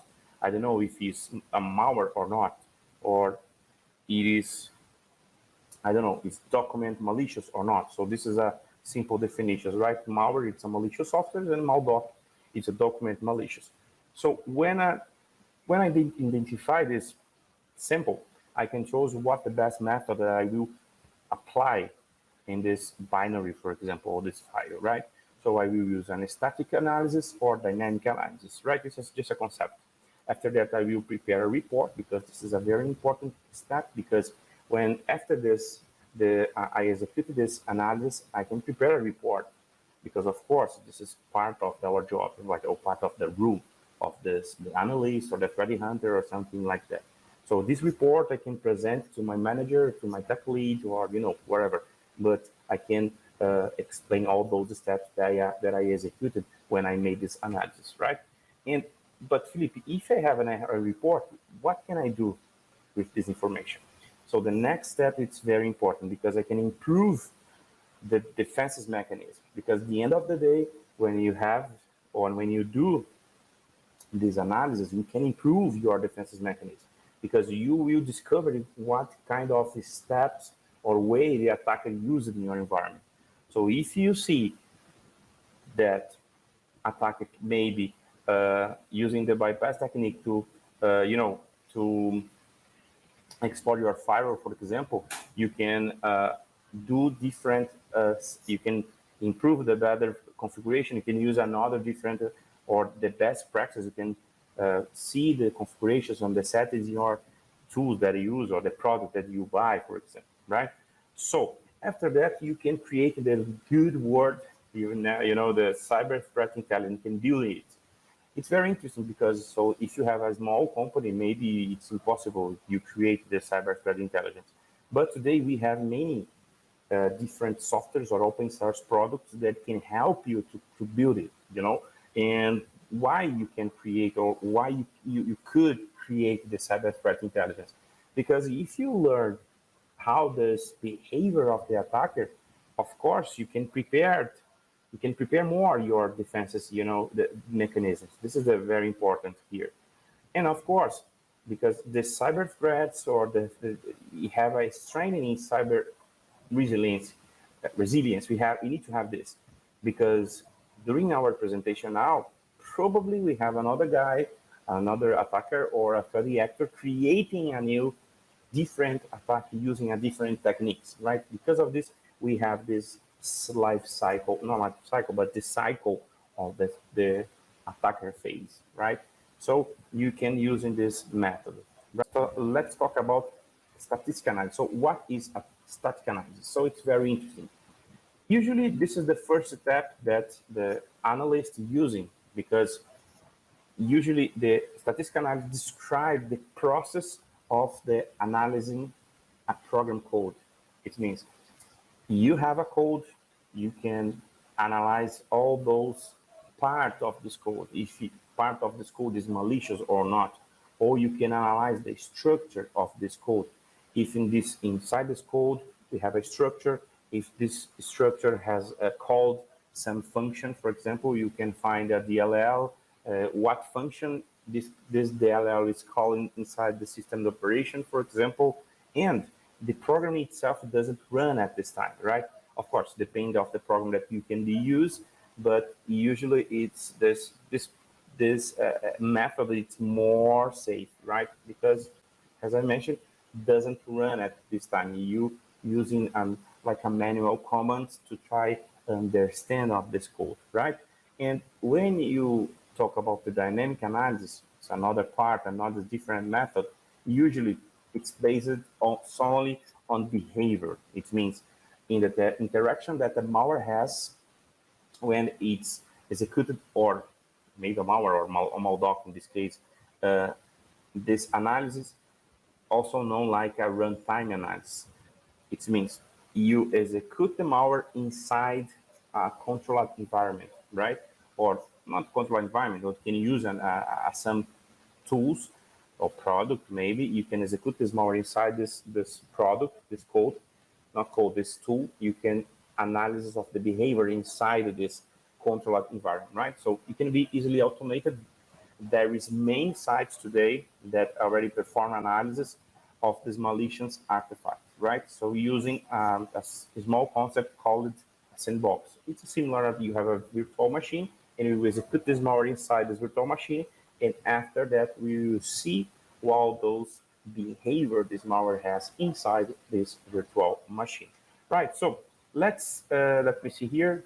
Yes, we have before talk about the physical and logical structure, I would like to share something here with you about the basis because it's important. If you remember in the beginning of this presentation, I talk about the identification step, right? So the idea here is to try understand about this point. So here I have many artifacts, right? I have an Amazon, I have a bill, invoice, I have a Linux, I have a PDF. This is a folder, not a file. And I have here read bill, docs, SO. And so I have many different file here with different extension. So what common I can use here to try and find any information about this file? So I think many people know about this file command, right? So I can execute malware file command to try identify what this sample is, right? So here I have an Amazon, Microsoft Words, right? 2007. Let me try looking inside another, for example, view. It's a good friend. View, it's a PDF file, right? So let me see here about the Linux doc text. Maybe it's a text. So in this case, it's not a text; it's a ELF file. So it's different here because I have another interpretation here. So let me see another file, resume about PDF. It's a PDF, perfect. So let me see here in a Windows. If I have another here, I have a sample file, sample. So here I have a PE32 executable, right? So as you can see here, I execute a file command. We have a identification process, but we have here some interesting point because I execute here file Linux stock text, but actually is not a text file, right? it's executable file. So how it's possible? Because here we need to understand about the base. That's my point here. When you execute this file command, in this case, file determine the file's type. But what is actually the correct information that these commands are using when executed in your environment? So here it's the manual. I know probably you don't like to read the manual, not not only in the Linux platform, but you don't like to read any different manual. I don't like, by the way, but I suppose that you don't like, right? So, but here we have important information to understand the base, right? Here we have important information. So let me explain more about this. The magic tests are used to check for file with data in particular fixed format. So probably we have a specific format to try find or to understand what kind of file is. It's not, of course, not based on the extension, right? And here we have the explanation. This file has a magic number. Here is the key, right? So all those files has a magic number, right? So this magic number, right, stored in a particular place near the beginning of the file that tells the Unix operation system that file is a binary executable. So here we have a simple and very important explanation. So all those file has a magic number, right? And all those magic number are stored in particular place near the beginning. So but how it's possible to understand more this? So here I made this very interesting thing to try explain more about this magic number for you, right? So I downloaded the file command, not a file command. I downloaded the database responsible to offering this information to the operational system. Of course, when you have in the Unix platform, as you can see here in my machine, I'm using this binary is compiled inside the system operation, of course. In my case, here I downloaded this source code and I download the database of the file command right here. So let's see very interesting information here. Let me looking more inside the JavaScript. So here we have the file of the JavaScript, of course, and we have the definitions, some definitions important when I execute the file command, and this file command looking inside the database to try find the magic number of the JavaScript file. For example, let me put here this information. I will copy here, and I create in this simple file here, PDF doc text, right? And I will write here, and I will put the information in malware. Now, actually, I will do the different. I will put just a malware, right? And I will save, and I will look the PDF, right? Actually, it's a text, as you can see here, right? It's a text. But now I will change this information in the beginning because I learned now, or I read now this in the man of the file that all those file has a magic number in the beginning, in the particular place, right in the beginning of the file. So I will save here and the note. When I execute the file, take a look what happened. This is of course, is a text, but in this case, the magic number, it is identified by node.js script. Take a look. I will change another thing here. I will put just a simple sign here, and I will save again, and let's see what happened. Ooh, it's a Python script. Very interesting. So let's change something here. It's a PDF, move to PDF.py, and I say mode.pdf, PDF. Okay. So, yeah. Let me change here the privilege. to PDF, right? And let me look again. It's a PDF, right? So let me call Python here, Python 3, PDF here, and bam, we have a syntax wrong error because it's not a Python, right? It's very interesting because it's not a Python, but if you see in the beginning, so let's see here, cat Python, take a look here, the some regex. Because of this, because I put here the magic number. As you can see, we have a different here, different information like similar regex. You can have a regex. You can see the informations here that you can use here. For example, let me copy here, and I will change one more time. Here, it's a Python, right? It's a Python. I will cut here and I will save. As probably you see,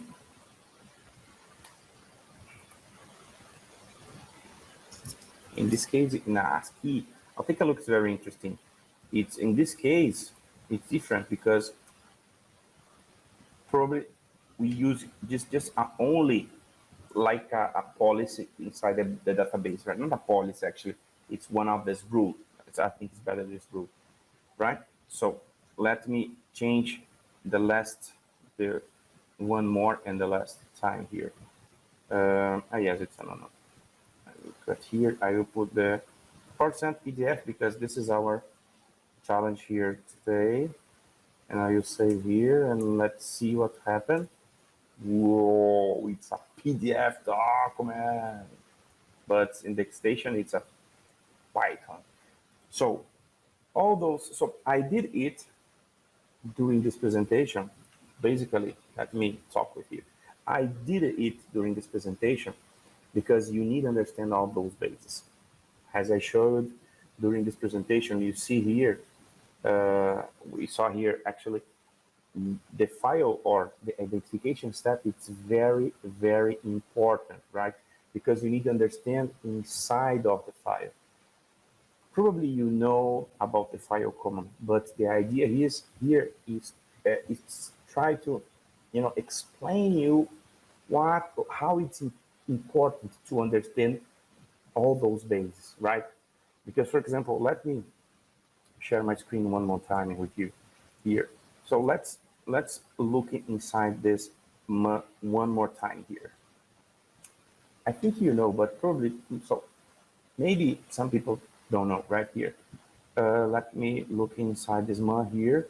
We have here another interesting, very interesting information. Here. Okay. Whose format, or in this case, the magic tests are used to check for files with data in particular fixed format, right? I already read it. The canonical example of this binary is a binary executable compiled program because it's inside of the system operation, right? And h.out file, whose format is defined in elf.h. Here's another format and possibly execute.h in the standard included directory. So let's see, because here I can see, I will copy this format, right? So let's see if you, let me return our, yes, locate this file, let's see. So this binary actually, it's included, it's in this path, user include elf, right? I will read here. Well, take a look what is important here. This file, I think you can read. This file defines standard elf types. So take a look what is important inside this file, right? So this file defines standard elf types, structures, and macros, right? So here we can find the correct structure of the elf file. If you read below, if you see here, you can see the number of the bits used, right? The words, X words, and here you can see the interesting information. The ELF file headers, I know this presentation is about PDF, but take a look about the man or the information that we found and then we found it inside the map. The ELF file header, or better, this is the file, the ELF file header. This appears at the start of every ELF file. It means appears at the start, not ever, start, that is in the beginning of the ELF file. What started in the beginning in this case? We have in the beginning of the ELF file, we have 60 bytes, right, or bits in this case, and we have this structure, 60 bytes, right? And the first array of this bytes is called e-ident, and you will find the magic number and other informations inside this 16 bytes. We will find all those informations. You see? So magic number and others information. What kind of information you can see? Here, let's see. Okay, this field is fields in the e-ident array. You will find you can find the file identification byte. The first is 0. The second file identifier is E. The third is L. In the 4 it's F. I will show you another thing to you here. Let me open. You see file Linux 32, right? And let me using file. I use a file, right? And if I use here XD and 32 Linux, right? Okay, no, it's not Windows, not Windows.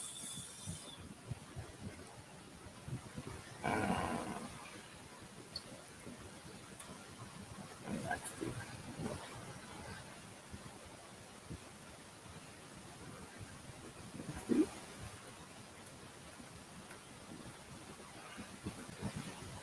32. Yeah, now it's correct. So take a look here. The 4 bytes.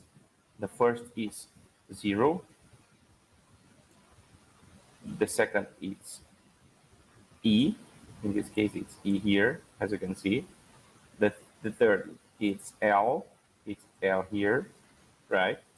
And the 4, it's L. You see? You can see? So that is important. You need to understand this because I read the man of the file and I found many information important of the structure of the file. But if I didn't read this information inside the man, you know, how it's possible to understand the basis? Of course, I need to run, I need to study, I need to read actually, I need to study about all those bases. It's a main point here when you talk about the malware analysis, when you talk about the red teams, pen testings, defense team like a blue team, or threat hunting teams, or SOC teams, or whatever teams. You need to understand all those bases, right, people, right? So let me return here my presentation, right? Let me return here the structures, right? So let's talk about the physical and logical structure about the PDF. Usually we have 4 parts. The header, usually it's very common in wherever binary. We have a body, we have a cross-reference table, and we have a trailer, right? So this is the main part of the PDF. In the beginning of the file, we have a version number, right? And you have objects, you have images, you have a cross-reference table. This is a location of the object inside within the file because it's random, right? The access. And we have a trailer. It's a location of the certain objects inside the body. It means you have a main body and you have many objects inside this body, and all those objects is or are in this case are reference one and another, right? So let me show you the demo to you. So I will use here some tools to help us in this demo. I will execute the PDF ID. It's very known tool. It's created by DDA Stevens, right? And I will execute this in Linux. If you see here, the first information that we found in this demo, as you can see here, we found the header, as I mentioned, the structure, right? So the second information here, we found the 15 objects, right? So we have 15 objects, and of course we have and this the same 15, right? So maybe you have here, not maybe, you have two and extreming, because we have a two extreming, and here we have a cross-reference table. And if you see here, we have others important informations, of course. All those informations are inside the DDA Stevens blog, right? You can find all those explanation more inside the blog page of the DDA Stevens, right? But here, the slash or slash page, slash encrypted, slash object streaming, slash JavaScript, here we will find interesting informations. All those informations are inside this mainly part of the PDF. So here I have an important tip for you. Probably when DDA Steven created this tool, he studied a lot about the PDF structure, and of course, he analyzed probably many malwares, and he found many information inside this samples. Yes, and when probably, of course, I'm supposing, because I'm thinking the idea of the basis, right? So all those slashes are information inside the main point, the main object, and these tools only just will possible to create it because probably the DDA Steven, the main creator, right, knew about how this tool works, right? Or not tool, but how this PDF works. It's the main point here, right? So let's continue to see here. And we have here one page, and we can see here we found 5 JavaScript inside the PDF, and we have an open action. Open action is a very interesting point here. If you read in the website, if you read, of course, we will see the open action is responsible just the user don't need to click many times in the PDF file. When you have this open action inside the PDF, the only action that user needs to do is download the file, for example, from the email.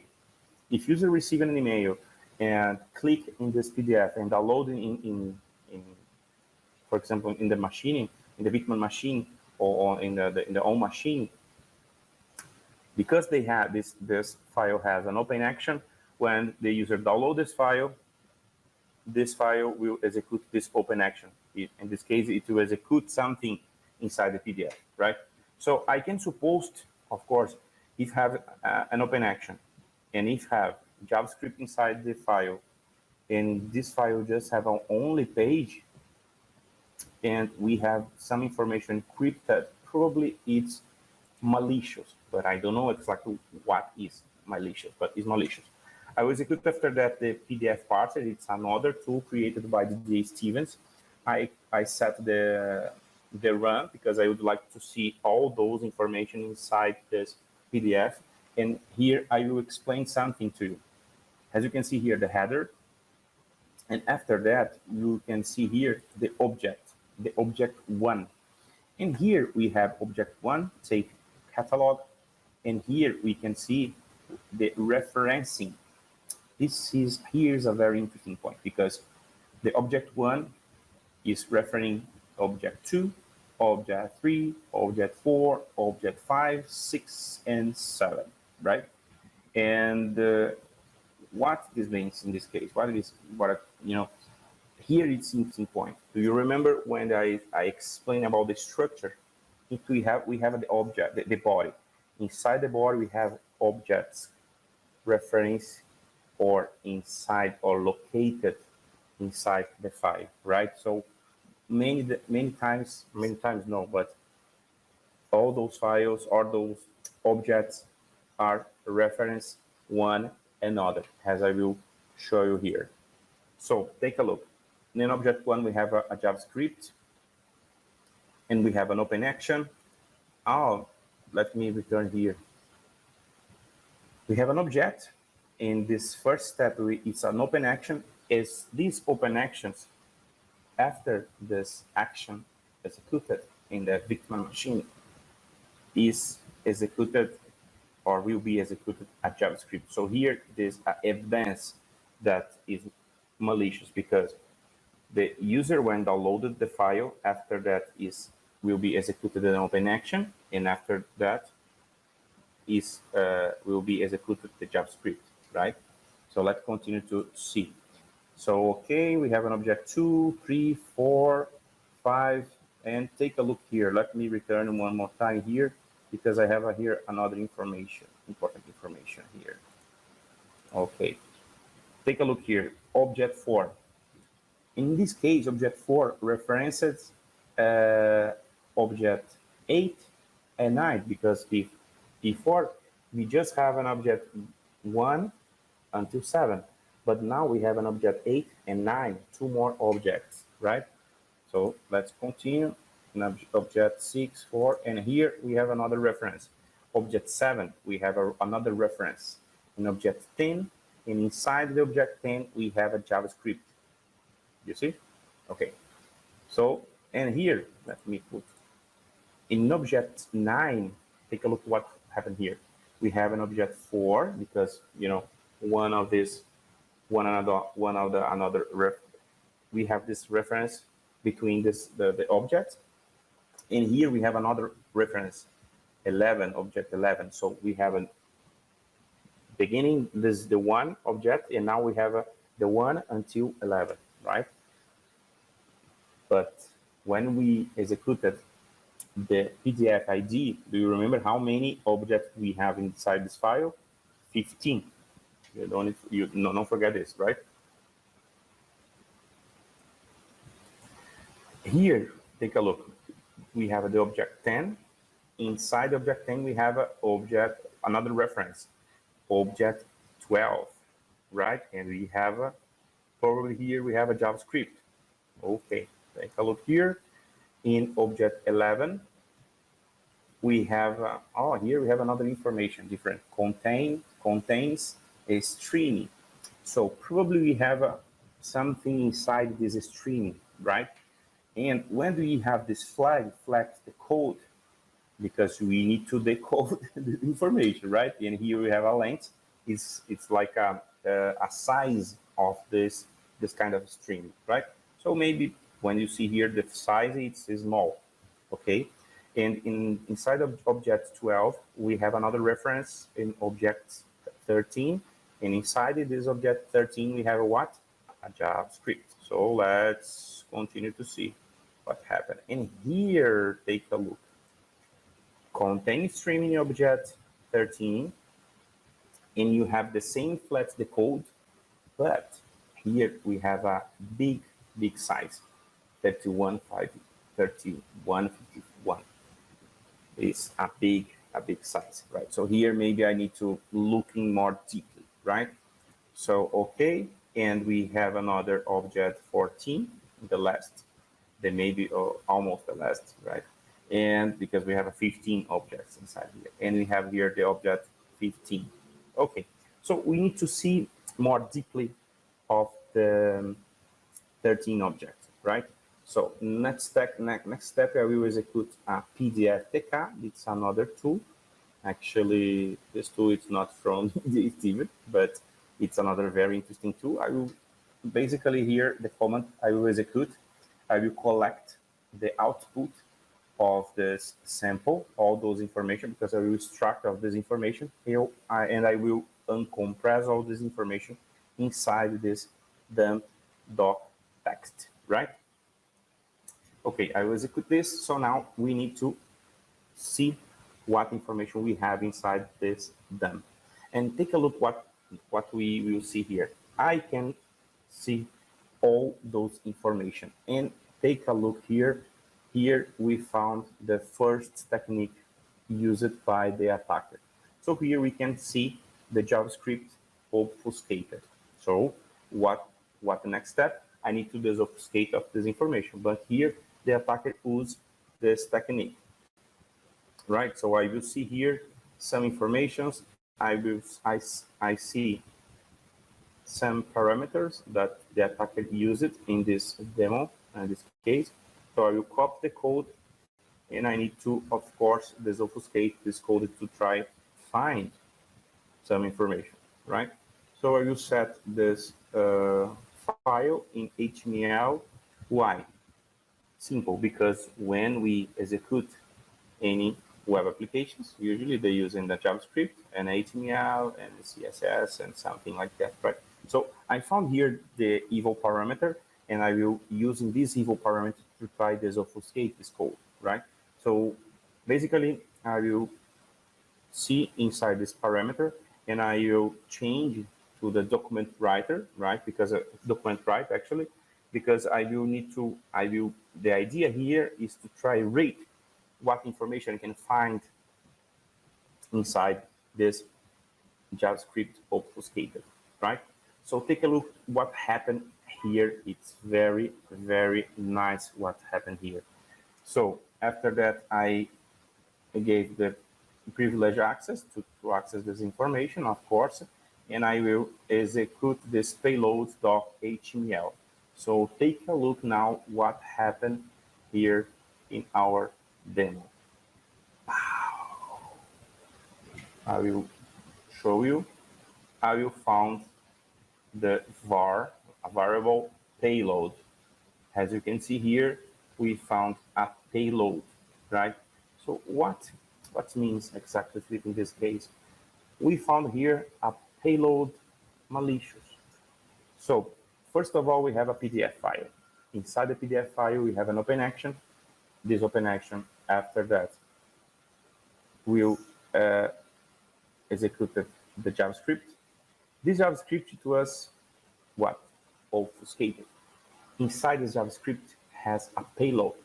Payload is responsible to,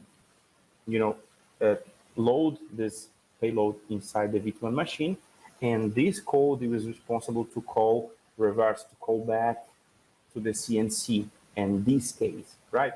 So now we have a payload responsible to, load this information or to download this information, actually, to download this information inside the virtual machine. And this payload, in this case, this payload, as I'm showing to you, will be responsible to call to the CNC from the attacker or the threat actor. So now I could to finish my analysis, but here we have an interesting point. If, let's suppose, if I have the payload, I can try to find this IP responsible to this attacker, right? So after that, what I see. So let's see what kind of information I can try and find. So I see here some information, right? Like a percent here and some numbers maybe. So the next step, I created another file here, right? I called it real payload. Perfect. And I will generate, I copy and paste all those information inside this file, and I using the set to cut this percent here, because my idea here is to try to clean the file. Take a look here, the var, the parameter, and I cut some information. And here I cut many others, like a slash, like a percent, and I copy this information, and I arrived in a Unicode code here. So now I have this Unicode code. It's another technique, because the attacker in this case uses it. It's, of course, it's not new, but it's old. The Unicode code based on UCS. Yes, actually, UCS. Yes. No, EC2 UCS. Yes. So it's Unicode. It's based in 2 bytes, different of the ASCII. It's because ASCII is very common now. So this is here. It's very interesting. So let's I use in many Linux platforms. So I will see now another platform, Mozilla, in a Windows machine to show you. So here we have the same code, right? So we have aquí all those percent here I need to cut that I did in the Linux machine, right? So I cut this information, and here I have the pure, pure Unicode. So after that, so do you remember I had a JavaScript obfuscated. I disobfuscated this code, and after that I generate a payload. This payload, I found the Unicode code base in UCT in UC2, sorry. And inside of this information, I generate an Hexafile doc binary using this tool, Mozilla, right? So after that, take a look what I did. I using a short search, it's another tool provided by DBA Stevens. I execute an Exa file, my file that I generated here in this case, and I called HTTP protocol. And take a look here what I found. Basically, I found the CAC from the attacker. You see, this attacker was in this case in Estonia, Europe, right? So now we finish our presentation, and I will show you here my contacts again on the social medias. And just to finish the presentation, so let me talk with you. We had a sample because we have a PDF file. So we found a JavaScript inside the PDF file. We have an open action. We had an open action inside this file. This PDF had an open action, and this open action called a JavaScript. The JavaScript has, or had in this case, a JavaScript obfuscated. Inside this JavaScript obfuscate, we had a payload. This payload, it will be downloaded on a virtual machine, right? And this payload has a Unicode code, right? It's old, of course, but it is another technique. And after that, I generate a hexa binary, right? And after that, I use Ensure to collect the HTTP protocol to find the CAC from the attacker. In this case, a command and control, right? Responsible to set or to send this attack to the virtual machine. So we finish our presentation. If you have any questions, so please let me know. I am available to you. Thank you one more time for stay with me during this presentation. So again, if you have any question, I am available to you.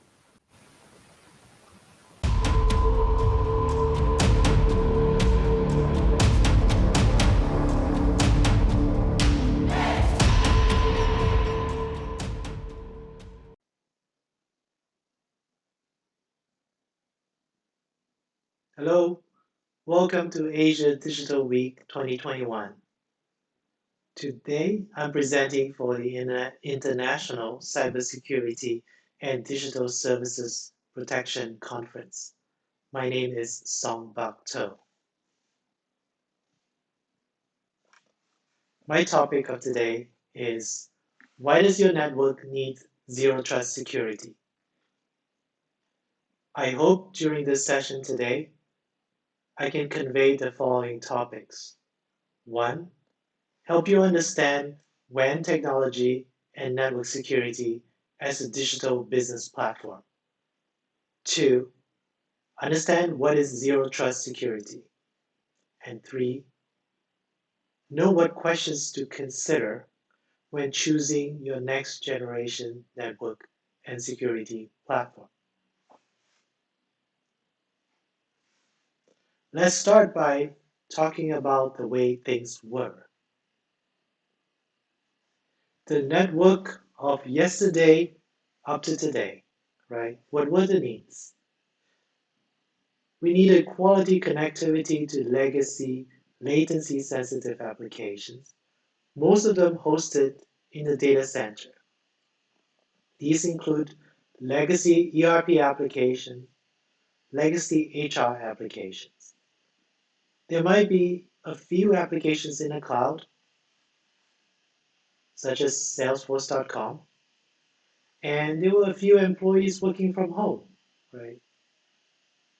I think up to last year, a commonly quoted figures is about 30% employees work from home from time to time, right? This is before uh, the pandemic. Then remote access were managed separately. These users typically use VPN clients to connect into the corporate network so that they can work on these applications that they have access to when they're in the office. Security was treated as a separate IT practice run by a different group. When security focused on firewalls to protect the network perimeter. Some companies have implemented mobile device management (MDM) software, but some have allowed employees to use their own unmanaged devices, right? Bring your own computer and just use that to connect to the office. And users accessing applications typically authenticate only by username and password. Now let's talk about why this legacy architecture and way of operating had to change. Because it is caused by a number of changes in the enterprise. One, digital transformation in the enterprise. Applications are moving to SaaS and to the cloud. From one or two app, now there's Office 365, certainly Salesforce.com, AWS, Azure, right? Using these public cloud infrastructure as a service to host corporate application as well. Basically, now all users have needs to connect to the cloud. And what does that do? That creates poor user experience due to the way traffic has to happen through data center from branches into the data center and into the cloud. Manageability challenges because of the complex hybrid IT, right? Some applications still in the data center, some in the cloud, creates policies that are just tough to roll out, takes time, especially if you're configuring them manually. Inefficient user bandwidth. It's because, again, if you have private network connecting to the data center, and these pipes on MPLS have to be increased, because now all users that are accessing cloud, you're bringing them into the data center before going to cloud as well. The second class of changes are the adoption of internet for branch connectivities. Because MPLS was expensive, internet was cheaper, so some branches will switch over to internet or added internet for connectivity. Now you have internet MPLS hybrid connectivity that's also difficult to manage, and changes are tougher to implement, takes longer. And you create potential security risks, right? Because now configuration have to be done consistently. They're not necessarily the same type of devices. They're not necessarily the same type of configurations. So if you don't do it consistently, you create risk of leaving out security gaps. Third class of change, employees increasingly wanted to work from home, work outside of the office. And of course, last year, pretty much everybody was forced to work outside of the office. And by using VPN to connect from home, this creates poor user experience because often internet performance is not consistent. And going through corporate VPN to connect to cloud application, that creates even slower performance. Then manageability challenges, again, right? Complex hybrid IT, hybrid network creates slow changes that are required, which creates a lot more challenges for everybody else who needed those changes to be made. And then security risk, right? This is even more complex, right? Remote network, corporate network, connection to cloud, if they're not consistently done, the policy intents are not implemented correctly, create security risks. So now we're seeing a recurring theme, right? A couple of recurring themes here. Security, inconsistent implementation of IT policies and network policies, security policies, create security gaps and makes it that much easier for someone who's looking for these holes to get in. Manageability, the company has a set of policy that it needs to implement, it needs to change when the business need changes. If everything is done manually and every site's configured differently, this kind of changes are difficult to roll out consistently. Again, then it opens yourself up for people to come in without you having any ability to, spot that quickly. What's the solution? Now, what comes in here is zero trust network and security. And what does that mean? I like to start by saying zero trust is not a product you can buy, right? It is a set of design and operating principle that you have to implement. Let's first start even with zero trust network and security. What remains the same in this hybrid IT network and security world? Number one, branch offices. We still have users and brand in the branches. We still have remote users working from home or coffee shop, someplace that's not in the office. And enterprises still have applications in the data center and in the cloud, right? A select few might be purely cloud-based, but most enterprises still have a combination of these. Now, what could we do differently now to achieve zero trust network and security?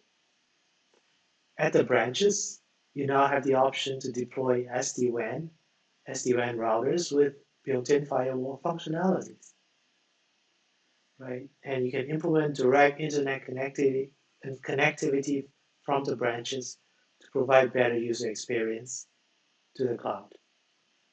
So security and better user experience. What about users connecting from home or the office? You can deploy zero trust network policies for the users, right? This way, you can ensure that the users could not even get on the network unless you have authenticated the user and the devices. Unless they're trusted, they're not getting on the network. And access to the application. This is further security measures that allows you to protect your enterprise. You can implement micro-segmentations for users and applications. You have ERP, you have CRM, you have HR applications. Not everybody in the company need access to all these resources. I bet you, traditionally, everybody knows the URL for that app, but you just could not get in because you didn't have the username and password. Now, as IT, you have further tools to implement security measures. This is called microsegmentations. This group of users work on the ERP app. They need to have access to it. Create a microsegment, allow them to access. This is a virtual segmentation of the network. Anybody else who's not within that group could not get access, right? Even if they know the URL, they type it in, the network would tell them that this thing doesn't exist. This allows for further security, right? Even if someone else get into the network, they could not get to the applications that they are not authorized to use. And with all these security measures, you need to then have continuous monitoring and mitigation measures for any abnormal behavior patterns that you notice. Right? It's not about one and done. I got the best firewall, I got the best security measures, I got zero trust policies implemented. Well, you don't, unless you're also continuously monitoring the whole operation. That's why zero trust is a design and operating principle to ensure enterprise security, manageability, while delivering good good user experience on the network. Right? Why do I mention good user experience?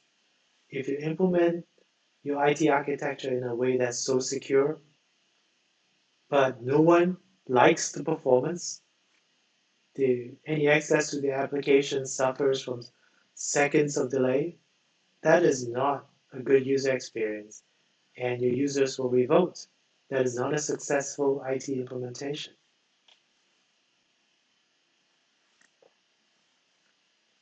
Let's now move on to what do you need to ask for when you're choosing the next generation network and security platform? When you're talking to potential vendors or service providers, what should you ask for? Three things: scalability, security, and agility. Now let's talk about what they mean. Scalability. If you are a large enterprise, has your vendor implemented any customer of your size? What were the challenges that they had to solve in these implementations? But it's not so much about they have done it, that they are qualified. It really is about what have they learned from it, and now how have they used those principles to enable them to serve enterprises of your size adequately. Right? It's critical. Next is security. Right? How do I ensure only the users who have access to data and applications can reach these applications? Your vendor's answers would better not be just say set username and passwords on your applications. Security should extend to network access and monitoring. Last but not least is agility. When there's a quality or security problem that was discovered at one site or with some users, how would your vendor address it? How fast can they respond? How will you, as the enterprise stakeholder, be notified? Speed is of the essence. You don't want to get a report once a month, right? You want to be able to respond. You want your vendor to respond to these breaches as quickly as they can. Responses should be quick. And you, as the enterprise IT organization, should have the ability to perform some mitigation. Maybe you want the ability to block some users, especially when you notice certain things are not looking right. Definitely, these scalability, security, and agility considerations are things that you should be looking for when you think about revamping your network and security platform. In summary, due to the digitization of enterprise and changing enterprise application architecture, IT network and security are converging. Right? Even if there's still two organizations, they need to work closer together and ideally develop some type of common key performance indicators and objectives. The rate of change, complexity of technology, and mounting security risks created the need to implement zero trust security. However, you cannot achieve zero trust by buying a product. You need to design and operate your IT infrastructure with this goal in mind. If you're going to outsource it to a managed service provider, understand what is their design and operating principle and how do they involve you in the day to day, especially when things need to be escalated to you from a policy perspective, from a mitigation perspective. Hopefully, through this session, I provided you the information to understand one, why area network and network security, how are they increasingly becoming an important part of a digital business platform? Two, what is zero trust security? Three, what are the questions to consider when choosing next generation network and security platform? Thank you very much for your attention.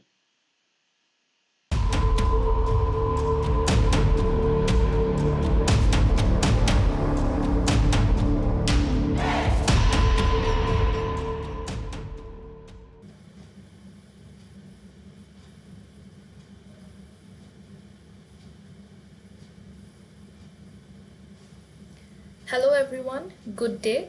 Welcome to the Asian Digital Week 2021 Cybersecurity session. My name is Afifa Abbas. I'm currently working as a cybersecurity and compliance chartered engineer in Banglalink Digital Communications Limited. And today the topic of my talk is, are we making the life of a hacker easy? Probably like Mr. Bachchan, you are also puzzled at what do I actually mean by that. And in my talk, I'll be restoring and revealing the puzzle eventually. But before that, I want you to all to have a look at this image. So what do we see? The first one. We can see a huge strong wall which doesn't have any cracks or any hole in it. It seems pretty much strong. So I want you all for a moment to imagine you are standing on this side of the wall and you have something on the other side of the wall that you do not want the world to see and the world to gain the access. And having this wall between you and your access, this wall is pretty much strong and it is going to give anybody a real hard time to break it. And if we see the next image, what do we see? We see also a wall, but with so many cracks and a huge hole. And if I get you back to the same scenario, that suppose you're standing at this side of the wall, and on the other side of the wall you have something really precious that you do not want the world to explore. Do you think with this wall anybody can get the access to the other side? The answer is very much obvious, and that is yes, because this wall has so many cracks and a big hole which is very much easy for anybody to break it entirely and gain the access to the other side. Probably with these two examples now probably you can relate why the title of this talk is like that. Are we actually making the life of a hacker easy by creating the cracks or a hole in our wall of privacy?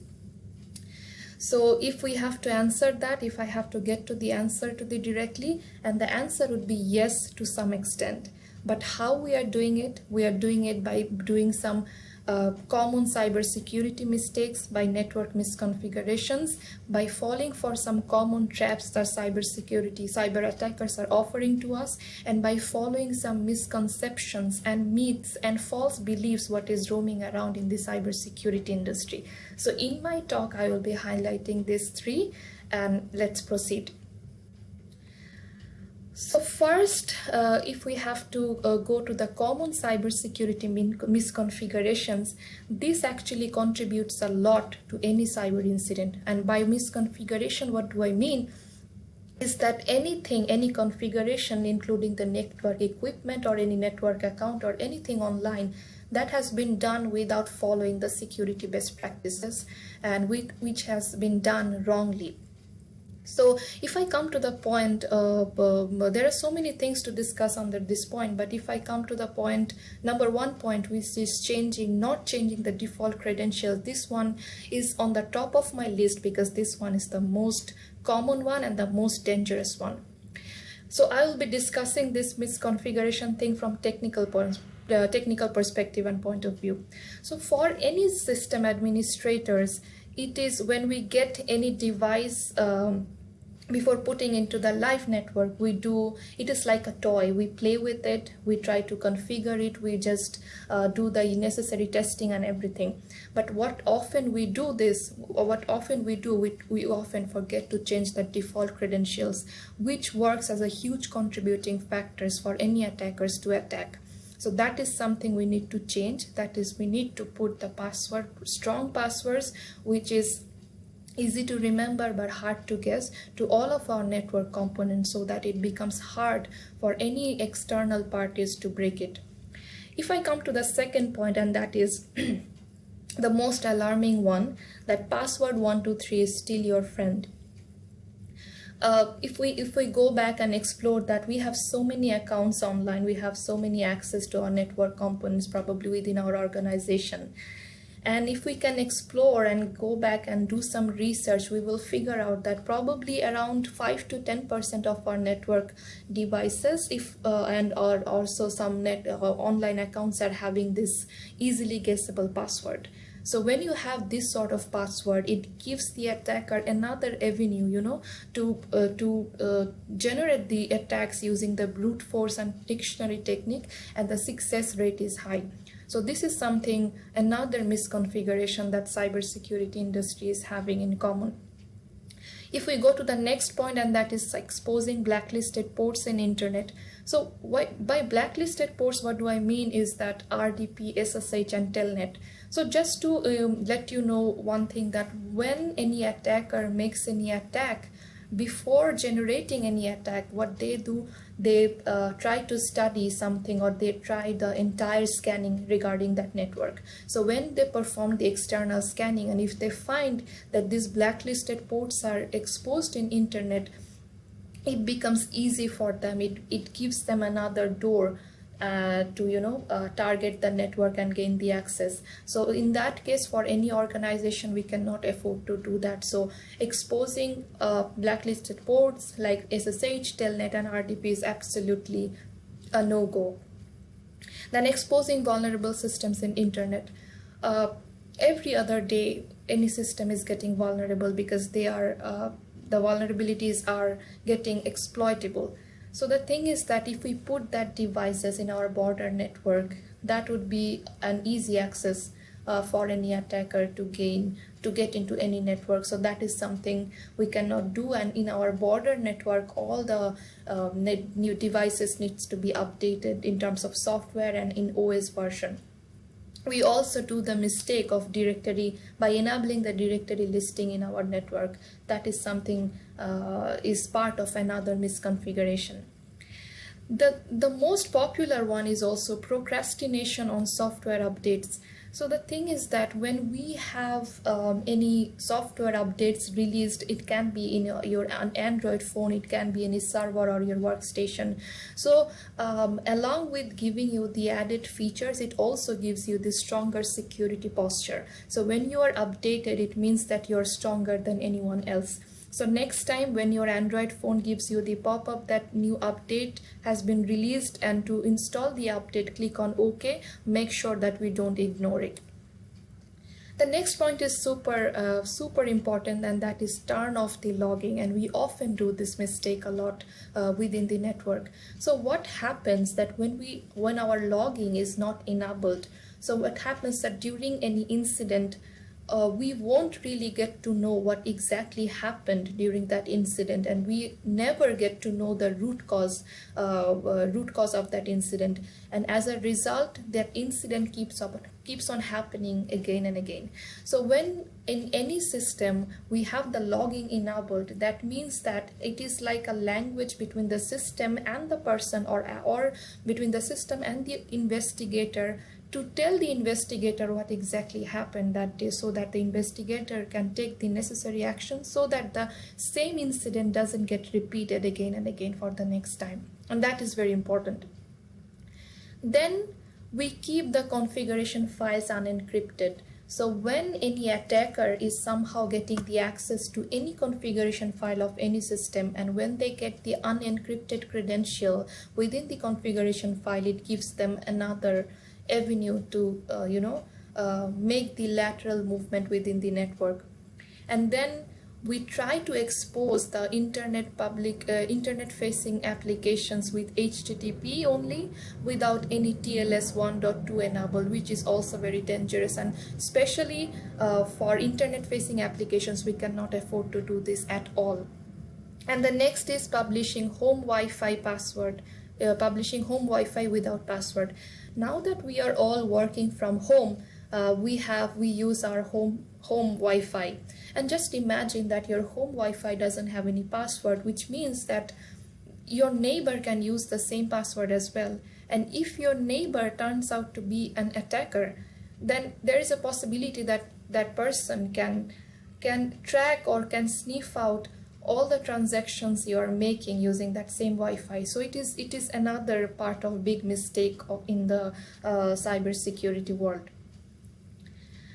Now, if I discuss about the common cybersecurity traps that the cyber attackers are creating for common people, one is you are tricked into installing malicious software. So now that we are working from home, mostly all of us, and the security settings or security controls are not that strong at home, we do understand that like it is in office.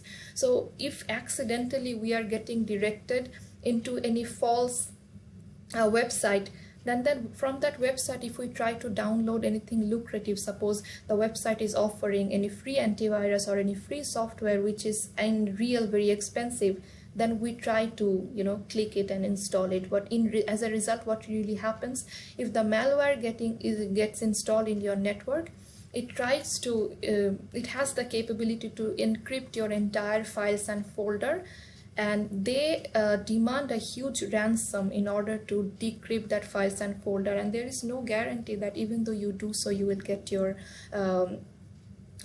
files or folders back in plain text, which is pretty dangerous. The next trap is that social engineering, which I believe is the most common one during this pandemic. Social engineering, by definition, is that when the attackers, they try to manipulate people's minds and make them give away all the confidential information, and the attackers always go for the low-hanging fruits and easy ways to compromise any network. And social engineering indeed is an easy way for them to get the access or get the personal information. Social engineering can be done in 3 ways: using voice, using SMS or text, and using the email. So any social engineering that happens using email, we call it a phishing. So in phishing, you are approached by email to click on suspicious links in an attachment. So when you click on any of the link or any of the attachment, there is a possibility that a malware will get infected or get installed in your network, or that will redirect you to some other website that will ask you for your personal information, like your login credentials of your bank account or your credit card information. So these are the common traps, especially during this COVID-19 period. Also, we have some cybersecurity myths and misconceptions going around, which is very much dangerous. And the first one is that the top one in the list is that people believe that with sophisticated tools in place we are safe, but that is a huge false belief, because cybersecurity works in the combination of technology, process, and people. So even though we have technology in place, but if the process and the people is not working or doing their part correctly, technology alone cannot do their work. So that is something we have to consider.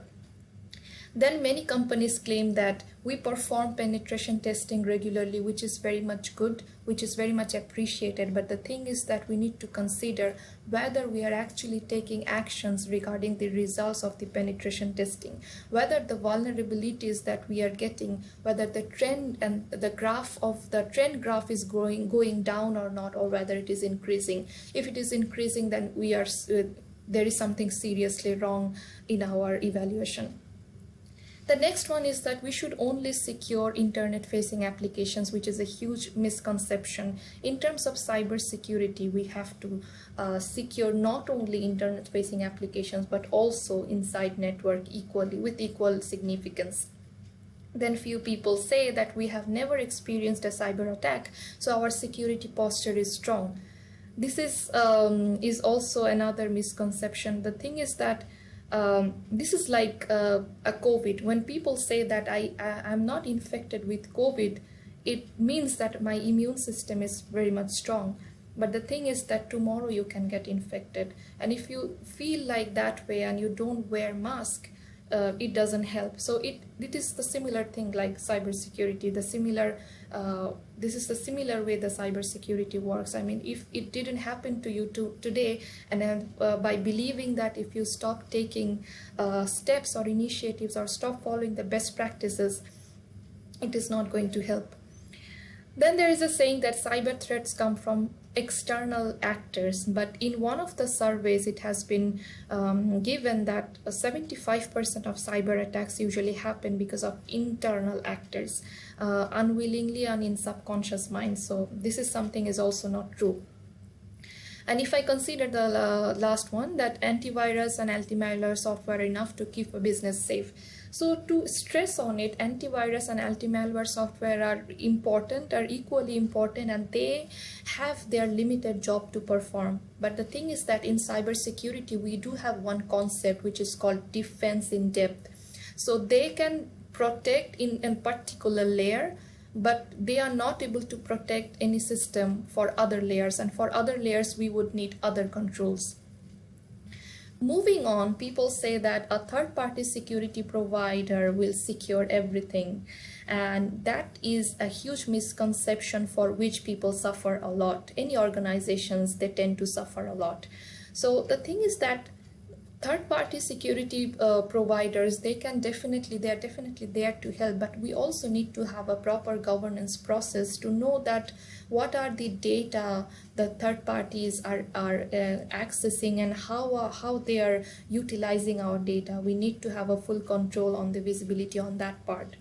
Then people say that we are unlikely to witness a security breach, which is also not true. Also not true, and that is something we also cannot believe blindly.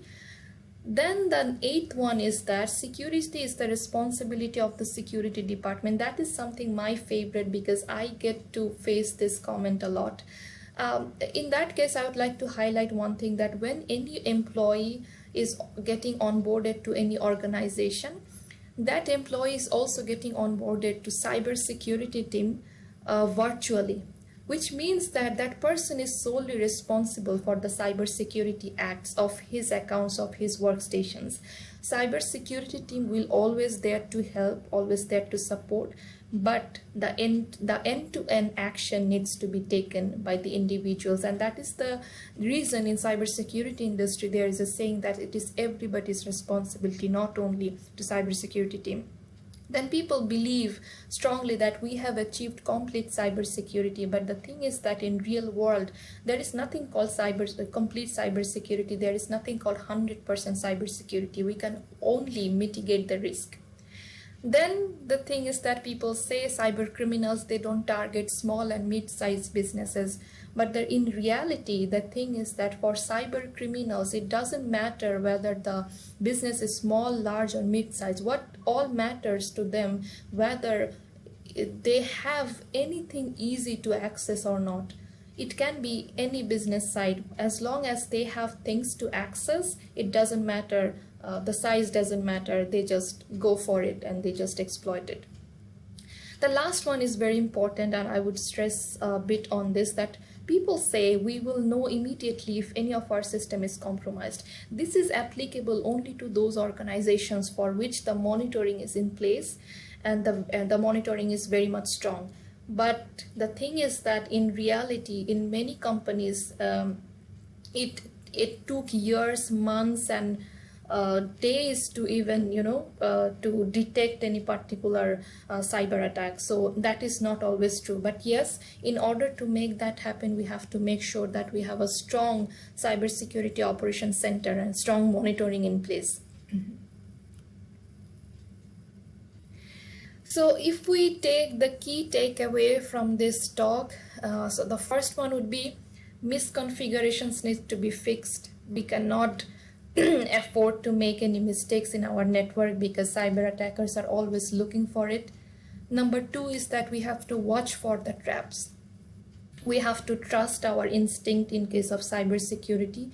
We have to learn to say no whenever we are seeing that something suspicious is happening. If we get any link or any attachment in over email, over voice, or over text, or if even over voice call, somebody is asking me to click on any particular link, we have to have the courage to verify with the source, and we have to have the courage to say no.